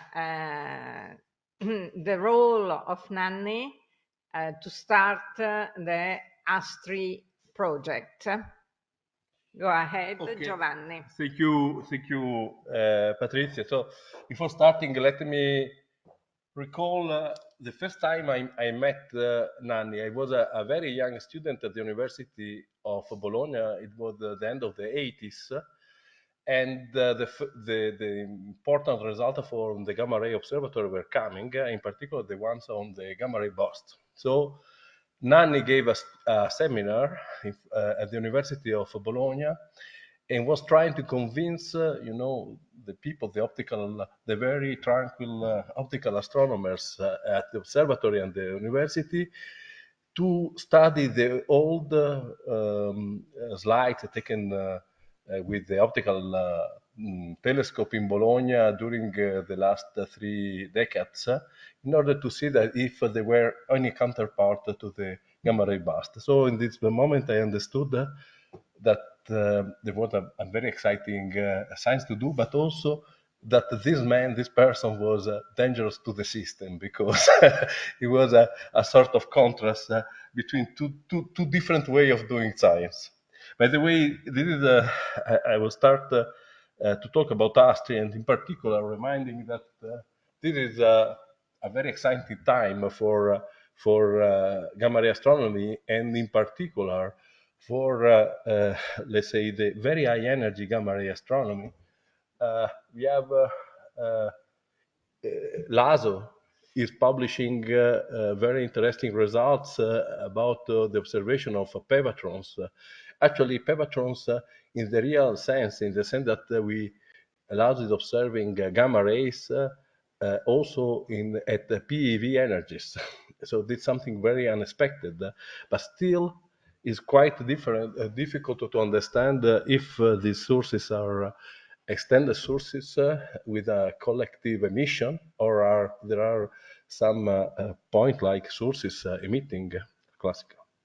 Of course, there are also for the extragalactic part, there are is the time for studying the Lorentz invariance violation, and this can be done with active galaxies, but we need to observe in the high energy part of the spectrum. While a very important result was achieved by MAGIC when it was able to catch the light from a gamma ray burst beyond up to 1 TeV, and now we are really convinced that the gamma ray burst can emit up to a few TeVs. So in this moment, I would say Nanni would be very, very happy. He is very, very happy and about this situation, because there is a lot to do. And I would say, I'm sure, hey guys, X sunt leones and Geminga astri, which more or less means we have astri for studying that. And Astri actually was born on a Sunday of February 2009, I guess, when Nanni and Patrizia phoned to me in the afternoon. And they said, we have a meeting now. Please come immediately here in this institute. And Nanni told that there was the opportunity to present to the ministry a new program. And he thought that this should have been related to gamma ray astronomy. And in this moment, we put together a proposal. And of course, for the proposal, a name was needed. And of course, Nanni was really magic in this and invented the name Astri. Why Astri? Astri means Astrofisica con specchi e tecnologia replicante italiana. So astrophysics with mirror via Italian replication technology. This is why? Why? Because a few years before, Alberto Citerio, another of the colleagues that was born in the of Nanni, was in this institute together with Beppo Chialini and the group at the Barret Observatory in the medial area, invented a new way for making the mirrors. The kind of mirrors are the same that in which you have put your signature, and is a way quite clever. So Alberto Citerio, for reminding the same person who invented this institute and after at the Barret Observatory, the way of making X-ray mirrors, and now we have the electroforming technology that is widely used for making mirrors, after Beppo Sachs, XMM, Hirosita, and so on. While in this way, a sort of cold glass technology, shaping technology. So we start from a mold, and we put a thin layer of glass on this mold. We impose with some pressure the shape, and afterward, after the application of honeycomb, aluminum honeycomb, and other slab of glass, we release, and the shape of the mandrel is kept. And it's a very clever way for making, let's say, moderate angular resolution mirrors as needed for Cherenkov telescopes. And this was firstly tried in the MAGIC, for the MAGIC 2 telescope in 2006. So INAF invented, thanks to that, this technology, and was applied. And of course, Nanni was very aware about that. And this is the reason for the name. And the project that was funded at the beginning with a few millions of euros was related to the idea of developing the technology for the upcoming, at that time, CTA. We know that CTA is advancing a bit slowly with respect to the first idea. And but okay, the idea was to develop in Italy an end-to-end telescope for studying the high energy tail of the operational band of CTA, so between 1 TeV up to several tens or hundreds of TeVs, and this with a wide field telescope. And so an end-to-end telescope was developed for that, and afterwards it was was asked to be followed by a mini array of a few telescopes, 9 in particular. And after that, we can do science, but at the same time, we have also the technology for the leading the preparation of the so-called small size telescope array of CTA at the southern site, led by Giampiero now. So then, this are the groups of institutes that are participating in this adventure. You see that it is mainly based on INAF institutes, but we have also participation of international institutes like IASF, the University of Sao Paulo in Brazil, and the Northwest University in South Africa, and so on. And okay, so we have seen that this already a picture of the telescope. Is not an usual telescope. You see that you can understand that is a dual mirror telescope. So it's a configuration that was never used before in gamma ray astronomy in Cherenkov, with Cherenkov telescopes. This was suggested by Vladimir Vasily at the UCLA a few years ago. I mean, in 2007, I guess. And it take in practice is the idea is to use the so-called Schwarzschild configuration, which allows to get an aplanatic behavior in the field of view, and at the same time isochronicity and a reduction of the plane scale. And this is very important because this allows us to use silicon PM sensors instead of the classical phototubes, which are with a much larger size. Okay, this is just something that I show often to joke. These are the James Webb Space Telescope. You know, each tile cost about $2 million of dollars.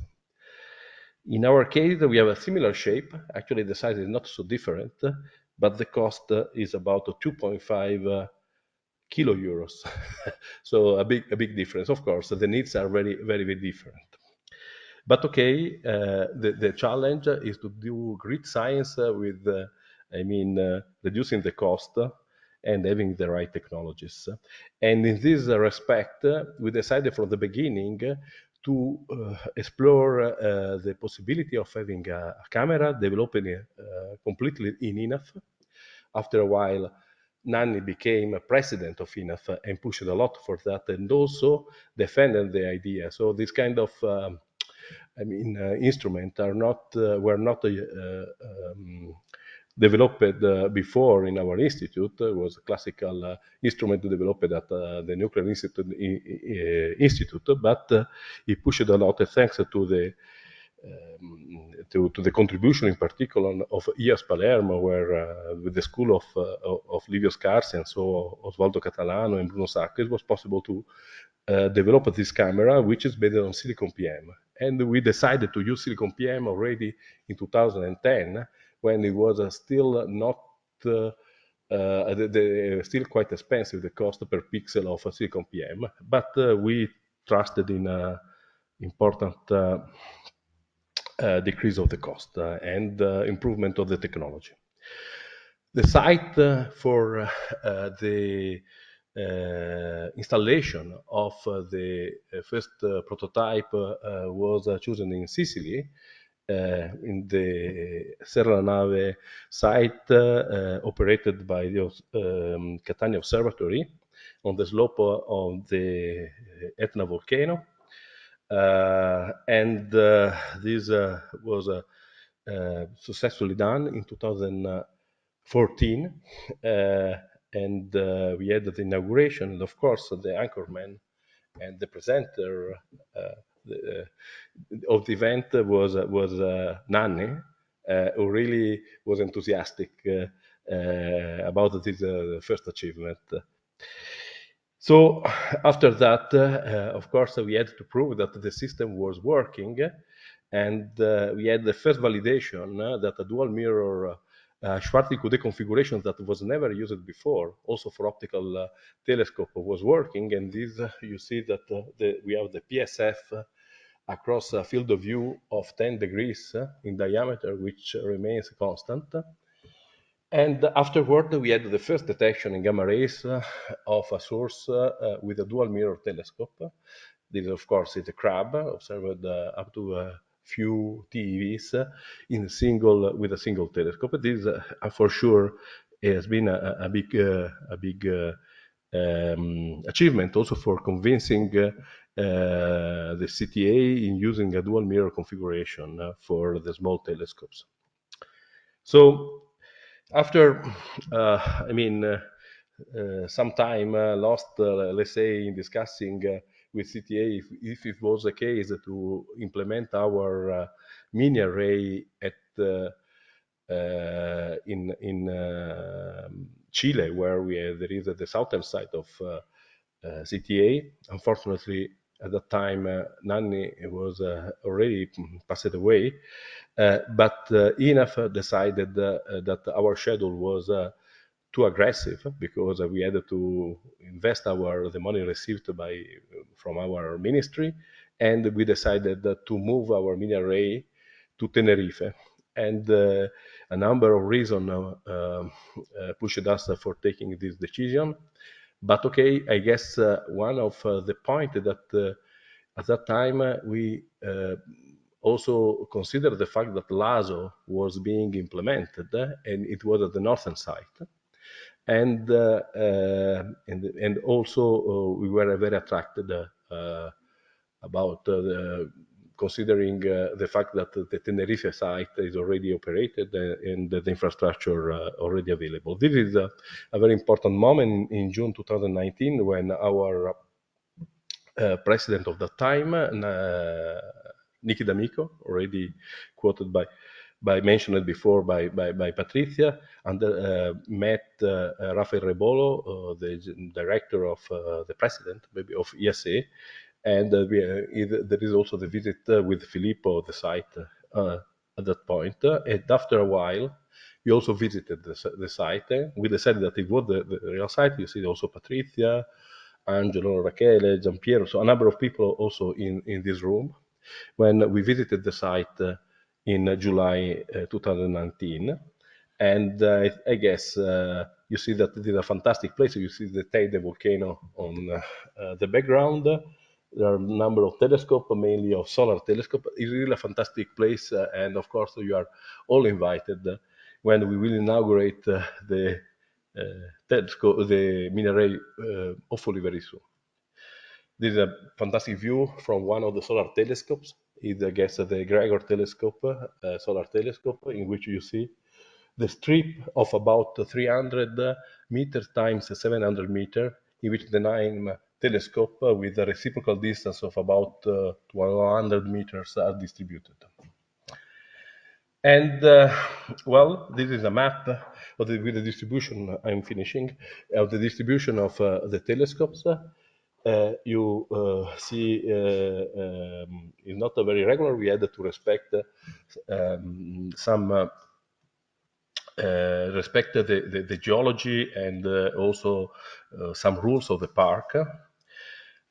We decided to manage in a clever way the data, in the sense that every night we will register the data we transmit to our data center in Rome, at the Observatory of Rome, where we will we'll operate a post facto trigger. So other pictures just say that 1 year ago, exactly, the first foundation was digged. This is a picture. It's very big,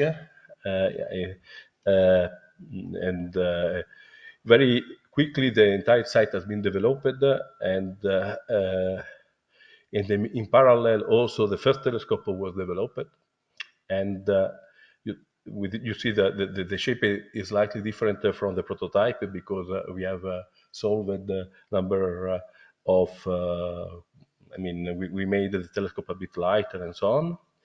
And this is the installation that was done in June this year. And this is the telescope, the first telescope that has been implemented. So we are very happy. It's a fantastic picture. So as I said, no real data analysis. We will manage in remote mode the array in order to, of course, to save time. Just to say that there is an important scientific significance in this moment because of the better angular resolution of the array compared to LASO. So or other experiments, similar experiments like Oak. So really we could understand from where the high energy emission is coming. So I skip this. Just you know that there are now dozens of high energy sources that are observed by LASO, and I think that these will be the main targets of our observation. So this just for giving a timeline. By 2023, we will implement the first 3 telescopes with the first 3 Cherenkov camera. So we will try the first stereoscopic observation, and the end we plan to end the installation in 2024. So we hope to have a lot of fun, and we have to thank Nanni. You see here, I like a lot of this picture because Nanni is dressing the picture with the T-shirt of Astri. Thank you.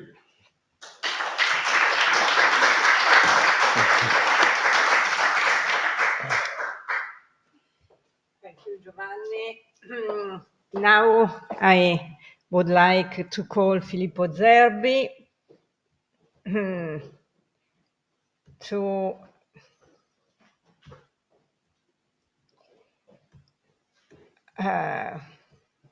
who shall cover the contribution of Nanni to big science in INAF. Can I see it there? Okay, that's fine. So, good afternoon, everybody. So I'm just using this time to focus on one specific point of the activity of Nanni, and is the activity during his period as president of National Institute of Astrophysics, INAF, so between 2011 and 2015. And so I think that concerning the large infrastructures that we will be talking, we have been talking already with many other speakers, but we will be talking in these minutes. Certainly the important contribution of Nanni was a sort of grasp and push that helped the system to jump the leap. And I will try to explain that. I mean, there was a leap, there has been a leap, and importantly, we are still in the final overcoming of the hill, and certainly this was started by Nanni. I hope this works. Okay. So as I said, I will focus on Nanni as president of INAF. I will focus on ground-based astrophysics. I know that he was specially oriented in space, but in those years at INAF, he really tried to focus on ground-based infrastructure, even maintaining the interest in his space business. I certainly worked close with Nanni since early 2012, when I joined for the second time INAF Science Directorate. I was there before in the early 2000, but then I moved to the European Southern Observatory for a while, and I was back in 2012. I met him, of course, many other times along the years, but I have one specific memory. In 1997, I was finishing my PhD in University of Pavia, and actually he was appointed full professor there, and he had no office, so he was put in my office. You may remember, Pat. So at that time, for a while, we were sharing the office. I'd see this guy coming in, oh, who are you, and whatever. And he was always very kind with the students, so I was not in any moment scared by him. It was a very short time, and then I moved for a postdoc in Spain, so I stayed out of the country for a while. So what was the ground-based panorama when Nanni took office? We have to go back 10, 11 years ago. So we were 10 years after the starting operation of the Very Large Telescope, where Italy and INAF had contributed to many instruments like UBES, FLAMES, VMOX, Exuta. Espresso was going to come soon. So we were, the large guy at that time for optical astronomy was the VLT. It's still the VLT, but we are building something else. We were 10 years into the operation of the National Telescope Galileo at the Canary Island, with the first suite of instruments like Dolores, Nix, SARC, and Arps North. The very famous Arps North or Exoplanes was under installation. And the first light at Arps North, the TNG, was slightly later, a few years later. We were 7 years into the operation of the robotic infrared telescope Remed La Silla, equipped with a visible camera, the IR camera, and the famous fast photometer, Russian fast photometer, moved from the Caucasus, that went on Nature a couple of times. And we were 5 years into the LBT operations, only with the LBC cams, because the second suite of instruments, like the MODS, were, few months later with respect to the beginning of Nanni's office. 2 months after the VST, first light. Now we are now celebrating 10 years of operation of VST, but at that time was really just having first light in that time. Decades of VLBI antennas operation, because those were there from a lot of time, but SRT was no longer there. SRT had inauguration in September 2013, so a few years later. And of course, other programs. So Nanni took office in INAF with this kind of panorama and scenario, multi-wavelength, radio, whatever, not yet ground-based, as we have learned high-energy astrophysics at that moment. There were experiments, but we are not involved in that. And so any epoch or group or person or era have its own largest ever built and its own never achieved before. This is the classical slogan that we use with politicians when we want to get money out of it, from Galileo on. I mean, Galileo went to the government of Venice trying to catch money for his telescope. At that moment, the telescope was the largest ever built. There's no doubt about it. So every epoch has its own largest ever built and never achieved before. What was the largest ever built, never achieved before at the time of the beginning of Nanni's presidency? He came in the middle, in between the VLT and the ELTs, between the ALMA and the SKA, and between the magic HES and that kind of experiments, and the CTA. And there was a Bible or a reference book for this specific transition, which was, at least for us in Europe, the ESPRI roadmap, the European Research Science Forum roadmap. And specifically the third edition, the one of 2010, so soon before he took office, there was one before in 26, and one in 28, and then the following one would have been in 2016. So after he's seizing the office as president of INAF. And if you go to this chapter of physical science and engineering, at that time, you have those acronyms there: CTA, EELT, ELI, KM3net, the cubic kilometer neutrino detector, and the SKA. So those were the large leaps to face to go ahead. So what happened to this acronym? Let's start with the ELT, which is certainly the Nanni's epoch LEB NAB, so large ever built, never achieved before optical telescope in that period. The construction proposal of the ELT was closed in the summer of 2010. I co-authored that paper, so I know that because I was either working on that. And the revised construction proposal was in summer 2011, so exactly when he took office. The approval of the optional program, summer 2012, and Nanni was representing Italy at the ESO Council, so he was extremely active and pushing to have Italy inside this additional program. You may remember, or at least those of you working in optical and astronomy, that not all the member countries of ESO were obliged to join the ELT. There was an option to say, no, we stay out. We stay out and we will not use it. Then at the end, everybody build themselves in. But at the moment, there was the option to stay out. And so Nanni was pushing very hard to say, no, Italy has to stay in and not to stay out.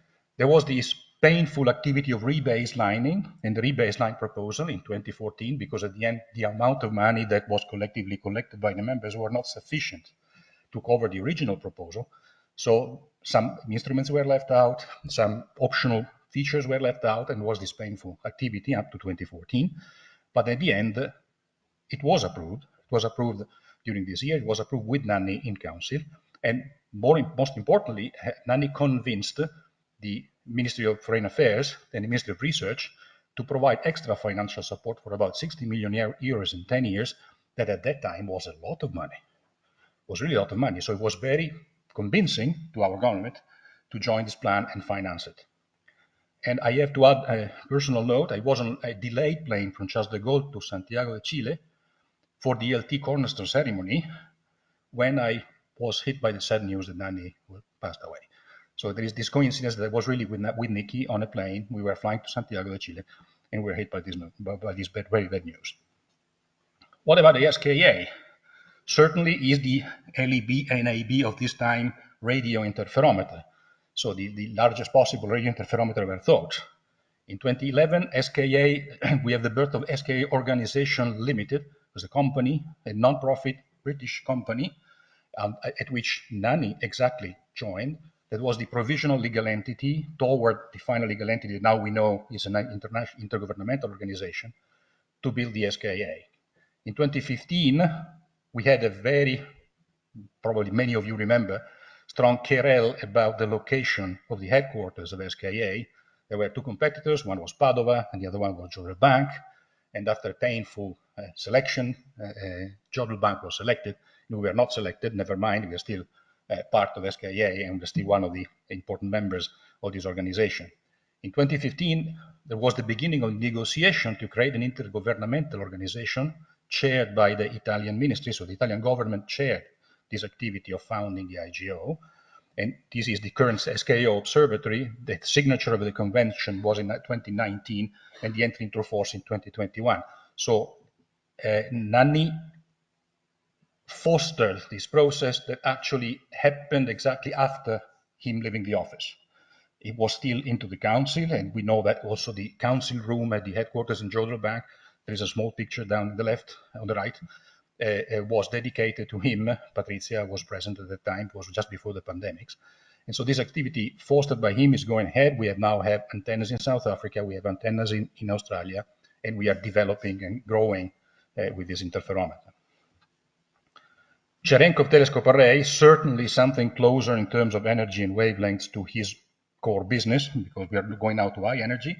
We already learned a lot from Giovanni about Astrid or whatever. I just want to say that back in the very beginning, 2011, of his duties, I mean, there was this possibility of having this Progetto Bandiera from Moore for about 8.5 million euro to spend in 3 years to develop a new technology for the optics that we have learned now are the Astrid optics for Cherenkov telescopes. We were newcomer to the business, so it was an extremely important financial support given to us to overcome the fact that our partners, like the Germans or the French, were already advanced. They had HES, they had MAGIC, they had other prototypes or precursors to work on. But we were given the possibility to sort of run up and catch up this gap. And during his presidency, we had the foundation of a CTA GmbH, which is the equivalent of the SKA Ltd, but this is a no-profit German company. This is actually the provisional legal entity that will move during the year 2023 into an European Research Infrastructure Consortium, an ERIC, which is the final form that will be given to the CTA program to go ahead. We had the negotiation of the headquarters in Bologna, and actually the headquarters are in Bologna. You can see a picture down there. And Nanni started the negotiation to obtain about 50 million euro in 10 years for the construction or early operation of CTA that was later successfully completed by Nicky D'Amico, the president that followed him in place at INAF. So we have some pictures here, but you have already seen these pictures because Giovanni showed them. The only 2 pictures that are added here is Nanni signing to the notary, public notary in Germany, the starting of the GmbH, and a picture of the Plesso del Battiferro, who's the place in Bologna where the headquarters of CTA are currently being located. The funds. The funds is Nanni always worked to improve the financial situation of INAF in a very effective way.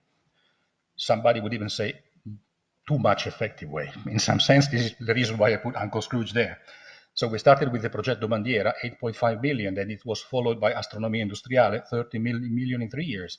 Then was followed by an increase of FOI Internazionale, which is basically the amount of money that the ministry every year gives to INAF for developing infrastructure or projects. That was about 15 million per year since Nanni, and it was then improved by Nicky and even consistently improved by Marco, because this is something that is moving ahead in the years. Then we had in this following, I mean, the 120 million for the IGO, then 187 million in 15 years for CTA and SKO or SKA, and going forward now with the resilience funds that is covering us with money because we had to spend all this money in the next 30 months.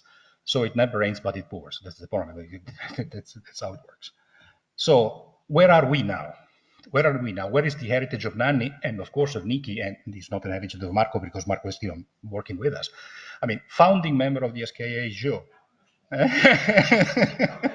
I could have said it differently. I am founding member, major contributor in all countries of the CTO ERIC.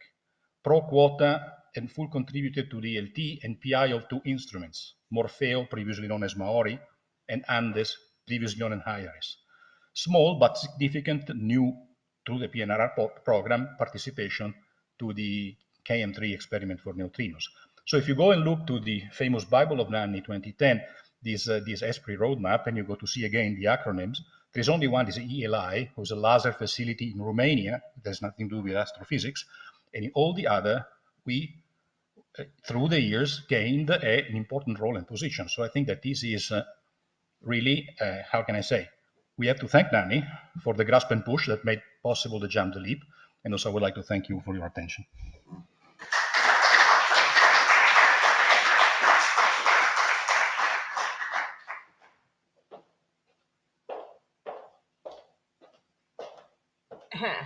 Thank you, Filippo. Thank you for your vision in your word.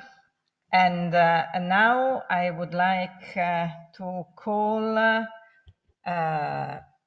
Phil Diamond. Here you are.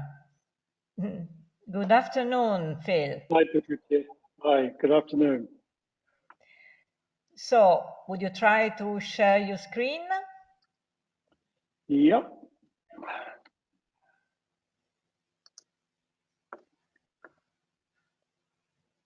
Just 1 second. It's asking me to update my system preferences. Yes. You have to accept to become organizer or something like it. Yeah. Let's see if it works. Apparently, I have to restart and rejoin the meeting.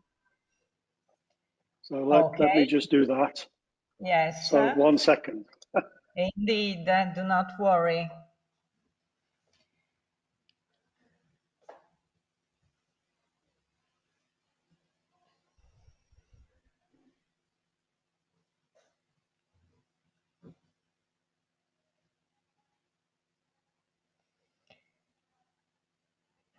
Okay, can you hear me? Indeed, yes.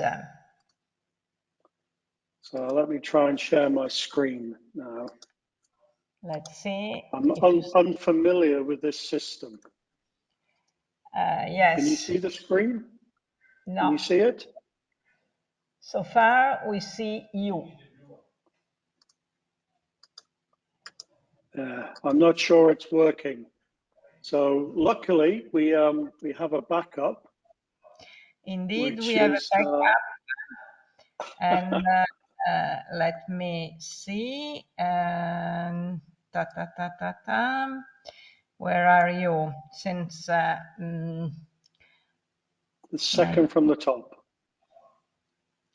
Okay.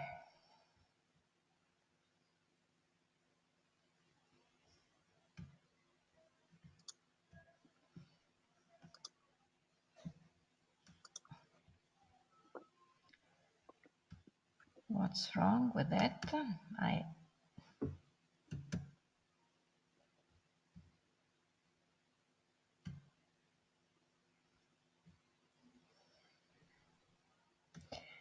Okay. PowerPoint cannot read. No, now it can. Okay, you tell me when I should continue. Okay. First slide. I'll go through the first few very quickly. Okay. So you tell me slide, when please. I have to change. Yes, change, please. So thank you very much for inviting me to talk here on Nanni's Day. Patrizia has asked me to talk about Nanni's role as chair of the SKA board, which I'm very happy to do. So just for those of you who are not too familiar with what the SKA Observatory is now, it's an intergovernmental organization. Filippo has just described that. And you can see the various countries there that are either members, of course, Italy being a founding member, both of the SKA organization, the not-for-profit limited company that existed before, and from February of last year, the intergovernmental organization, the observatory. So you can see all of the various countries engaged in SKA at the moment. Next slide, please. And that just shows how those countries are distributed, but most importantly, shows that the two next generation radio telescopes we're building, one will be in South Africa and one will be in Western Australia. So we do span the globe in terms of the reach and ambition of the observatory. Next slide, please.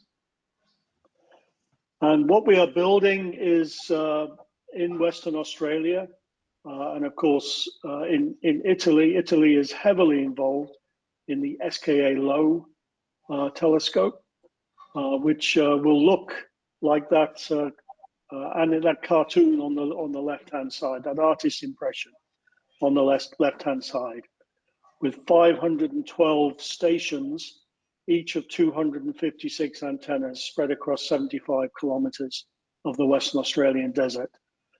And then in South Africa, Italy, of course, is also involved in the construction of the dishes and other aspects. There will ultimately be 197 15-meter dishes spread across 150 kilometers in the Karoo. And the total cost of the project is of order 2 billion euros. We are now in the construction phase. I'll give a brief status update at the end of this talk. And we aim to be operational for 50 years. Next slide, please. And this just in one slide summarizes the enormous range of science that the SKA will undertake. But obviously I have no time to talk about that, and that's not the point of this talk anyway. Next one, please. So Nanni's involvement in the SKA. Well, as Filippo has just said, and so have I, Italy is a founding member of both the old organization and the current IGO. Next, please. And prior to 2015, Italy was very well represented in our governance structures by Paolo Bertolani and Luigina Ferretti. Next. However, at the 17th meeting of the board, we have a lot of meetings. In March 2015, Nanni first appeared as the alternate science representative, with Luigina being absent. I always wondered if she was strategically absent from that meeting to allow Nanni, as the president of INAF, to appear. Next, please. And that was because at two meetings previously, the SKA organization board had issued a call for proposals to host the permanent headquarters of SKA. Next, and Italy and the UK said they would respond. So next slide, please. And press the next button. Sorry, go back. Yeah, next, please. And this was there were two bids received, and this is the front cover of the bid received from INAF. That I know that Nanni was heavily involved with others, of course, in putting the bid together. Next slide, please. So this is just a few photographs taken from that bid to remind colleagues of the wonderful proposition that was put on the table, which was this old castle, and actually more recently a prison in Padova. And I understand INAF, and I realize I visited the place that INAF has and the university have a facility there. Next picture. This is just showing what the building was looking like at the time that I took a tour. Next one. This was actually what Nanni, when he showed me around, told me would be the DG's office. And there was actually the remnants of a toilet in the corner, which he referred to as the executive bathroom. Next, please. And this was Nanni signing a letter to me, confirming that the city of Padova was willing to support the bid. Next, please. And again. Unfortunately, as Filippo has just said, that after intense discussions and significant diplomatic lobbying by both governments, the UK was selected to host the headquarters. That decision was taken in April 2015. Next. And then, entirely unrelated, a few months later, Nanni was elected as the chair of the SKA organization board. And I should say, in that's okay. Next is fine. In the time between April and July, there was an enormous amount of work went on in the background, because obviously you, our Italian colleagues, were very disappointed in this decision. But Nanni, to his great credit, was determined that Italy would remain a dominant, a very important player in the whole SKA. So he was elected as chair of the board in July 2015. Also, he drove the request that the Italian Ministry of Foreign Affairs chair the negotiations to draft the SKA Observatory Convention, which began around that time. So he was instrumental in getting Enrico Vicenti from the ministry to act as chair. And eventually, as I think you all know, unfortunately, after Nanni had passed away, the convention was signed at a ceremony at the ministry in March 2019. But also at Nanni's was instrumental in enabling us to recruit Luca Stringhetti, who was appointed as the SKA chief engineer, a role in which he has been truly excellent within the project. So you can see his influence on SKA emerging on that slide. Next, please. Just a couple of photographs showing how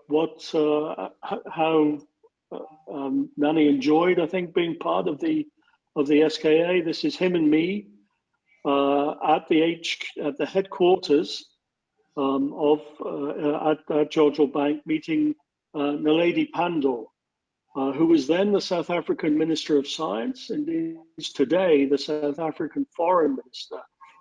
In fact, she gave a speech at the United Nations yesterday, the United Nations General Assembly, and actually mentioned SKA in the General Assembly, which was very pleasing for me to see. But as you can see, Nanni was very pleased to meet Mrs. Pandor. Next photograph. So this is a photograph with our two Australian representatives at the time, Jane Urquhart and Patricia Kelly, flying out in that very small aeroplane you see there to the site in Western Australia to visit it. Next one. This is Nanni standing in the middle of what we called aperture array verification system number 1. We're actually just building number 3 now with a significantly different design of the antennas that Nanni is holding. But you can see how much he enjoyed visiting the site there and sitting within that, which of course there was heavy Italian engagement in that activity, led by the group in Bologna. Next one, please. Medicina, I should say. Next one, please. Well, this is my favorite photograph, actually, with Nanni. That's me in the middle, obviously. Anthony Schinkel, who is now SKAO's site construction director for the SKA Low, and of course Nanni standing out in the Murchison Desert with some of the ASCAP dishes behind us. I actually have this picture on my wall in my office, just to remind me of Nanni. Next one, please. So we helped them navigate us through a very challenging time. So, he obviously enjoyed aspects, but the SK project at that time was going through some troubles. Filippo has just mentioned the rebaselining activities that ELT went under, where SKA had just emerged from a rebaselining, where we had to reduce the original plan of 3 telescopes to 2. There was to be a survey telescope in the original plan. And we ended up with SK Mid and SK Low. And then a year later, when Nanni was chair, we had a cost control process, which Filippo will also remember how challenging that was. And Nanni was hugely supportive of me personally and the senior team. And I felt great confidence in having his huge experience to draw on as we went through all of this. Next, please. He chaired 6 board meetings, and then, as we all know, tragically, while on a trip, actually with me, to meet the Spanish Minister for Science in Madrid, he very unfortunately passed away. It was a very, very sad day, as we know. Next one, please.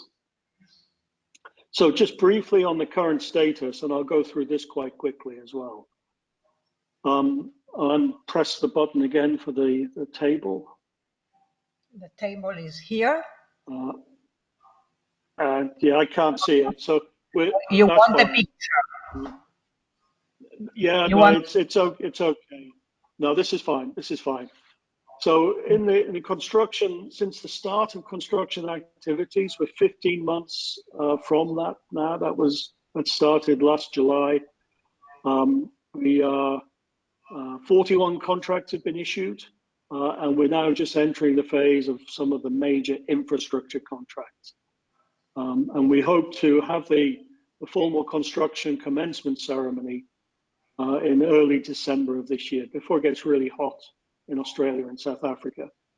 But the pictures here just shows some of the progress with prototype receivers in the top left, the new design of the SKA low antennas, the Scala 4.1s in the bottom left, the prototype SKA mid dish, obviously from the background, not in the Karoo.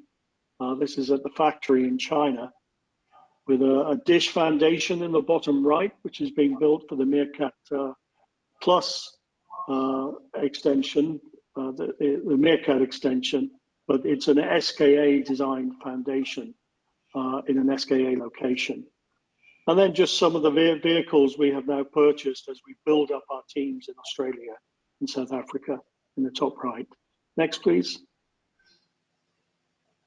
So we are establishing ourselves in both Australia and South Africa. Actually, those numbers are a little out of date. We have more than 20 staff now in both places. As you can see, they're going to grow considerably. And we are establishing our science operations centers and our engineering operations centers in both countries. Next, please. We do have challenges. Like all projects, we're feeling the impact of the global economic shock. We have had land access issues, but I'm very pleased to say that about 2 weeks ago, the Indigenous Land Use Agreement with the Wadjuri Yamaji people in Australia was unanimously agreed by the Wadjuri people. And that agreement has now been signed and is going through final legal processes. And the purchasing of farm servitudes for access to land in South Africa is progressing. We have 90% of the land that we need, but on the 3 spiral arms, we're still negotiating with, or our South African colleagues, negotiating with some farmers. I do worry occasionally about the pace of engagement of some of the aspiring member governments and the potential for misalignment with our construction schedule, to which we are keeping broadly.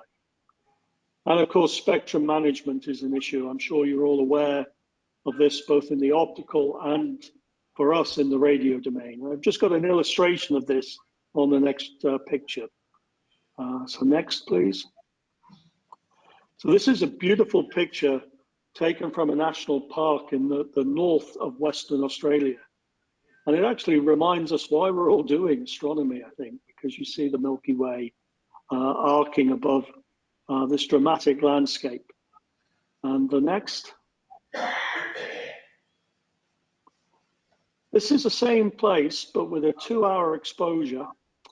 And all the stripes that you see are real. These are satellite trails from Starlink, largely Starlink satellites.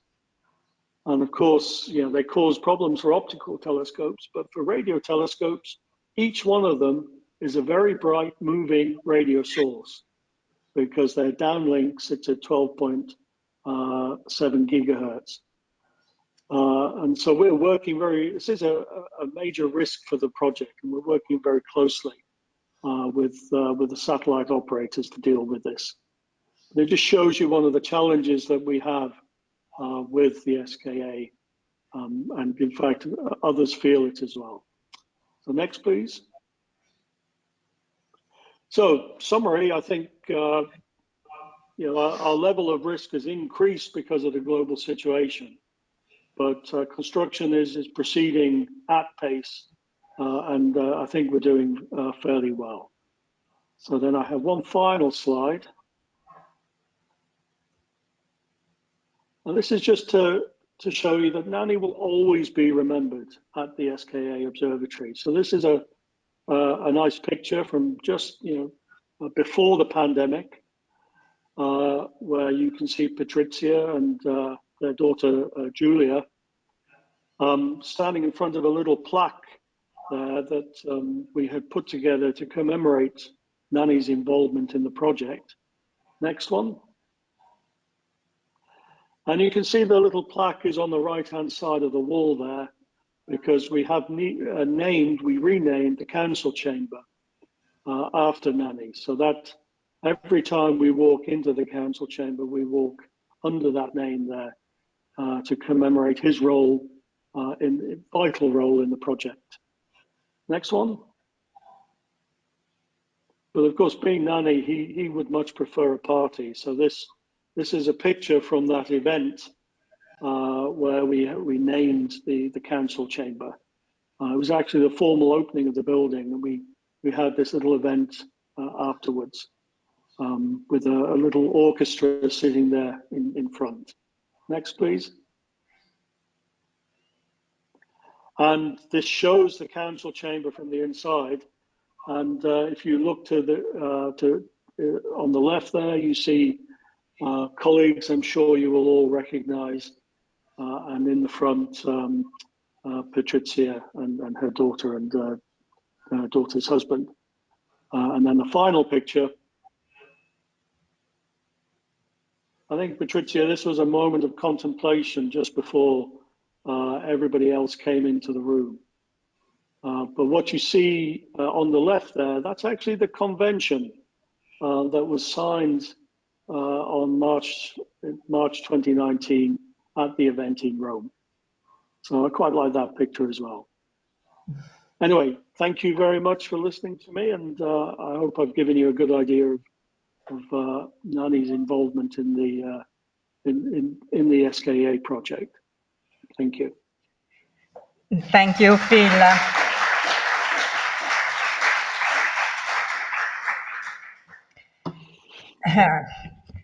As you know, Nanni was very fond of SKA, although he was not a radio astronomer by training.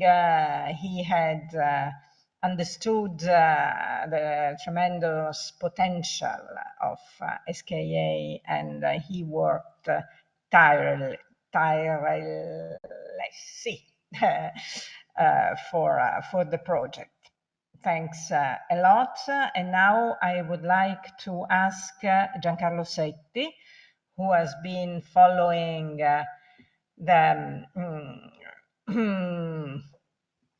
our presentation, if he would like to say something to conclude our day.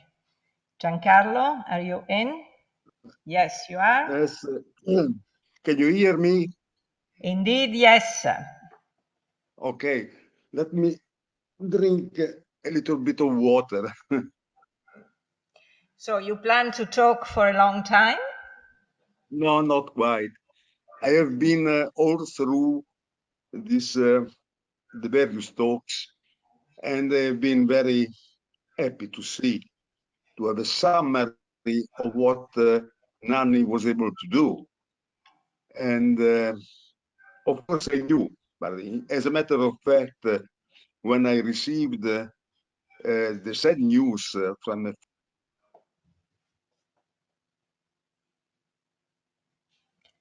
the Lincei, I couldn't believe it because I had seen Nanni just, I have talked to Nanni just a few nights before. He was just telling me that he was going to Madrid, as Phil Diamond just mentioned. He was going to Madrid, so I couldn't believe it. Moreover, I've seen Nanni a couple of weeks before at the academy, and while I was going back to the guest house, he was just coming out in shorts with the shoes, going to run along the river, the river,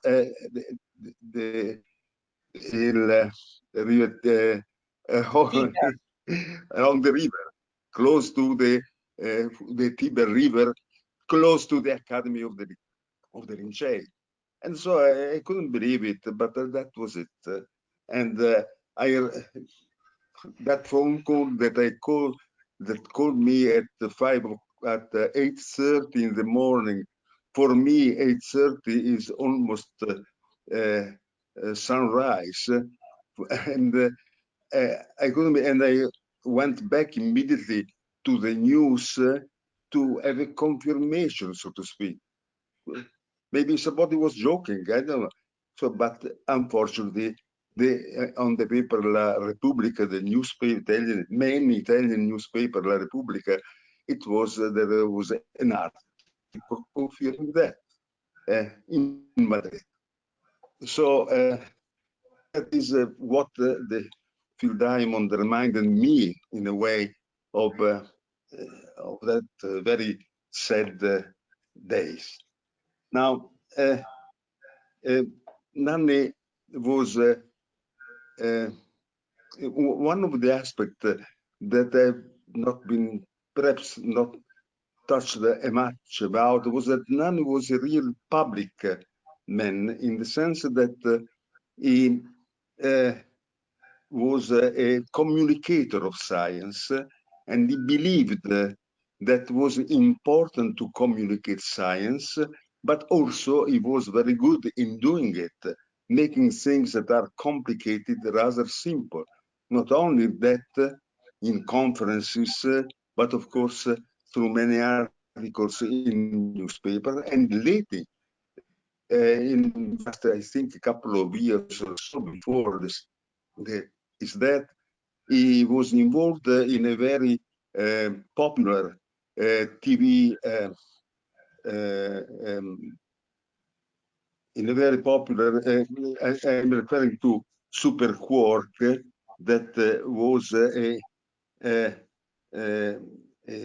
TV broadcast very popular, run by a well-known Piero Angela, was a well-known person in that for this Super Quark broadcast.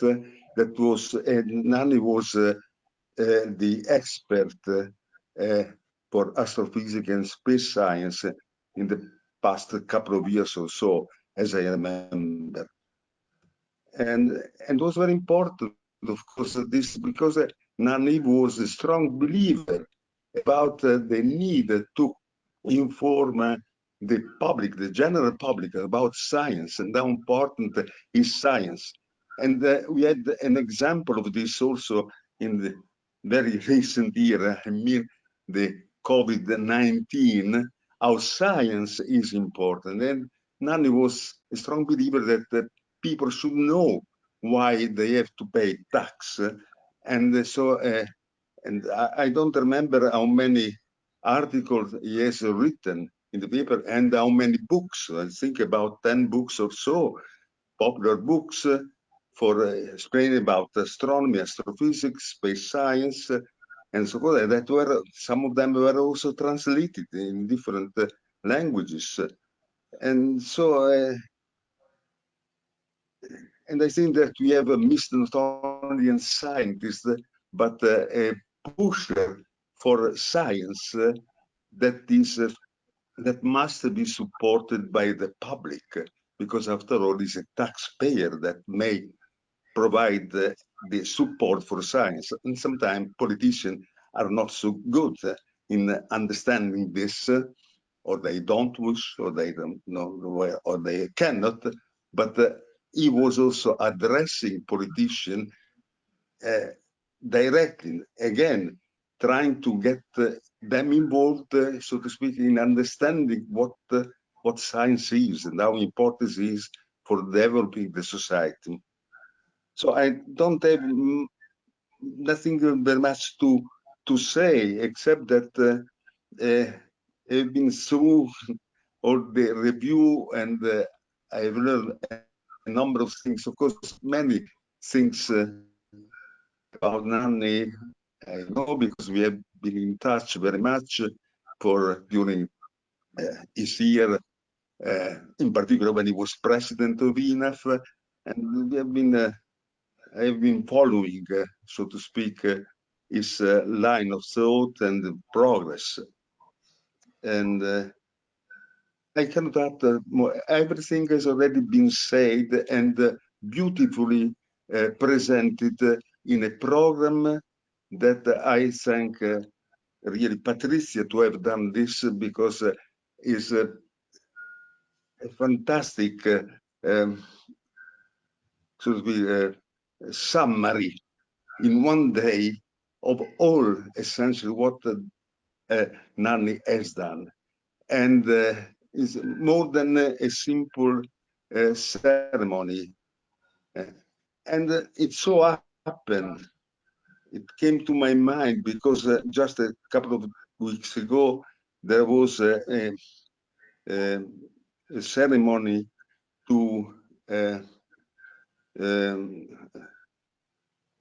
in memory of Franco Pacini, another star of Italian astrophysics at internationally so, that what is the coincidence, 10 years since Franco Pacini passed away, 5 years since Nanni passed away, and I am the old guy who have been looking to these younger people and seeing their progress and how to speak, to seeing them growing what we have been trying to do before in even more difficult times, when astronomy and astrophysics were saying, yes, very good, but compared to physics in general, they were not so recognized publicly and also in the political way, but INAF has been growing, and no doubt a big push has been given by Nanni. Thank you very much, Patrizia, for all this, and to everybody who has contributed to outline the what Nanni has been doing in science. Thanks. Thank you, Giancarlo.